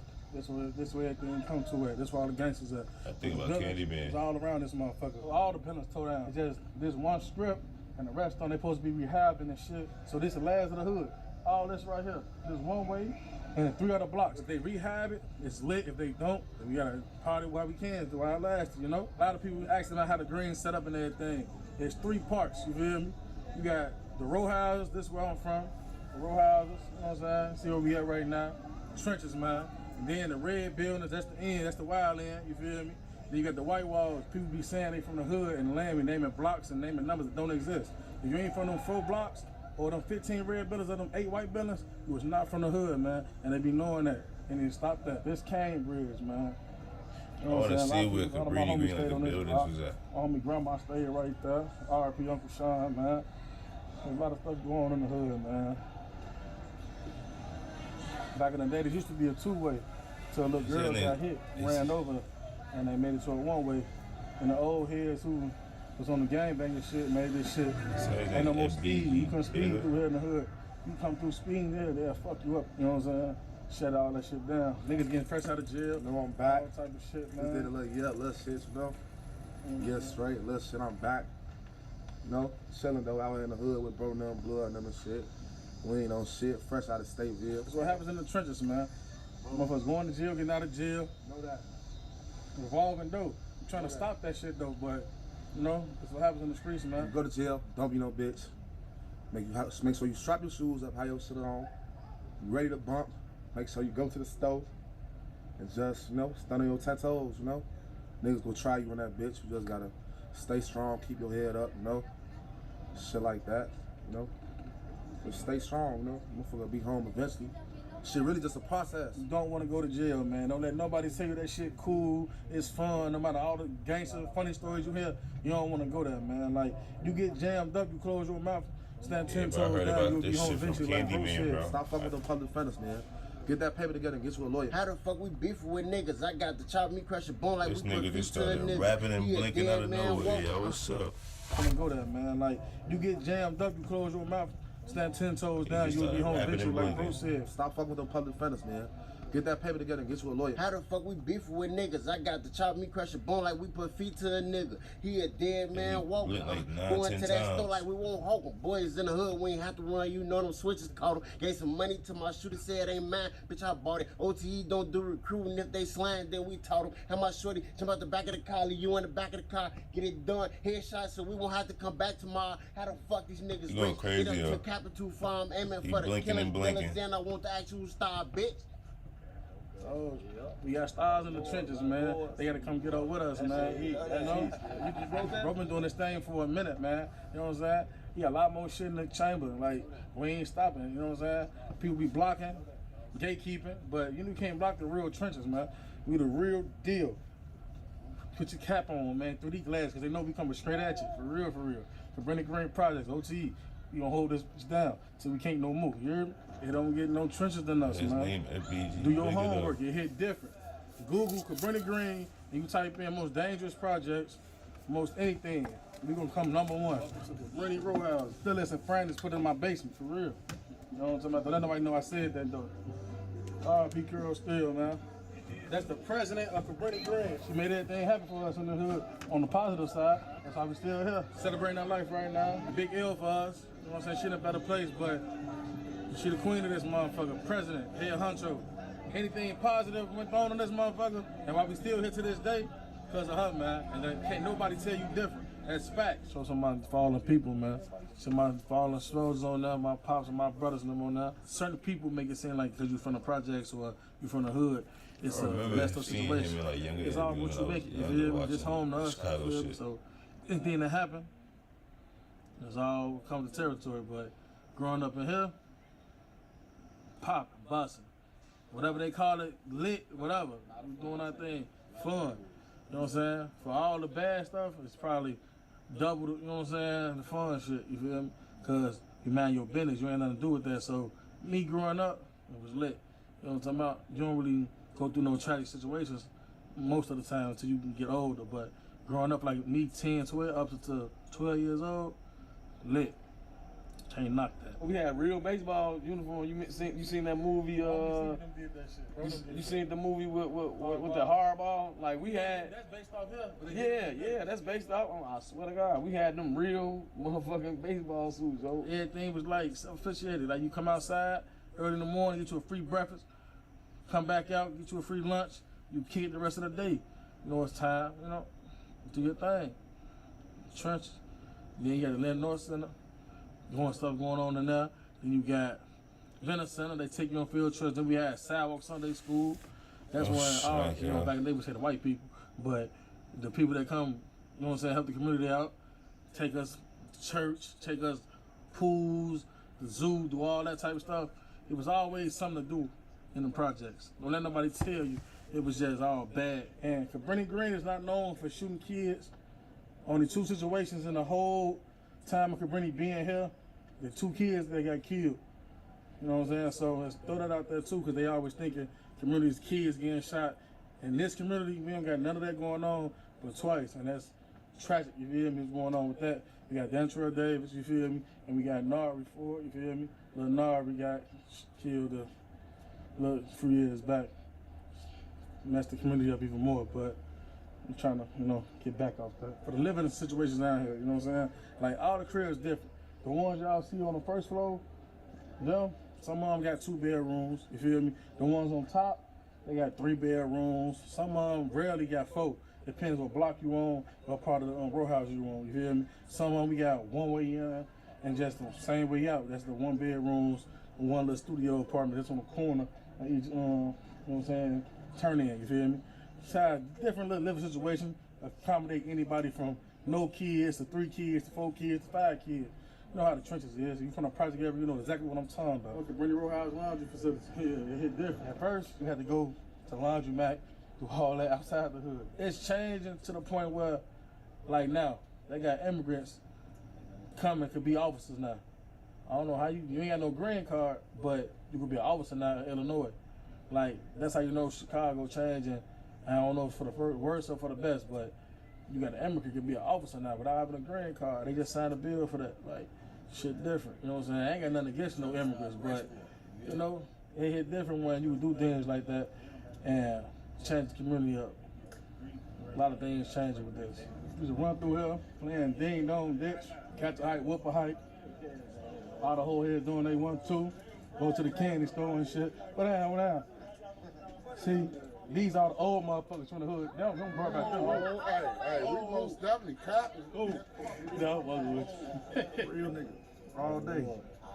You gotta know it. We came down here for a better chance. Migrated from the South. We came to Chicago and Midwest states for a better change. And people just stayed here and made it more of a black root. You know what I mean? And that's how it is with the British. We like just a black root, you know what I mean, that grew here and stayed. They thought they was divide and conquer, but by us, them building us on stacking each other, it brought unity. We knew what was going on far to us separated from each other. Now you got us separated where I don't give a fuck if it's 4 houses down, 4 blocks down, this and the third, cause once we was as a whole, we was as a whole. They couldn't fuck with us. They still, 10 toes down, they still can't fuck with us off the strength that you got the mentality of motherfuckers. Older motherfuckers that's older than me and still preach the same shit. Was preaching it a long time ago. It goes harder back than me. Them to do an interview, you got to go back before my time. And I'm gonna keep it 100. Larry and Chief Malik. Them was 2 guys that had control over the community. They knew, could talk, reach out, you know what I'm saying? They probably wouldn't be too much violence ain't come from nothing but the European people. We didn't know violence. We didn't know violence. We was taught violence. We was taught violence. Motherfuckers was taught violence. The shit that they program on the TV, anything, we want to talk violence. Whatever somebody tell you, it might not always be right. Judge and look at things, process things how you want it to be. You talking to the kids? Talking to the kids. Kids got to get off the block. It's not even the block, G. The block made me. I went to school, but the block made me. So and you've been through a lot, right? I've been through a lot. Hey. Tough times. Hey, I don't want everything. I ain't born with no silver spoon in my mouth, but I got silver and gold spoons now, bitch. Silver spoons wasn't born in my mouth, so I'm gonna cherish what I got now. Family, friends, independency. So I wasn't born with silver spoons, so I ain't looking for it. I'ma earn mine. You got to earn. You got to earn shit in the America. This America. Hey, don't let nobody dictate your pace. Let your pace be your pace. Let your pace be your pace. That thing right there. Can't no motherfucker outrun you. You can't outrun nobody. Let your pace be your pace. Forget about what any motherfucker talking about. I'm doing this, I'm doing that. Okay, that's you. You know what I'm saying? But I'm here, you there. Hey, plenty much love. We G's around this motherfucker. Overseas, baby. Huh? All across the land. It's all about partners, baby. Shout out to them, baby. Snakes, baby. Yeah, the snake style. You did. We still out here. Yeah, y'all can tune in. You know, we still out here pumping. I done been around the world. Motherfucker, the green's gone. No, the green's here. Ask us about us. We might be spread it, but we here. Anything that's going on in the community and any other community, it started in Cabrini, man. Everybody know that. Everybody know this shit. Like, we the first everything. Notorious, gangster, everything. It started here. It been going on in our community. Then once our community split up, all the other communities got to get fucked up because all the people that came from here went in, you feel me, became somebody else and took over shit. That's how shit go. But compared to New York, California, St. Louis, Atlanta, Cabrini Green is the most notorious project in the world, Craig. Not just United States, I'm talking about the world, Craig. They know that. We started this shit, we fought this shit. Ain't nothing, it don't get bigger than us. Seriously, we do that shit. Y'all driving so slow. C5 That motherfucker is big, ain't it? Now he said he don't want to hit the car. Yeah, see, the what they take you to in the county is the one they put the bodies in. They open for the back. See, that one for the side. They got one slot for females and one slot for males. That shit ain't cool. I mean, they locked me up in one of them bitches. I done passed out. You cut your party with a strip club. We finna go have fun. This is what we do. We have fun, no doubt. On everything. We finna have a ball. Let's ride, folks. Get in y'all cars. Let's go. You know, everybody had their enemies and everything in their project, but for the most part, the hood be like a whole big family. At the end of the day, shit just go, you know how it goes sometimes. But for the most part, whole family out here, you know? Well, guys, that's the end of the video. I hope you enjoyed it. Big shout out to everybody out here for showing love. This your boy FBG Bigger, man. Shout out Hood.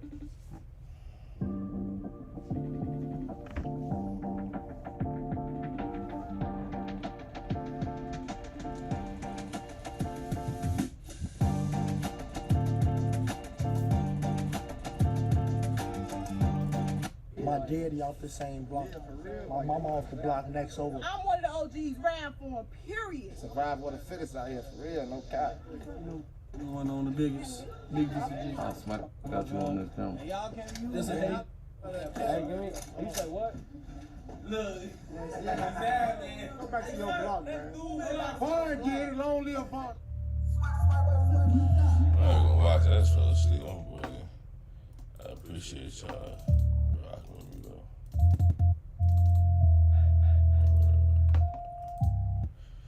I told you I'm running the street tomorrow at the same time, y'all. You must prepare me a Red Bull or something, man. All right.